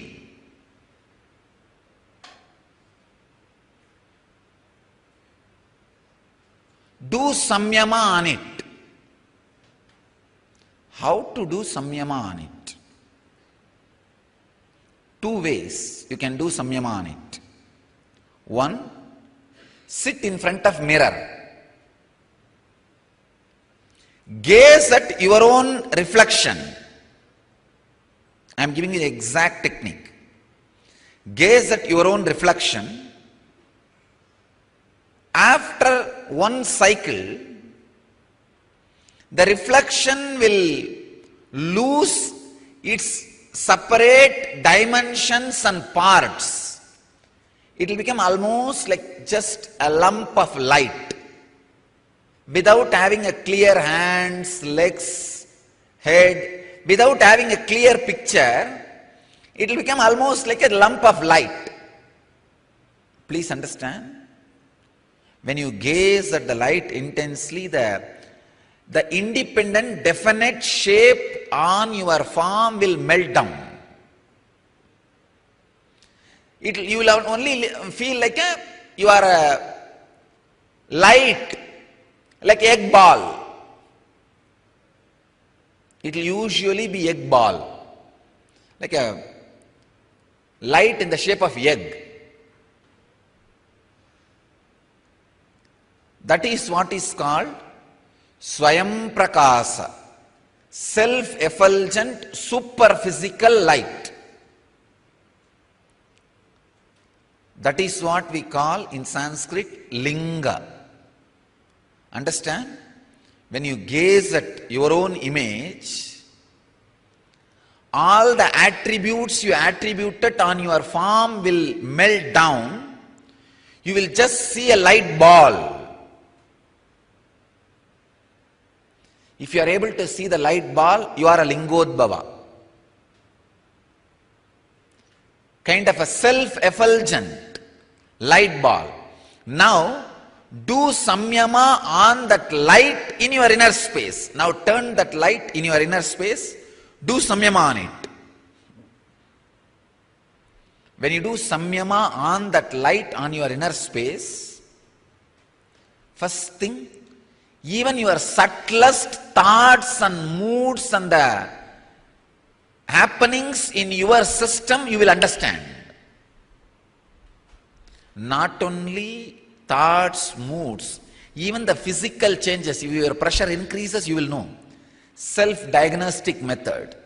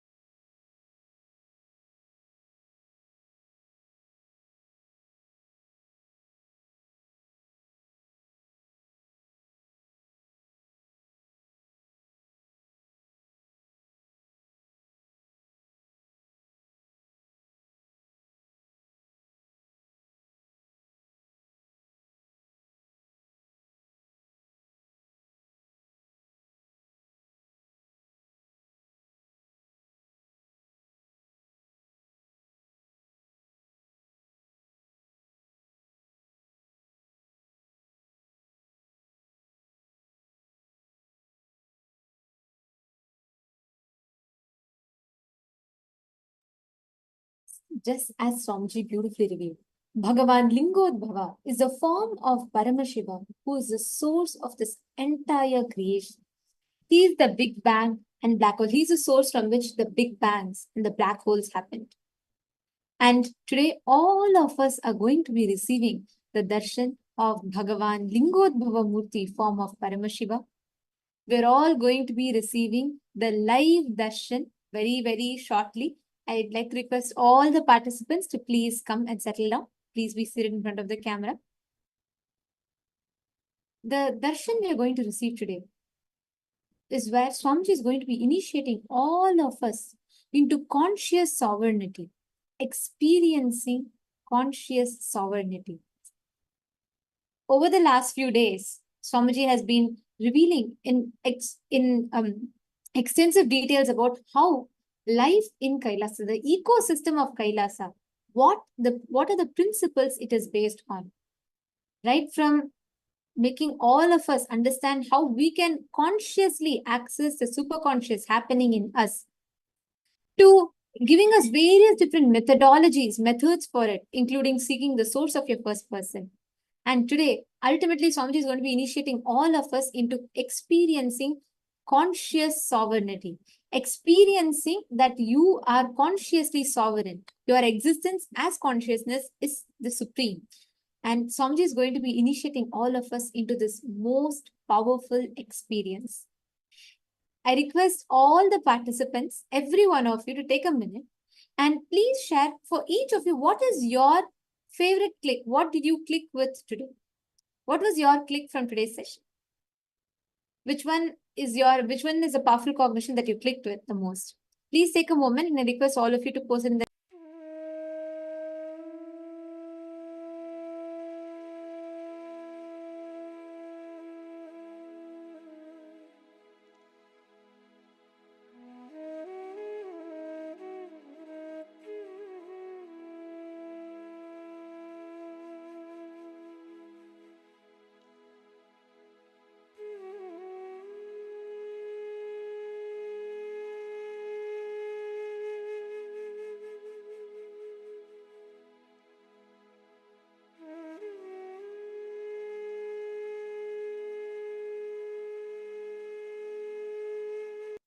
sorry for the technical glitch. In today's darshan, Swamiji is going to be initiating all of us to experience this conscious sovereignty.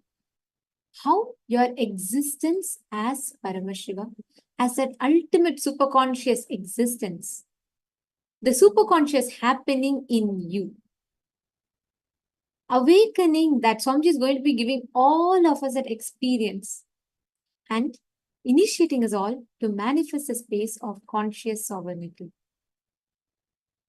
For today's initiation, anywhere, wherever you are struggling, whether you have an inner conflict, whether you are struggling with some decision, you're not able to make some dilemmas, or you want to manifest anything in life, today's initiation will literally empower you in the very identity that you carry about yourself. And Swamiji is going to shower each and every one of us with that experience of conscious sovereignty. Like how the story that Swamiji beautifully told, the happening of between Parandhama, which is Mahavishnu, and Brahma. Both of them compete for who is greater. And like Swamiji beautifully revealed in this session, Paramashiva manifests as Arunachala, the column of light. And he represents the principle of consciousness alone is supreme. Neither the wealth nor the intellect is a supreme. Consciousness alone is the most precious, most supreme happiness. In just a few minutes, we're all going to be receiving this as a very initiation. Nityanandam, Ma Prema Bhaktika, Ma Kokila. Can I request all the participants to please come on the camera and settle down? Sanjay Ore Aya, Laurent Aya. I request all the participants to please come on the camera. All the Sarvagnya Pita Yajamans, all the Sarvagnya Pita Karta, all the Sarvagnya Pita Ishwars, and all of those who want to become Sarvagnya Pita, who are all Sarvagnya Pita intentions and manifestors, for all of you and for all the Kailasavasis. Swamiji is going to be initiating all of us today for each of you, all the Sarvagnya Pita manifestors, Yajamans, Kartas, and Sarvagnya Pita Ishwars. Swamiji is going to be initiating all of us into the wealth manifestation consciousness. And for those of you that have applied to become part of Kailasavasis, all of you who are wanting to take up sannyas, wanting to become part of Kailasa, those who have, all of you have applied, Swamiji will also be giving the initiation for all of you today. And I request all the participants to please be seated in front of the camera. Ma Abha Sharma.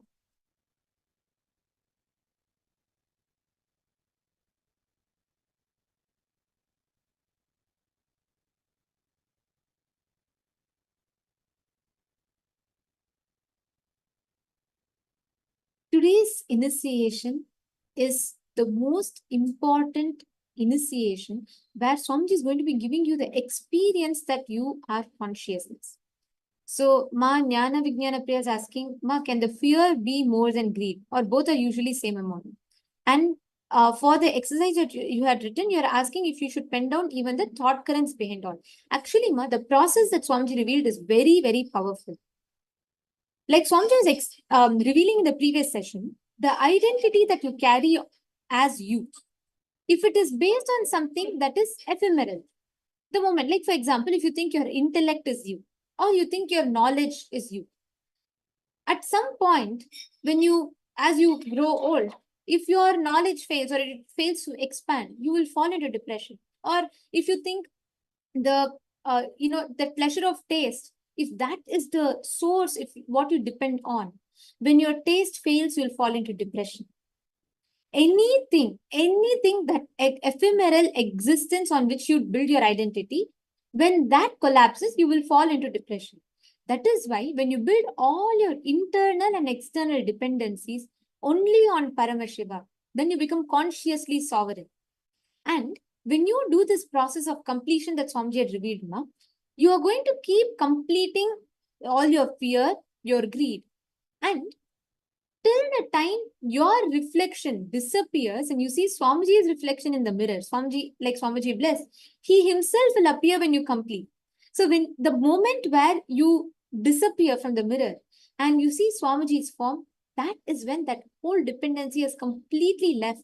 And that pattern, the logic that convinces you, any delusion that convinces you that you're not Paramashiva, you need to be dependent on something other than Paramashiva, that pattern will leave you the moment you see Swamiji's darshan in the mirror. Actually, as you complete, all the fear, greed, both you complete, pen down both.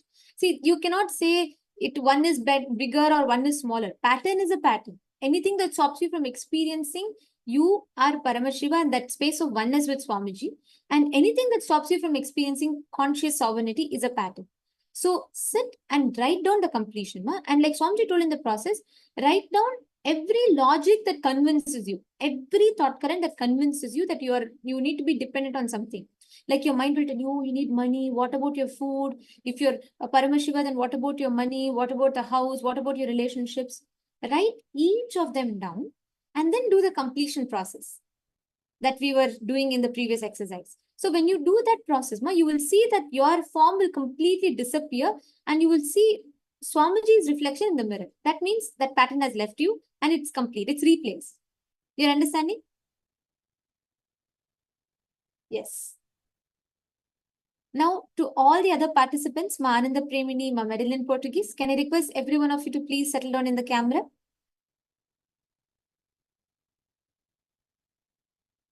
In today's initiation, the experience that we're all going to be receiving, Swamiji was very beautifully revealing in the previous satsang, how consciously accessing the superconscious happening in you will make you expand the conscious resource that you have.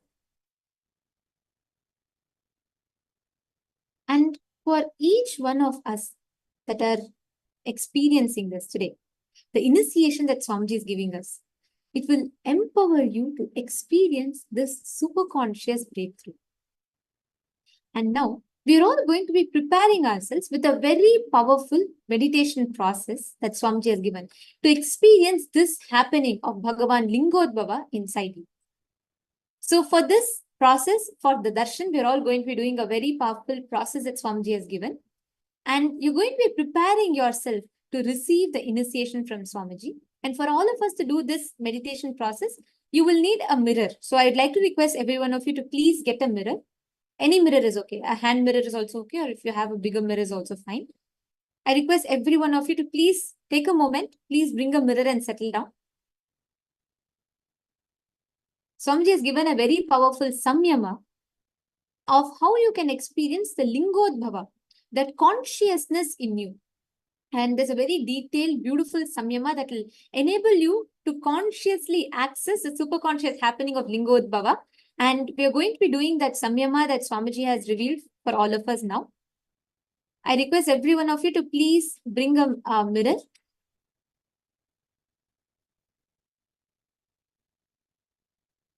Yes, once if you all have gotten your mirror, please put yes, you're ready in the chat.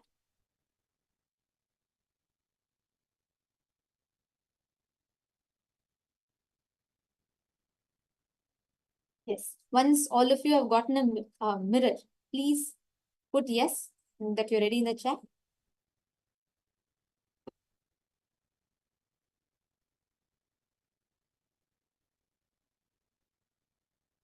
Yes, okay. Now, Swamiji has revealed this Samyama from the Patanjali Yoga Sutras. This Samyama, Swamiji says beautifully, will enable you to experience the Lingodbhava, the consciousness, the core of your consciousness. So now, in the first step of this exercise, in this Samyama, what all of us are going to do is, I request each of you to sit in front of the mirror and start gazing at your own reflection. Swamiji beautifully explains, when you continuously and intensely gaze at your own reflection, that reflection will lose all of its separate dimensions and parts. It will become like, just like a lump of light. You will not anymore see your hand separately, your face separately. It will just become a lump of light. Please sit straight. Sit with your head, neck, and spine in a straight line.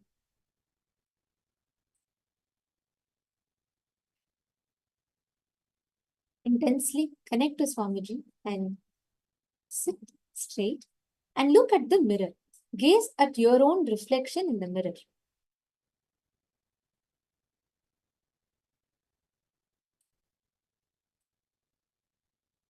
This is a very powerful process that will enable you to consciously access the superconscious happening in you. Please sit with your head, neck, and spine in a straight line.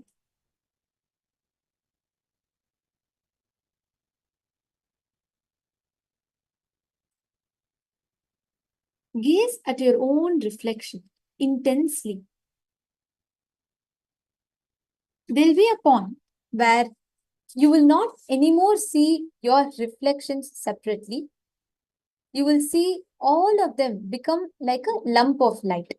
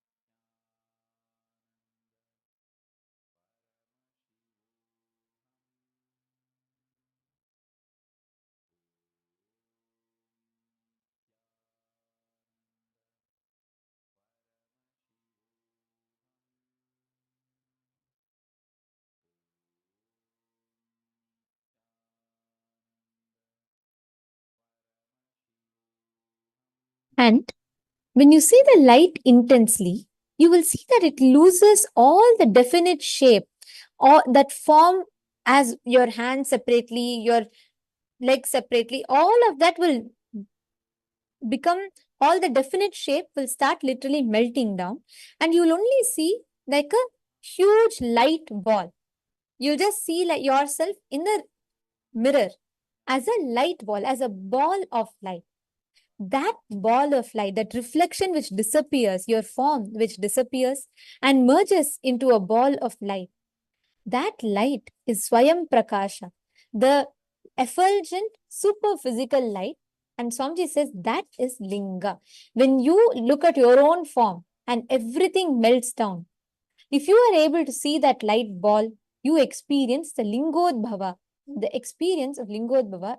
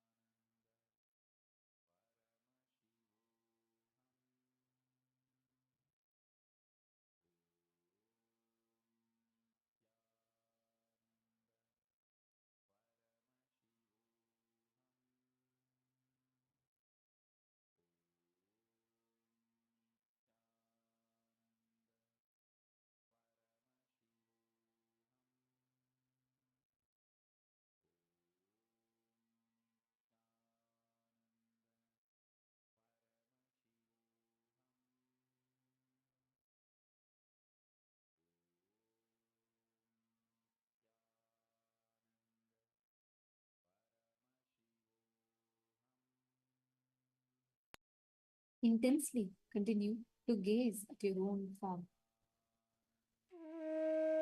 and see your reflection in the mirror and the entire form completely melting down. You will literally see yourself, like Swamiji said, you will literally see yourself as just a ball of light. This Samyama is a very powerful Samyama that will enable you to access consciously access the superconscious happening of Lingodbhava, the component of Lingodbhava. Please continue. Intensely gaze at the mirror.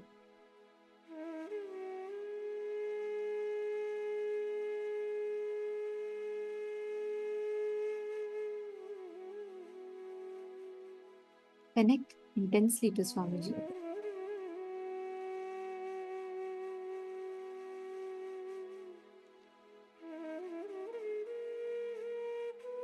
Sit with your head, neck, and spine in a straight line and continuously look at your own reflection. Gaze at your own reflection in the mirror. Now, once you have seen, if you have started seeing that ball of light, now bring that entire awareness to inside you. What you are seeing outside, that same light, that experience, you will start seeing inside you. You will experience that intense brightness, that intense light, that golden light, which you are seeing on the mirror inside you.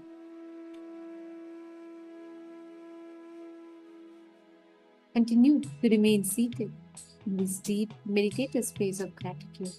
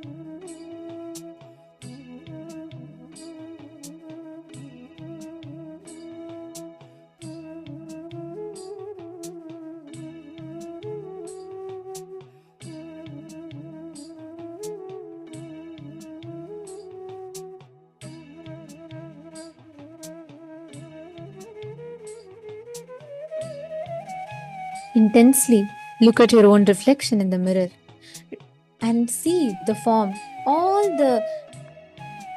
your hands, your eyes, the different components of you melting down and merging together, becoming a huge ball of light. You will be able to see this clearly on the mirror itself. Please continue to be seated with your head, neck, and spine in a straight line and intensely look in the mirror.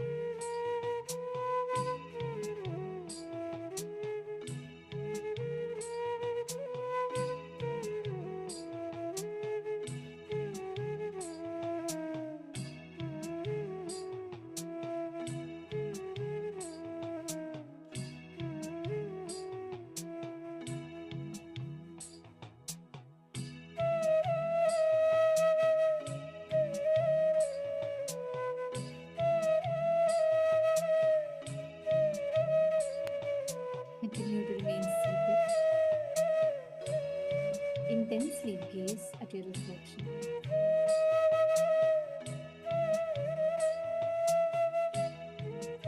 This powerful Samyama that Swamiji has designed is directly working on making you experience the happening, the Lingodbhava in you. Please have your head, neck, and spine in a straight line.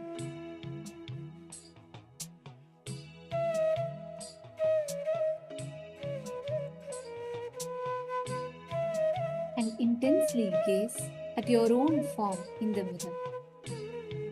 How many of you are actually starting to see that your form is melting and you're starting to see it is becoming a ball of light? How many of you are starting to experience it? Please, can I request you all to post in the chat?